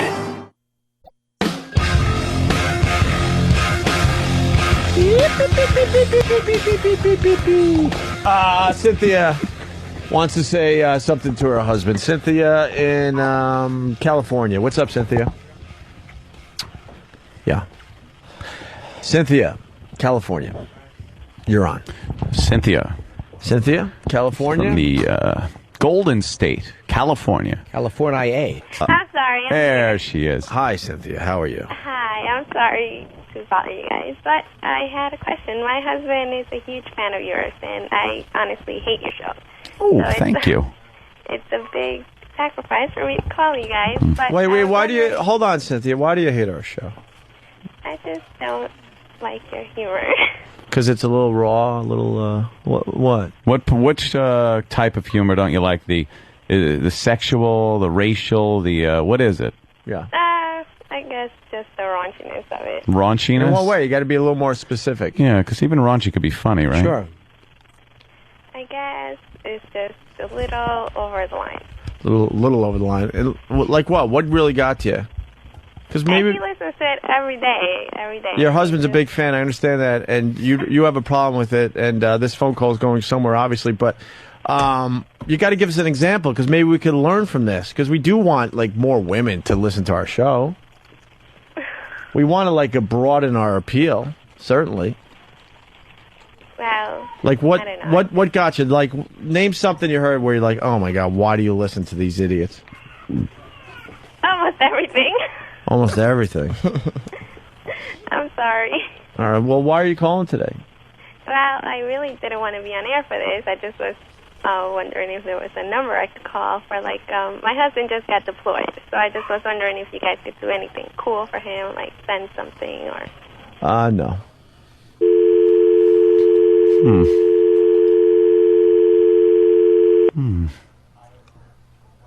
She didn't like the show. But she was looking for us to do something. A favor, I guess. Not a good strategy.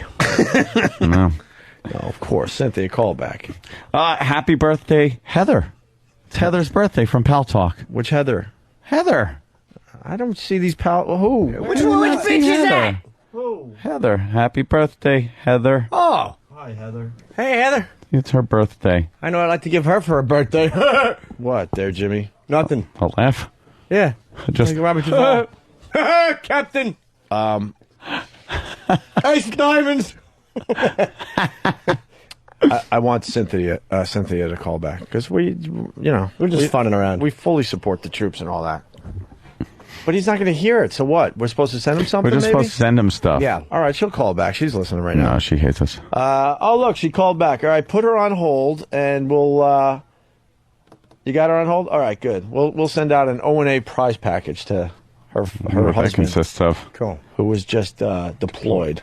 Line of the day is brought to you by FTD.com. Mother's Day is this Sunday. Get your mom a dozen pastel roses for just $29.99. And FTD will include a free glass vase and a box of Godiva chocolates as well. That's FTD.com. Mm-hmm. Promo code XM.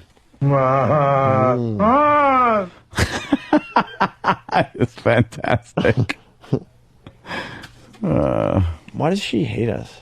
Who cares?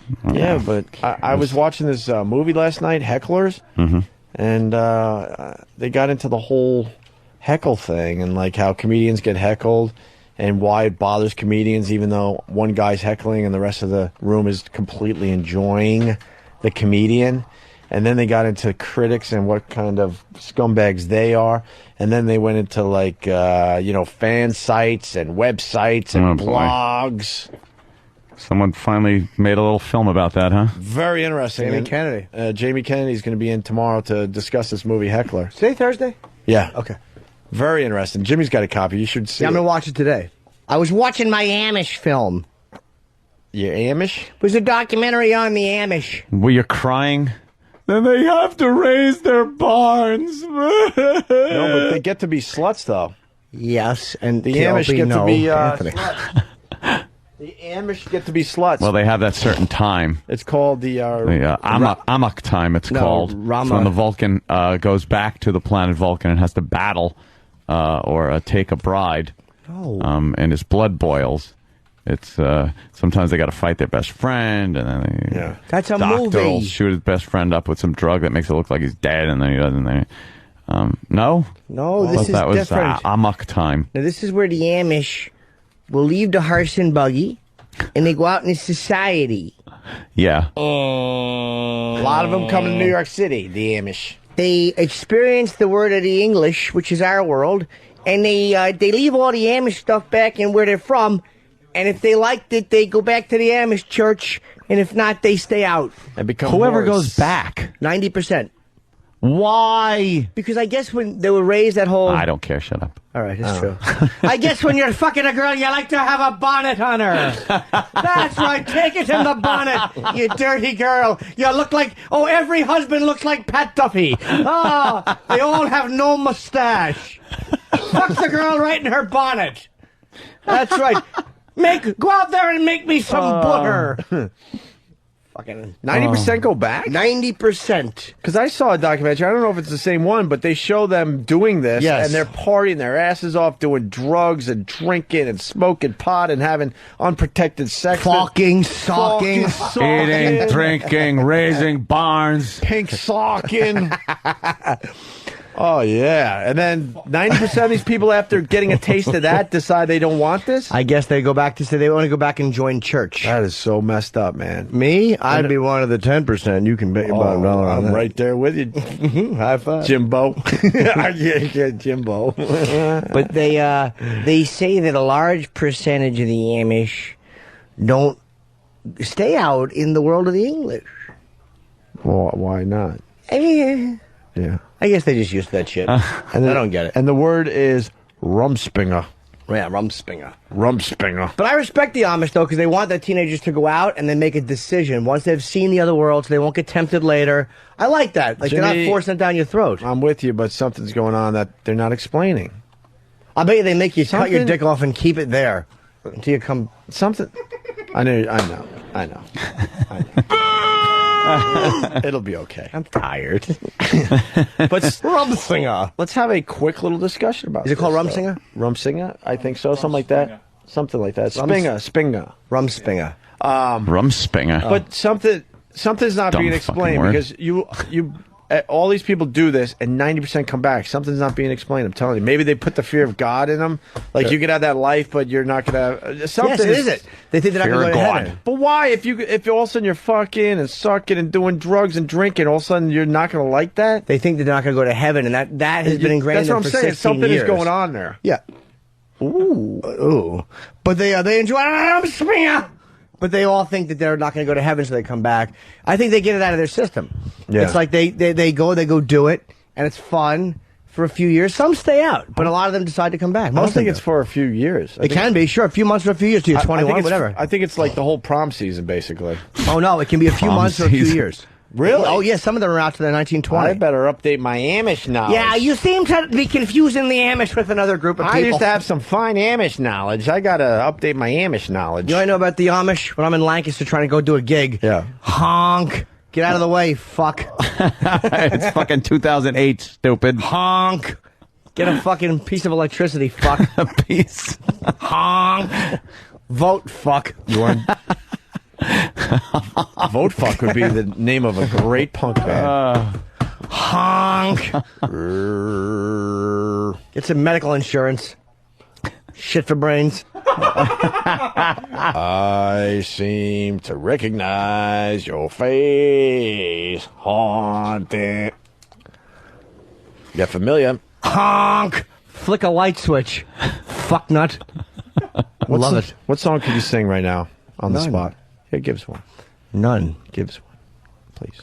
Do run, run, run, do run, run. That's all I know. Yeah. I actually was a singer in a band in high school.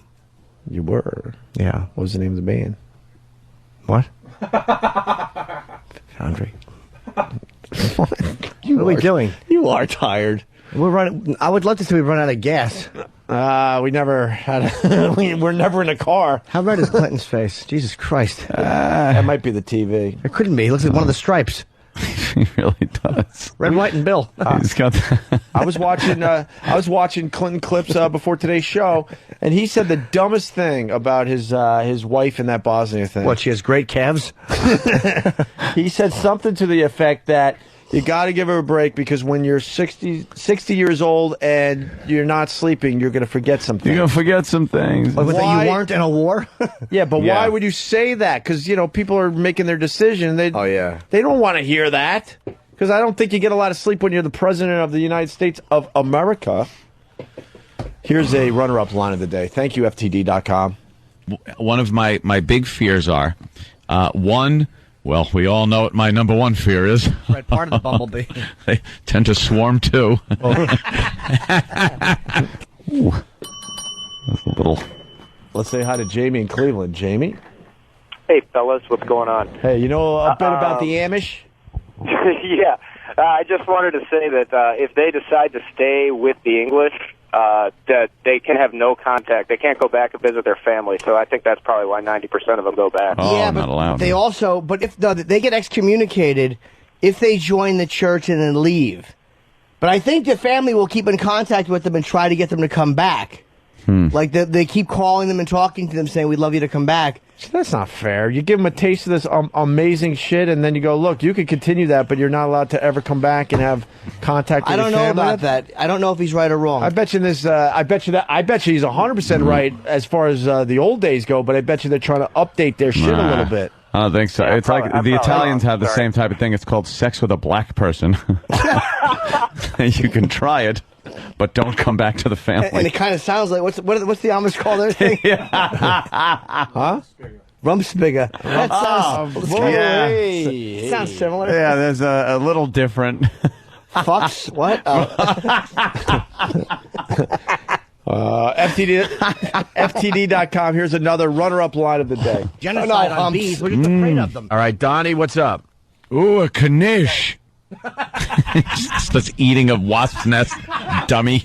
You old fool. Oh, look, my hat is hanging from there. Well, yeah, that was the joke, by the way. What? Wait, what's it called? The Amish? Rumspigga. The Amish. And I guess the Italian is humps. Humps. Yeah. Just don't bother coming home. Yeah. Here is another runner-up line of the day. No, there's a new couple moving in next door to me. And that would just scare the crap out. They'd be like, "Oh, where's the for sale sign?" Well, you know what? You save money, though, because they'll build their fence first. They certainly would. Why are the phones ringing? We gotta go home. Or do we? Yes. Yeah. Maybe today's surprise show. Today Have could fun. be the day. What is it? 21 already? Okay, I got to pick up a chandelier. Keith, do I have to pick up a chandelier today? Thank you. FTD.com. What? Just give him I have a big, nice chandelier to pick up. Anthony was communicating with everybody but the show for the last hour and a half. Fucking busy. I got painters, spacklers. Do I get to pick up a chandelier? Yeah, and a chandelier is being delivered. He's wheeling and dealing while all hell's breaking loose in the studio. Chandelier. Yeah, I had it all on Pal Talk. I was working cameras.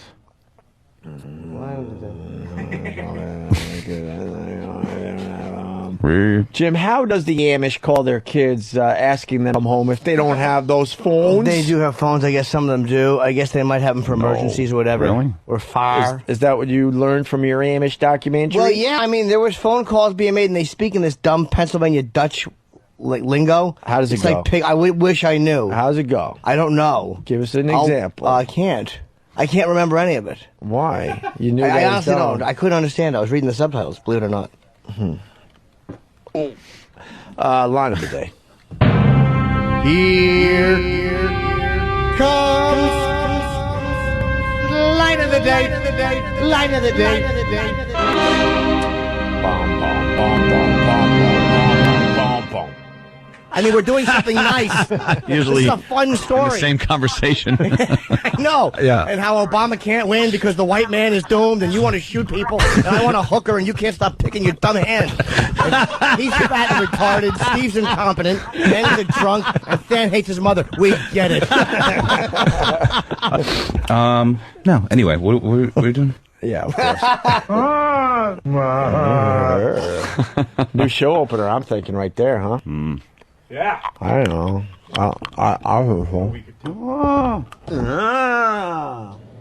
I Stephen S. from Bayshore wants to know, chandelier is Ant and Keith's code for sex harness.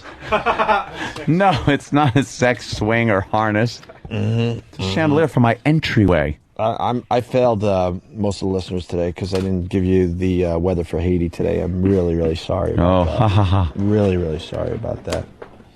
Really, really, really sorry. It's going to be sunny with a chance of, well, what disease I was going to throw in. Of course. We get it. Oh, wide left. All right.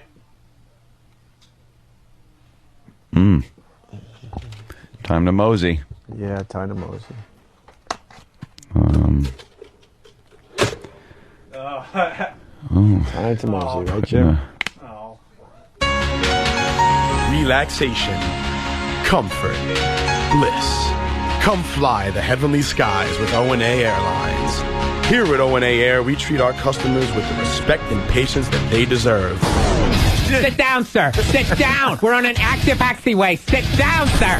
Our top-notch whores and topless flight attendants will serve top-shelf booze if they're not busy working the gears in the cockpit. Winky eye. Our professionally trained pilots will keep your mind at ease, never having to fathom the thought that you'll plummet to a horrifying demise in this aluminum death trap. Oh, my God! It's my co-pilot, Jim. One moment, please. Our chefs have prepared excellent meals to make you feel right at home. Sorry, no vegetarian plates are not fairies. Never worry again, as our dedicated, culturally biased security staff allows no children, retards, or women over the age of 40 onto the flight. And don't forget, terror alerts in the red, so pack your gats, because we're sure as hell gonna O&A Air. We care. You scream until you can't scream anymore, and then you die.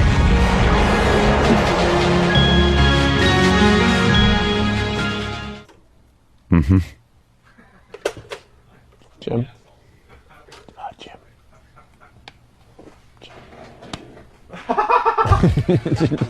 Jim. What's wrong? Depressed. Why are you depressed? Why are you depressed? Oh, I just am. But I got to make a phone call to my lawyer. Sex stuff, right? Got you a little down. Just crank out a batch. Steve, you Gotta do fly like crazy, right? What? Probably would. Oh, I would. I came yesterday. Oh, you did? I'm Huh? a weak man, Eth. Oh, really? Yeah, you need something. Let's do our meeting live on the air. You're not getting your fucking... Meeting time. Let's your go. cum chip. You haven't gotten your 30-day cum chip. Meeting on the air. Let's go. On the air. Jody! Meeting on the air time. What? Come on, Jody. Meeting on the air. I thought we were off the air. Where's Mike? Look how cute Jody is. Behind the scenes people coming in. Uh-oh. Oh, this one. Sorry, Jim. Throwing pens at you. Hi. All right, let's go. Is Jeff there? Jim Norton? Oh, what's up with the computer? Make a permanent. They gonna let us break it in a week? You want me to sing? Oh, he's gonna. This is what I fucking deal with on a daily basis. What are they saying, Ed? Who is this? By the way, the show is officially over. Who wrote We're it? Allowing you to listen into a show meeting. Something a little different today. Yeah. And Jimmy's making phone calls to lawyers. Terry Carr? What happened? Is the one that like says... What happened, Ant? Thank you. I'm not pressuring I'm not being pressured into a situation. These orders come from the criticality of the need. Deal with the laptop for a while. Your machine will be there when I can get a tech to finish. You know, the fucking Opie and Anthony show is pretty much, we were told by, Eric Logan, the guy, one of the bosses around there, one of the top programs on the whole fucking XM platform. So if dopey cocksucker douchebag Anthony needs a computer for the show, Terrence fucking Carr should get me one. All right? Asshole? You get it? Not fucking deal with it. It'll get there when I can get a tech to finish it. What are the techs working on? What's more important? Merger. What is? Fuck the merger. The show is going on. I need it, Terrence. Email me, motherfucker, not Steve. Tell me why you can't get off your fucking ass and get me a fucking computer that works, cocksucker. Logan, I need to talk to you about this douchebag. Thank you. End the fucking meeting on that. Cunt. Douche. I hate fucking corporate cunts. I hate them. Go fuck yourself. See, this is why we're having the meeting live in the air, because this is this is God. What Anthony does to all of us as soon as the mics are off. We all live in fear. There's no need for that to be an XM machine, by the way. Right.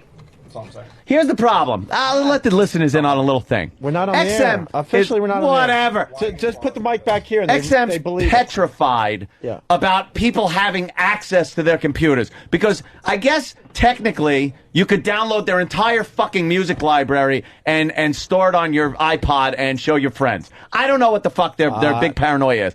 But let me just get this out. Here's the fucking issue. I don't care if it's an XM computer.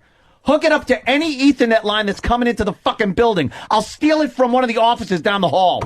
From Steinway. Run a cable up. Get me a splitter. I'll do it myself. Just get me a fucking computer that works. That's all I'm asking for. I don't need it to have Delete. I don't need it to have your bullshit fucking XM programs on there. I want a fucking computer that can get Pal Talk and Internet Explorer. Period. That's all I fucking need. Are you having a moment? No. Fucking trying to make a fucking point. Well, how come Terry and not Carr through didn't- stupid, useless emails. He didn't seem to take you very seriously, though, like by dealing with it. What is that? Fucking Norton is just a tick. You're a tick. I think he was being more than reasonable. More than reasonable. This Terry Every Carr. fucking email is reasonable. But this is complete bullshito. I am not going to fucking deal with this anymore. What does that word mean? That was too big for me. Sam, what does It's that just mean? one of those inside jokes. I can't take it anymore. And I'm not going to sit there and be shoved off. And then while you're at deal it, with a laptop. Tell those dudes down there to set Hinckley straight on the dumb Arbitron satellite ratings that don't make any sense. I don't give a shit about that. Oh, you got an email on that? And tag team. Let's tag off to Opie. That was a snotty tone, though, that he sent that. That was snotty. Deal with it. Not like Deal look, with we're it. trying. On the criticality. On criticality, it's the fucking show, you dummy. It's fucking the Opie and Anthony show. It's not fucking that stupid ass whatever the fuck. Ted's Fuckatorium. Right. Why the fuck do they even fucking pay this guy, Nathaniel Brown? What? What? Awfully close to my name. No. I'm gonna just cut Brown out of the replay. What is... Who's AT? Ann Taylor? And Nathaniel, do you guys think it would be prudent to offer some information to David Hinckley at the New York Daily News, whose article on the Arbitron satellite ratings made us look fairly irrelevant?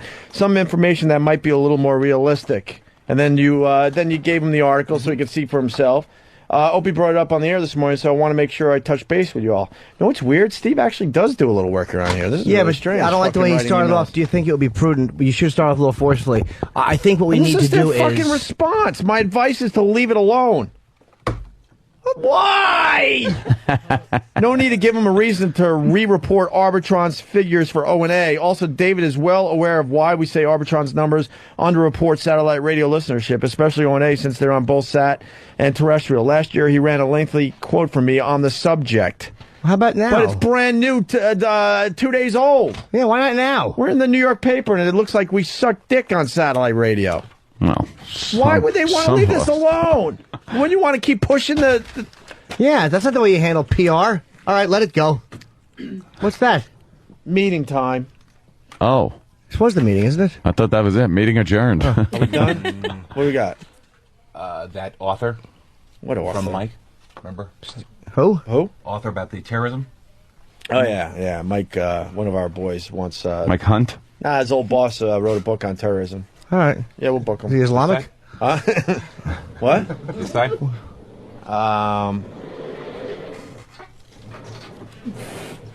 Yeah. All right, yeah. Jimmy nodded, yeah. Anyway. Everyone knows Jimmy runs the show behind the scenes. The people from CBS are wondering, why are they talking to microphones? What are they doing here? What are they doing in this room? They're just amazed. All right, what else? Tomorrow is Jamie Kennedy. Yeah, we promoted that. That movie Heckler is going to be good. And Johnny Fairplay. Actually, the Heckler's not going to be good for everybody. I found it really interesting, but Most people might, too. They want to know what goes on. A lot of people wonder what happens when somebody heckles. What's the performer thinking? I've gotten that question quite a bit. Jamie Kennedy, he confronted people that were at his comedy shows and asked them why they didn't like him, and then he confronts critics that gave him bad reviews. He had balls. Sandy Kane's coming in tomorrow for something. We can use her with. Can we hit her with a shovel or something? Well, she's Johnny Fairplay's bringing girls with him. Oh, good. That'd be hot. Cool. So she's usually good in those situations. She sure is. Yeah. We should get her in earlier than 10:30. Oh yeah, she's coming at 9. Don't scream at me. I'm not screaming, sweetheart. Can we get her? Don't scream. Can we reenact the Philly beating with Sandy Kane? Yes. All right, good. Got Crash from Toucher and Rich. Okay. He's going to talk to us about Burger King something.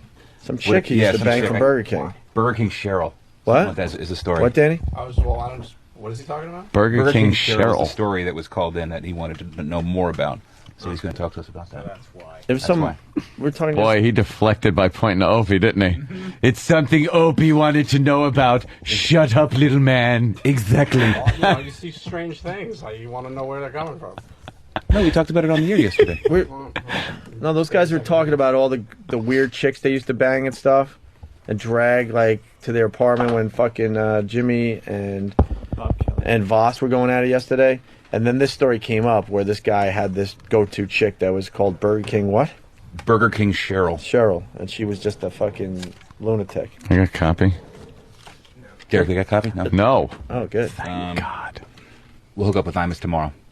Yeah. To help him with his radio phone. Interesting. All right. Jesus Christ, leave me alone. We're not supposed to be on the air. You're not supposed to be listening to this. Go away. You leave. So I say interesting. Interesting. Do you want to talk about this stuff? Yeah, that's fine. Jody? Right. Jody? Anthony, Yep. Vulcan Motor Club.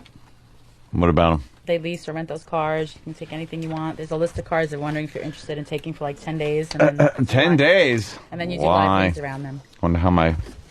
Hey, there's an fucking- Aston Martin. Porsche. Really? Yeah, Porsche, a Bentley. I like the Lamborghini. Ford GT, and I like the Ferrari 430. Please take a photo with one with a big bottle of booze in your hand. Where are these people out of? Because I have a car club that might be angry that I'm doing this. Uh-oh. Yeah, there's a... But no, I conflict of interest. I pay them, so... Yeah. Welcome. I will, I didn't sign an exclusivity contract with Fucking anybody. car club. Are you the only guy they're giving cars to? Why should they be the only club you're getting cars from? Yeah, Jimmy. Fuck, I'm right in the gas tank. Yeah. Have Anthony pick the exotic car of his choice, blow, drive for 10 days at his disposal. I could dispose of it when I'm done. Anybody you want. Like Grand Theft Auto. Yeah. Just leave it on the side of the road. Okay, I'm done. All beat up and get into something else. Are we talking about your dating life? No. I'll read that line again because I got confused. I thought you were talking about your dating Have life. Anthony pick the exotic car of his choice below. Drive it for 10 days at his disposal. I'm sorry, I got confused. Opie, you're on here too, but I mean, if you want to have maybe Kenny. I'll take the. Oh, let me see what I can take. Ferrari 430. Okay. I don't blame I you. want to know who Jody is. She's really hot. Take the GT, Well, thank Opie. you. She has very nice, Drive it in the rain. Very nice eyes. Very nice smile. What do you want Okay, me to just do? made Take the my GT and take it skiing. Motor Club. Do you guys got like a Toyota Corolla on this list? Yeah, that's nice. Smart car. Kia. All right, what else? I'll take the the Bentley. Yeah, let's put you Take in it and to drive it to work and just park it out front and dare them to tow it. Wait, what car has like a driver, like a Bentley or something? Oh, you want that kind of thing? Don't you want to drive fast like a retard? I want to get Kenny one of those dumb driving hats and drive me Oh around. my for God! Okay, that's funny. For 10 days, he's got to be your fucking bitterman. Yes, Bitterman. That's what I was looking Oh, at. that's great. Does they have a Maybach? I'm scared to that's drive the this Maybach. thing, GH. I might hit something. Stupid head hitting the ceiling. And he has to get out and open the door. Yeah. Here you go, GH. The rest I'll go quickly. Do you have any issues if some of the members of the show want to do like a party VIP style with some listeners at the New York Dolls / Flash Dancers? We don't like girls. I know. What, the staff? What? Yeah, like if I did like a party, we give away tickets Oh, and VIP and force the style staff and to stay out late? Yeah, sure. Yeah, that's fine. Yeah, I think so. I'll let We you know have if that goes fuck 'em. anywhere. show us the sex appeal of a fucking cancer ward. We have no chicks on at all. Yeah. Are you guys in the loop on Las Vegas at all? This big, Yeah, we're going to Vegas in I September. think it's September. September? Yeah. That's Okay, nice. so I'll just keep you in the loop as I learn more about it, so we're all on the same page. All right, don't look me in the eyes. I'm getting embarrassed. What's going on in Vegas? The NBC premiere. We're going. We're in September, a big September 9th NBC and 10th, I thing. think. I'll know more on Monday. Am I allowed to go? Confirmed. No. Jimmy can go. He's part of the show. If we're doing interviews, Jimmy's got to fucking go. Oh, okay. No, Right? Excluded? It's a fucking joke. We don't go without you. Maybe you don't go. Maybe you don't go now. I'm going. What's it for? I've just invited NBC's new and shows. They're going to do like all the So- morning shows are going out. So we there, interview Oh my God, we're gonna get in fights the again. people. Yeah, it's like That'd be one fun, of, it's one of those radio things where there's a bunch of radio That's all people right. there, But so we they- can yeah. totally tool on them. All right, And what else? Okay. Am I allowed to go? Yes. Jimmy has to go, or we don't go. I'm busy. Jimmy doesn't think You people can't be like busy. over there. Fuck Jimmy. Jimmy, are you here on the 21st and 22nd? Mind your by the way? business. It is my business. Are What- you what- here on the 21st and 22nd? The 21st and 22nd? 21st and 22nd. 24th. Yes, I'm here. Are you? Okay, good. When is that thing, though? Because I do want to put that in my calendar if I'm going. 9th and 10th of September. Fighters for UFC. Tito Ortiz, does he interest you if I can get him in? We already got him in. Yeah, we got him. Hey. Only over here though. Roland, guys you booked lose. that? All right. Anybody else for UFC you'd be interested in? They're doing a fight at the MGM. Who are the options? Oh, for that thing? Here. Well, you asked for Kimbo You Slice. know any We're of these going after guys? him. BJ Penn, Sean But I know that's not Sharp, UFC. Tito, But I just didn't want him to say that. Machida, Silva. I don't know any of these. Silva's a big name, but I don't know much about him. He's Brazilian. He speaks Portuguese, I think. Yeah. Unfortunately, I would say, why don't we see how the Tito interview goes this week? We're doing them next week. We're in June 11th? June 6th. June June 6th. So why don't Let's we have Pat Duffy fight him. have him throw papers at Pat? Yeah. Yeah, why don't we can we let you know on that? Is that Oh, possible? yeah, that's fine. I'll email you the name so you have it. Penny a gallon. We're doing this. We want to do this. You guys are totally into it. Let's jump on a gas promotion. I don't want to put legs into it if it's not going to go. It's like more than what gas is supposed to be. Yeah, it'd be funny. I liked the more as a goof to have like this huge Well, we have a gas station for ourselves. But the thing is, you'd need like massive visibility and promotion for the more. Then it would have to be at a gas station that would be into doing it and just make it a big thing. Yeah, that is so ridiculous. Like, why the fuck are they doing this? $10 a gallon Tuesday only. Yeah. And then you show up with like, radio station promotion shit, T-shirt, and just and no one comes. It's ridiculous. $10 a gallon. Either that or it's like fill up your tank for $10, but you don't specify what kind of a tank it is. Wait a minute. And there's some fine print that needs to be read. Diesel gas. Do you guys want to rethink it? Yeah, we'll revisit that. Okay. Yeah, Let me I mean, know. there are a couple of really good ideas there that we should look into. Okay. I like that though. Yeah. I love the idea of live reports from the field. Yeah. And there's a fucking van with 2 guys and no one. And just no one would show up. It's like they looked 10 out. You couldn't turn your wheel away from the place fast enough. How Make it stupid 12 is and that? see if anybody comes. You got. I just had Victor Caroli coming tomorrow. He's available tomorrow to do a voice session, and then we don't have him for 3 weeks. Who's he? He's the voice guy Oh. for the radio station. If we want to do some stuff for the 5 and 9 Who, hours. who are you? My name's Mike, and I'm new here. Oh, this is Stunt Brain. Hey, Stunt Brain. How you doing? What is this about? This is, that 5 o'clock and 9 o'clock, the replay stuff. We're just looking to. Well, people aren't supposed to know about that yet. That's all right. We got. All right, so Does any of this for the interest 5 o'clock hour, O&A's pregame, O&A's foreplay, O&A's non-drug-induced flashback, O&A's leftovers, or O&A